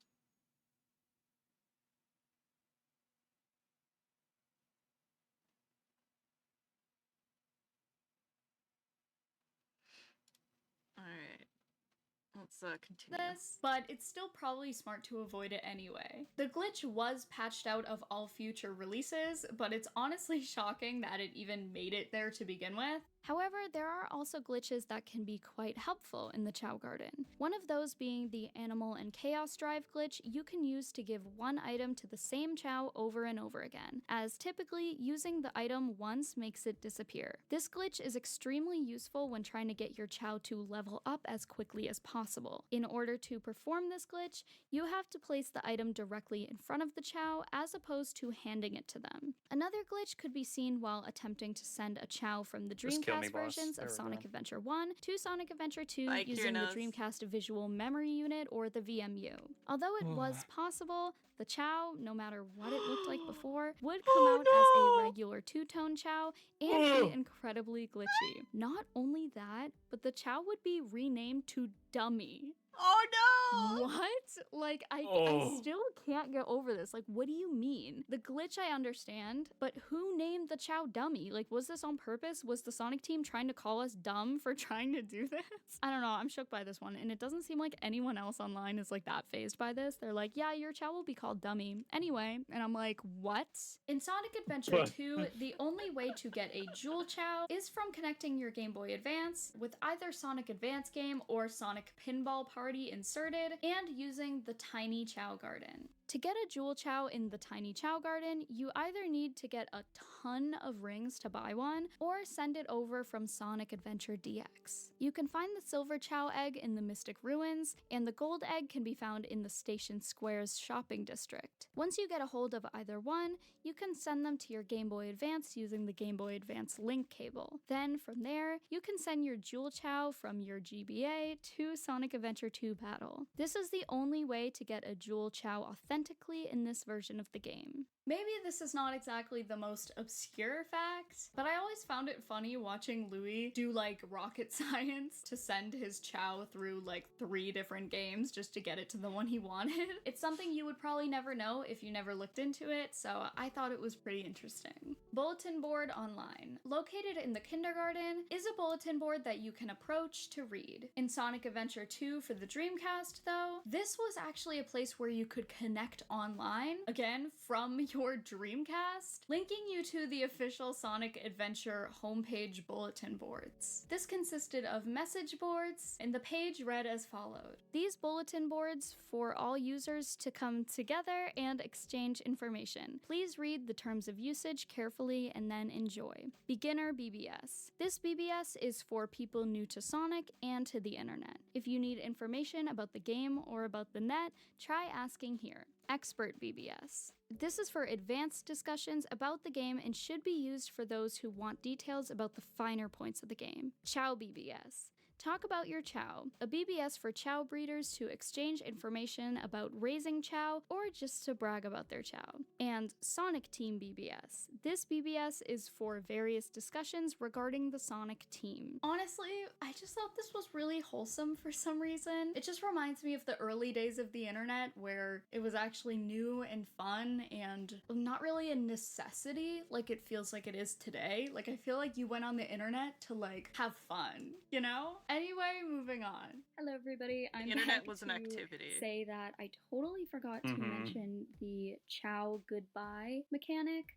I will briefly tell you guys, but if you want to go watch this video, I talk about it like super in depth, but basically there is a feature in the Chow Garden where if you take your Chow over to the Chow transporter, you have the ability to basically send your Chow out into the wild and you will never see them again, as they very eerily tell you. It scared a lot of kids, including me, very much so, and a lot of people find it simply just depressing, and they play this really sad song for you as you do it. I was terrified. I would not go over to the Chow transporter literally at all because of this. I do wish I included it in this video, but my laptop would actually explode if I added any more footage to this, so please go check out my other video if you're really interested, but that's basically it. Another obscure internet mechanic would be the black market for Sonic Adventure 2 for the Dreamcast, like I mentioned before. Unlike future games, the black market would not be available directly in-game. In order to get special eggs, you would have to visit the site using the in-game browser. Here, you could download all kinds of rare Chow eggs, including the Moon Chow from earlier.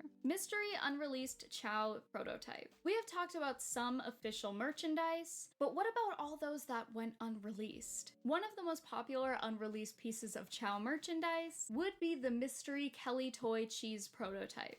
Kelly Toy has been known to make plushies for the Sonic series before, but we never ended up getting a Chow release. However, in 2017, we got this photo of what looks like a cheese plush from Sonic X due to his cheese red is bow. a neutral The photo Chow. He was just happens to have a bow supposedly tie. taken inside Kelly Toy headquarters sometime around 2011. You can also see around the Chow are a bunch of Chowder plushies from the Cartoon Network series that would also end up getting cancelled. It seems like there is only one Chow plush, and this is the only photo of the prototype. Of course, we don't have a solid answer on why this was scrapped, but Chow merchandise has not necessarily ever been a priority for Sega, and Kelly Toy would lose the Sonic license just a few years after this, so it's not all that surprising. However, I really feel like we could have used more Chow merchandise back in the day, so my parents wouldn't have had to order a frickin' plush from Japan that took like 3 months to get to my house. Anyway, moving on. Chow Adventure. Chow Adventure is a minigame you can play on the Dreamcast VMU. This was a fun way to raise your Chow stats without them aging, and there are even different stages you can play and meet various characters on different routes. I added this here because it's something I don't see talked about a lot, and I do think it is more on the obscure side. Okay guys, so remember that brother I talked about at the beginning of this video, Liam? Well, this next section will be an interview with Liam all about Chow and our nostalgia over it, and also how we feel about the fact that Sega will not bring the Chow Garden back. We have many thoughts, and this conversation went on for quite some time, but I shortened it down for you guys. But if you want to skip it, you can go to the timestamp here for the end discussion of the video. Would you like to introduce yourself? My name is Liam. I am older brother. I'm just chilling in the Chow Garden right now. Just finished karate. What would you, so let's start with, what is your first memory or your first like core memory of playing in the Chow Garden? The first core memory would probably be, I can honestly remember the first time I went in it because I ended up opening the Chow key because I thought it was just kind of like an extra guy, just thinking it would be something like that. And the second it took me into that, I was like, what is this? And I just remember there's a little egg, and I believe I was with Mom, and we're just sitting there just trying to figure all this stuff out together. We're like, okay, is this part of a mission? Is this like, and the second we saw a little baby Chow pop out, I was like, this is great. I was all excited about it. Yeah, I was 4 years old. It was like so easy to figure out. It was just kind of like shake the tree. There's nothing that actually shows you how to do it. You're just put in there. Literally. It's like, okay, where It's am just I? What do I fortunately do? very Oh, it's my own intuitive. personal baby. This is great. I ended up being hooked with it the second I got it and just started overfeeding the heck out of it. Little fatzos. What were some things that you did not know was a thing in the Chow Garden that you learned in recent years? There's a lot that I didn't discover until like I got the PC version. But the only thing is I ended up getting the Xbox edition like when I was like in my teens and just started playing it and started getting the understanding of how like the way that like the reincarnations work and stuff like that, like just how they go in the little Chow bubbles. When that first happened to me when I was a kid, I had no idea I was like freaking out. I was like, is it gone? Is it gone? And then when it came back, it was like, wow, incredible. Once I realized how long it took to get to and how long you got to kind of sit through it, when I was a kid, it probably felt like an eternity, where once I was in my teens, I was like, oh, okay, if I just stick around for a little bit, just keep feeding him, just wait and, give him what he needs and that's it won't take nearly as long. Whereas a kid, I was like, I wonder if that's ever gonna happen again. Like, it was kind of like, Yeah, they barely explain it to you, and the only explanation that you really get is in like the principal's office, which like I'm not going in there. No, Like, I don't. What do you like I think just I'm saw that all you could studying? do is read, No, and I was like, exactly. The other thing that I didn't know, that the certain things that you could give, like the run, like all the animals and stuff that you can give it, I didn't know that there was specialties that you can give it, and then as it reincarnates, it is literally built for its specialty that you give it. yeah, So I I'm had just, no I had idea. no idea about that. And then when I started, all of a sudden I see people on YouTube going, oh, this is how you make a Sonic one. This is how you make a Shadow one. Oh, so that's how you do it. I was like, because Yeah. I didn't have too many friends who played the game. It's not like I was like, hey, what did you do? That's exactly another thing. Like I I feel was- like one of the first times I like met someone else who played in the Chow Garden specifically as much as we did was like Louis, and that was like only Right. a few years ago. I feel like even people who did play Sonic Adventure, like there are people who like didn't really like play in the Chow Garden because I don't think they knew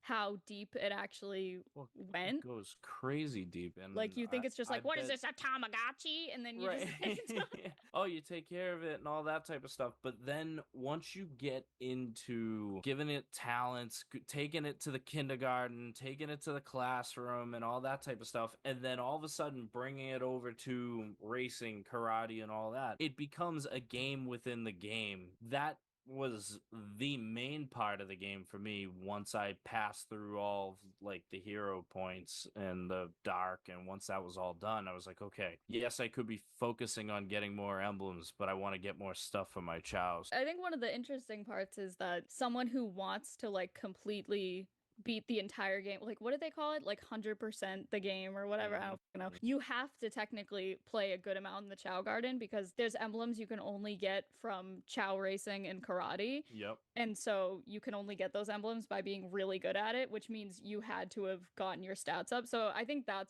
was a good idea to like actually force people to do it. Yeah, exactly. But I mean, again, like I feel like back in the day, like we weren't like, let's get every emblem in the game. Like we didn't even know, or I didn't even know like really how to get them all. I was dumb enough to think, okay, if I just give it literally red potions or whatever it's called, it's literally going to just beat everybody all the time in karate. I feel like the animals and stuff, I didn't really like. I just thought it made them look like just like, ugly or yeah. Yeah, well, that fucking penguin and its eyebrows. Like, don't even get eyebrows. Louis Yes. like, you need a swim animal. I'll give some penguins, and I'm like, no. I always loved the little like you give it what was it, the bat where it would have no legs. I'll never forget when I did it for mine. I freaked out because I was like, but I want it to have legs and all.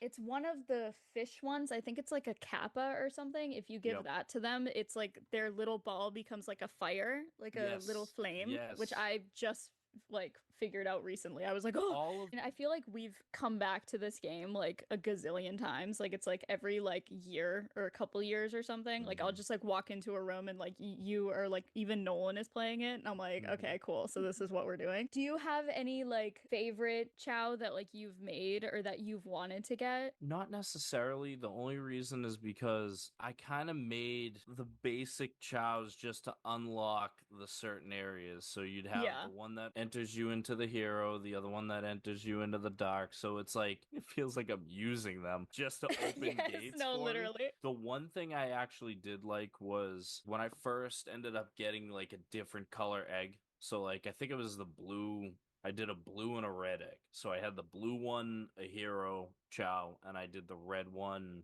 a dark, and it was like the coolest thing. And I remember I was young, so it was like a much bigger deal to me then than if I did it now. I'd be like, oh, that's cool, and then I'd realize I need to go back to work. It took us so much longer to like do things back then. Like I feel like me and Louis like fly through the Chow Garden within a couple hours. Like we're on like the second evolution, and I'm like, this would have taken us months. Like, yes, it wasn't even a thought process. We weren't even thinking, oh, let's get through the reincarnation. No. I just thought it was the Chow God just chose mine to become an angel. That's it.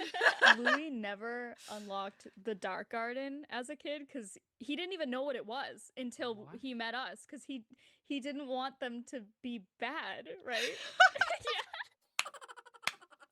I was like, have you unlocked the Dark Garden? He was like, the what? And I was like, didn't pet one of those motherfuckers once with Rouge. Like, what? I got an interesting question for Slay. Out of all of the sounds that the characters make when they decide to pet the chows, which one is your favorite? Oh my god. Okay, wait, hold on. It's very difficult for me. Shall we go down the list? I think because all I'm thinking is everything will be okay. Sonic. Don't worry, buddy. Oh, that's a good one. That's a good one. Shadows is just that's it.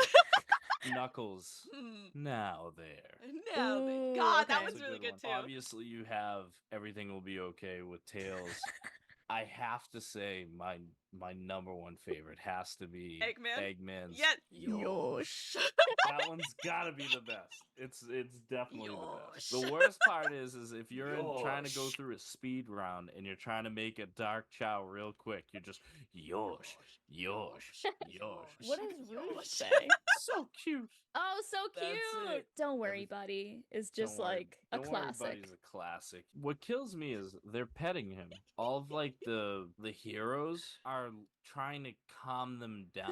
Yeah, what's wrong? All the other ones is just saying, "Oh, I love you," or "So cute," or something like that. Notice that. Interesting. What is your favorite song within the Chow Garden? So there's like the 3 Chow Gardens if we're just talking about Sonic Adventure 2, and then there's like the Chow races, the karate stuff, the kindergarten. Like, what is your favorite theme? I'm in between two things. Does the classroom count as a song? Ooh, honestly, With yeah, them all probably. good? Yeah. that one might have to be number one.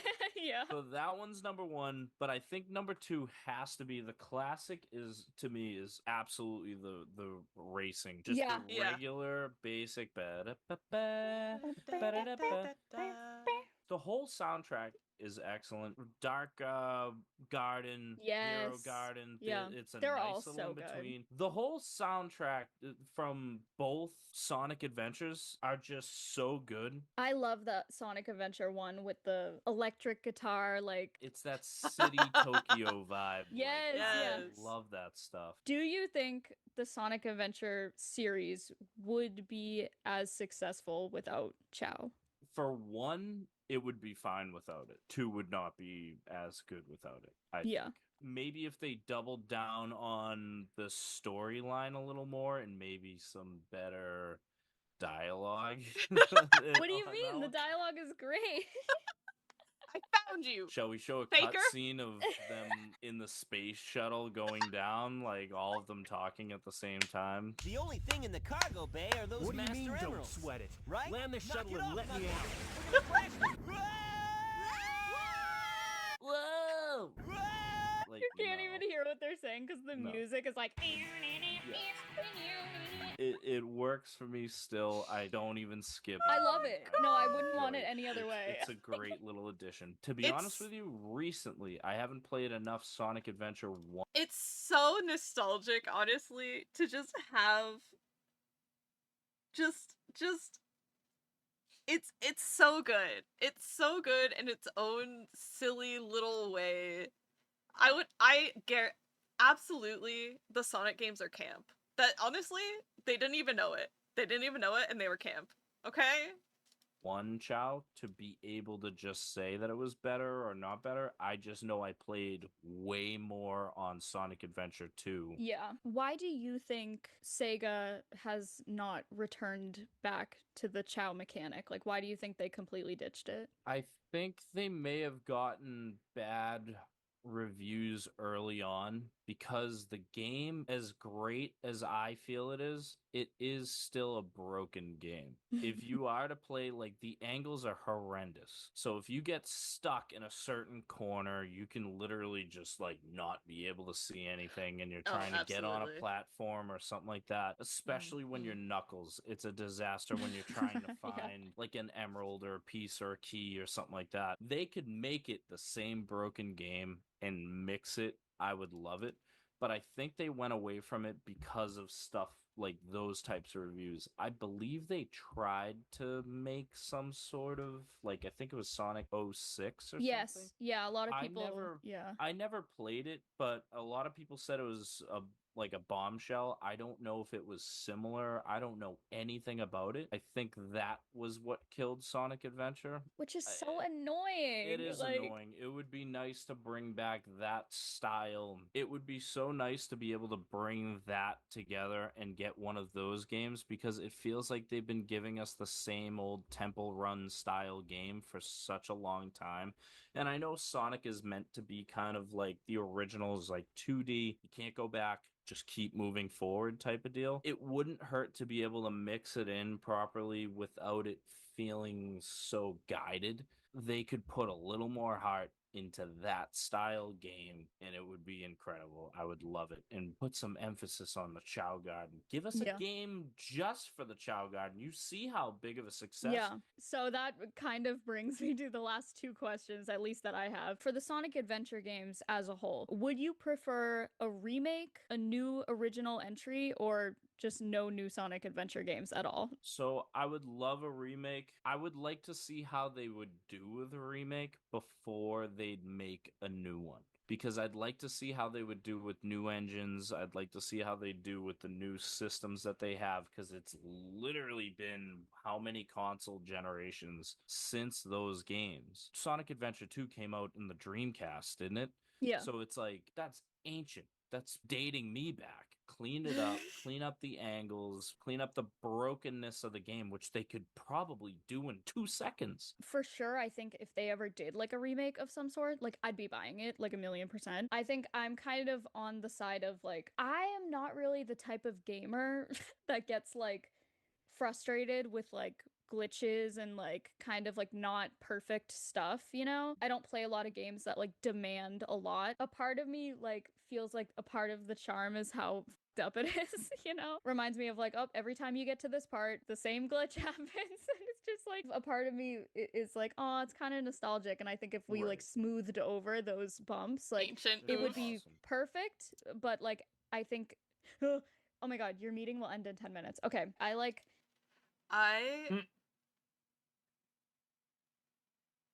remember ordering a Dreamcast from a catalog, it arriving, it being broken, and us having to like send it back several times to get a replacement. And the third time was a charm. We have a Dreamcast that still works today flawlessly. It has never crashed, it has never frozen. That thing is chugging. It still works. I have it plugged into my TV right now. Yeah, I just got called ancient live on television. This is great. I love this. I love this for me. It's fine. It's cool. It's cool. It's fine. It's cool. It's fine. It's chill. I'm fine. I'm cool. You're fine. You're cool. Yeah, I think you're pretty cool. Thanks. Thanks. All right.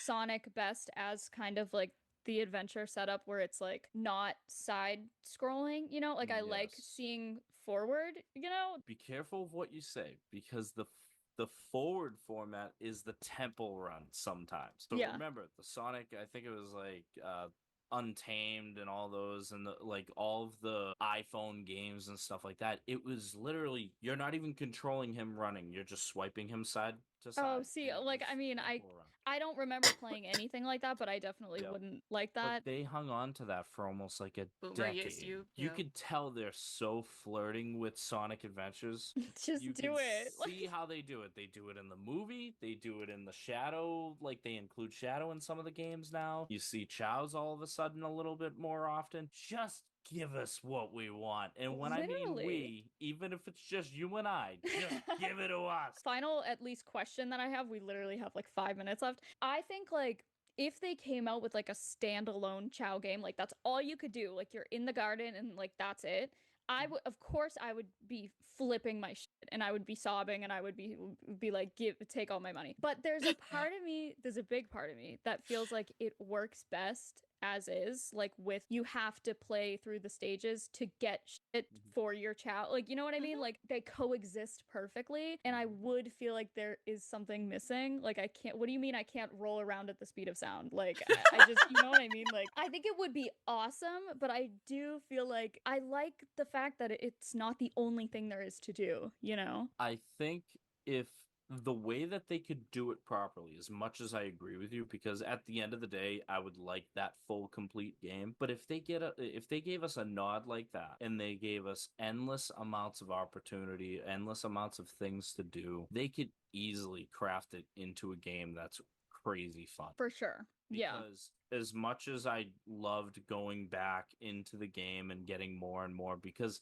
at the end of the day, I crave unlocking something. I crave winning an award and then getting something that other people may or may not have. That type of vibe is just where it's at. It's always been that way. It's always kept me playing single player games. Maybe if we could control them when they get older and have them take care of the younger ones, something like that, and have them do similar things wouldn't be such a bad idea.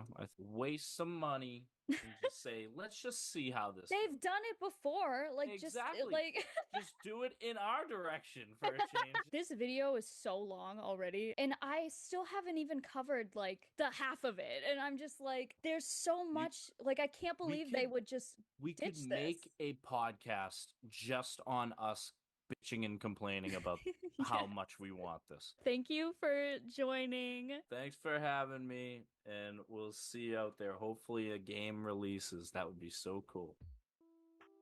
Now that we've discussed almost everything there is to know about Chao, do Chao deserve their own game? Many fans over the years have begged Sega to not only bring back the Chao Garden, but better yet, make an entire game dedicated to it. These games came out over 20 years ago, and arguably one of the biggest reasons people still replay it as much as they do is because of the Chao. To be fair, beating the same stages over and over again tends to get a little old, and raising your Chao honestly gives a major incentive to play over and over again. I don't think I've ever returned back to a game as much as me and my siblings have with Sonic Adventure 2 Battle, and a massive reason for that are the Chao. Now, obviously, these games are phenomenal as is, even without the Chao Garden. And to be fair, a lot of people who played back in the day completely neglected this feature. Sonic Adventure didn't need the Chao Garden, but honestly, I think it needs it now more than ever. More importantly, I want Sonic Adventure games back. I'm not saying I need a remake. Hot take, I don't ever need a remake. I have my GameCube. If I want to play Sonic Adventure 2 Battle, I will just play it there. I'm honestly not fond of this remake culture we have going on. Again, I'm really trying not to be not like other girls. It's just how I feel. Yes, the old games are glitchy at times, the graphics are outdated, and random gripes like during the cutscenes, the music is way too loud to understand anything anyone is saying. Thank God for the subtitles. But I know what I'm getting into when I boot up Sonic Adventure 2. I'm aware it is absolutely the nostalgia speaking, but for me, those weird fuck-ups are what makes the game what it is. This was before the age of routine patch-ups, so any glitch that snuck its way into the final release would be there forever. God forbid there are flaws, and God forbid there are consequences for the team kind of messing up. I don't want to play a polished version of these games. I just don't. That's just my opinion. What I would like is some sort of Sonic Adventure 3. In a sense. No open world bullshit. Let's follow the exact formula Sega almost perfected over 20 years ago. And let's try it again. Why not? Not only that, but if the developers pay close attention to the modding community, they could seriously enhance the Chao Garden in ways they wouldn't have even thought of. And this could create an absolute powerhouse of a side game. And not even the modding community. People are so sick of waiting for a Chao game that they are making their own. There is this upcoming game called Star Garden, and it heavily takes influence from the Chao Garden. It's freaking adorable. The demo actually just came out yesterday, and I got my super old PC up and running. I'm hoping to get a new one so I can actually play some games, and tried out the demo, and I had a blast. Me and Louie played it together. It's really fun, and I absolutely can't wait to see how it turns out when the full release happens. And also, this is not sponsored, obviously. They actually got the voice actor of Shadow from Sonic Adventure 2 to voice a character in this freaking game. That's how you get me interested. That is how you do it. However, we have to return back to the question, should Chao have their own game? Honestly, this might be the biggest hot take of this video, but I'm not sure if I personally would like the Chao Garden as much if it was the main focus. Hear me out. As I said before, I absolutely love a game where the main focus is one thing, but you have the option to go on a little side adventure that ends up taking up all your time instead. Again, Harvest Moon. Yeah, I like farming, it's fun. Would I play it if there was no romance mechanic? Honestly, probably not. At least not nearly as much as I do. I'm farming so much to save up enough to get the big bed so I can marry Sky and still sleep in my own tiny bed next to him while he's sleeping in the big bed. Yeah, I still don't really get that. However, if I play a romance sim where romance is the only thing you can really do in the game, it feels like there's something missing. Almost like I should be harvesting potatoes or something. It makes the wait that much more worth it when it's not the main focus, if that makes sense. I know this is a weird comparison and I should stop with this comparison, but it's honestly the best way I can explain it. So, would I be absolutely over the moon if they came out with a Chao Garden game?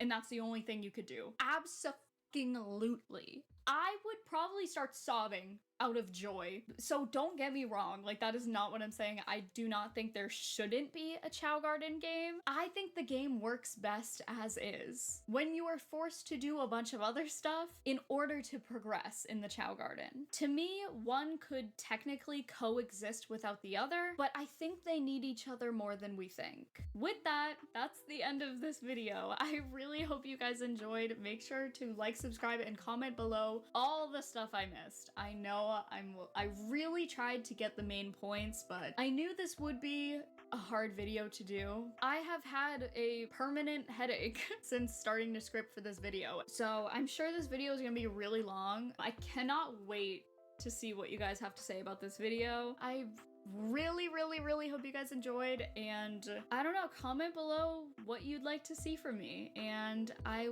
love you guys so much, and I'll see you next week. Bye!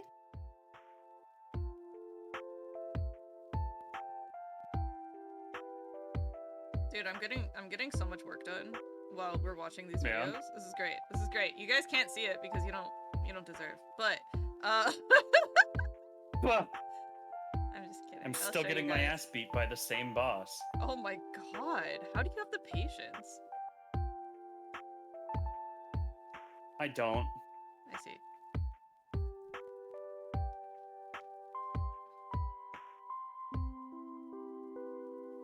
I have been getting my ass beat by the same boss since before this deep dive video started. Mm. Yeah, I know. I've been dying on loop for over an hour and a half. That's crazy. Gasp. All right, here you go. Here you go, guys. Here's what I've been working on. Ooh, spooky.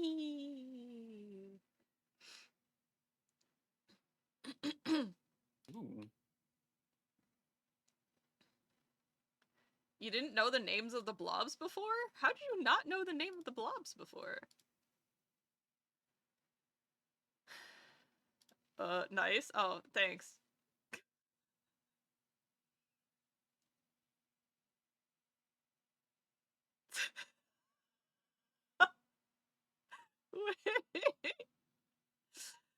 Hey, there's another video that's recommended to me. I refreshed my YouTube. The top video recommended to me is, "Hey, has anyone checked on Digimon Tamers?" ? The season that was darker than you remember. I'm like, yeah, yeah.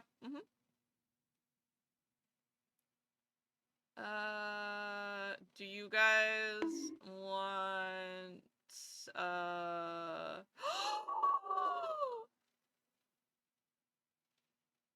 guys, hey, guys, you don't understand. A video I've been waiting for over a year has finally dropped. I'm so excited. I'm so excited. Tamers! I love Tamers.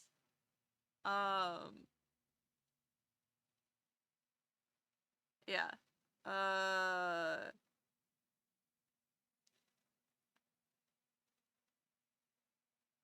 This is the book recap of City of Heavenly Flame, the final book in the Mortal Instruments series by Carrie Can Read. I am half tempted to end stream right now so that I can just watch this. You guys don't understand. God, okay. Carrie Can Read and Brie K. Excellent. Excellent. Love them. Well, it has been 8 hours. You're right. It has been 8 hours. So I can, in fact, end stream now. Thank you for pointing that out. Let's see. Where would you guys like to go? Let's see. Gotta. Let's see.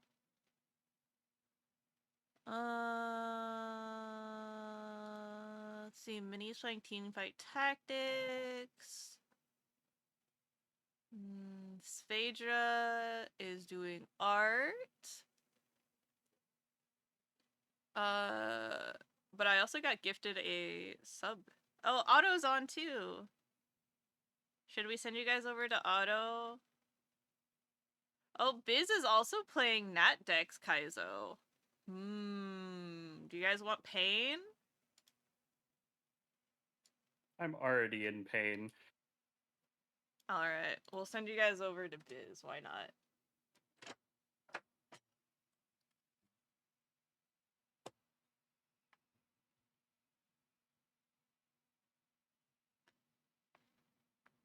Saudi is pain? Who's what? Why is Saudi in pain?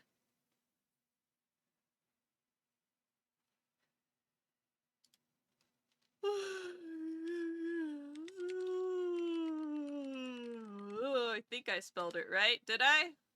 No, I didn't spell it right. That's so sad. R.I.P. me.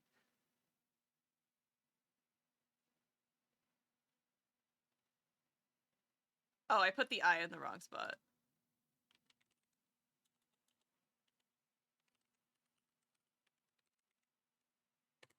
Oh my fucking god, this bitch's moveset. Alright, second try. Alright, raid 1. Raid 2. Pick and choose, please. And we're gonna go ahead and start our ending songs. Oh, bombs, I don't know this.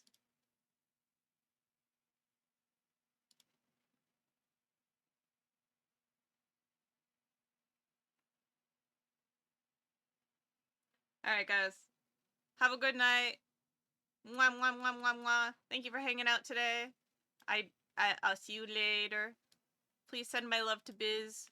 You guys know I love Biz. Thank you, thank you. Good night, good night.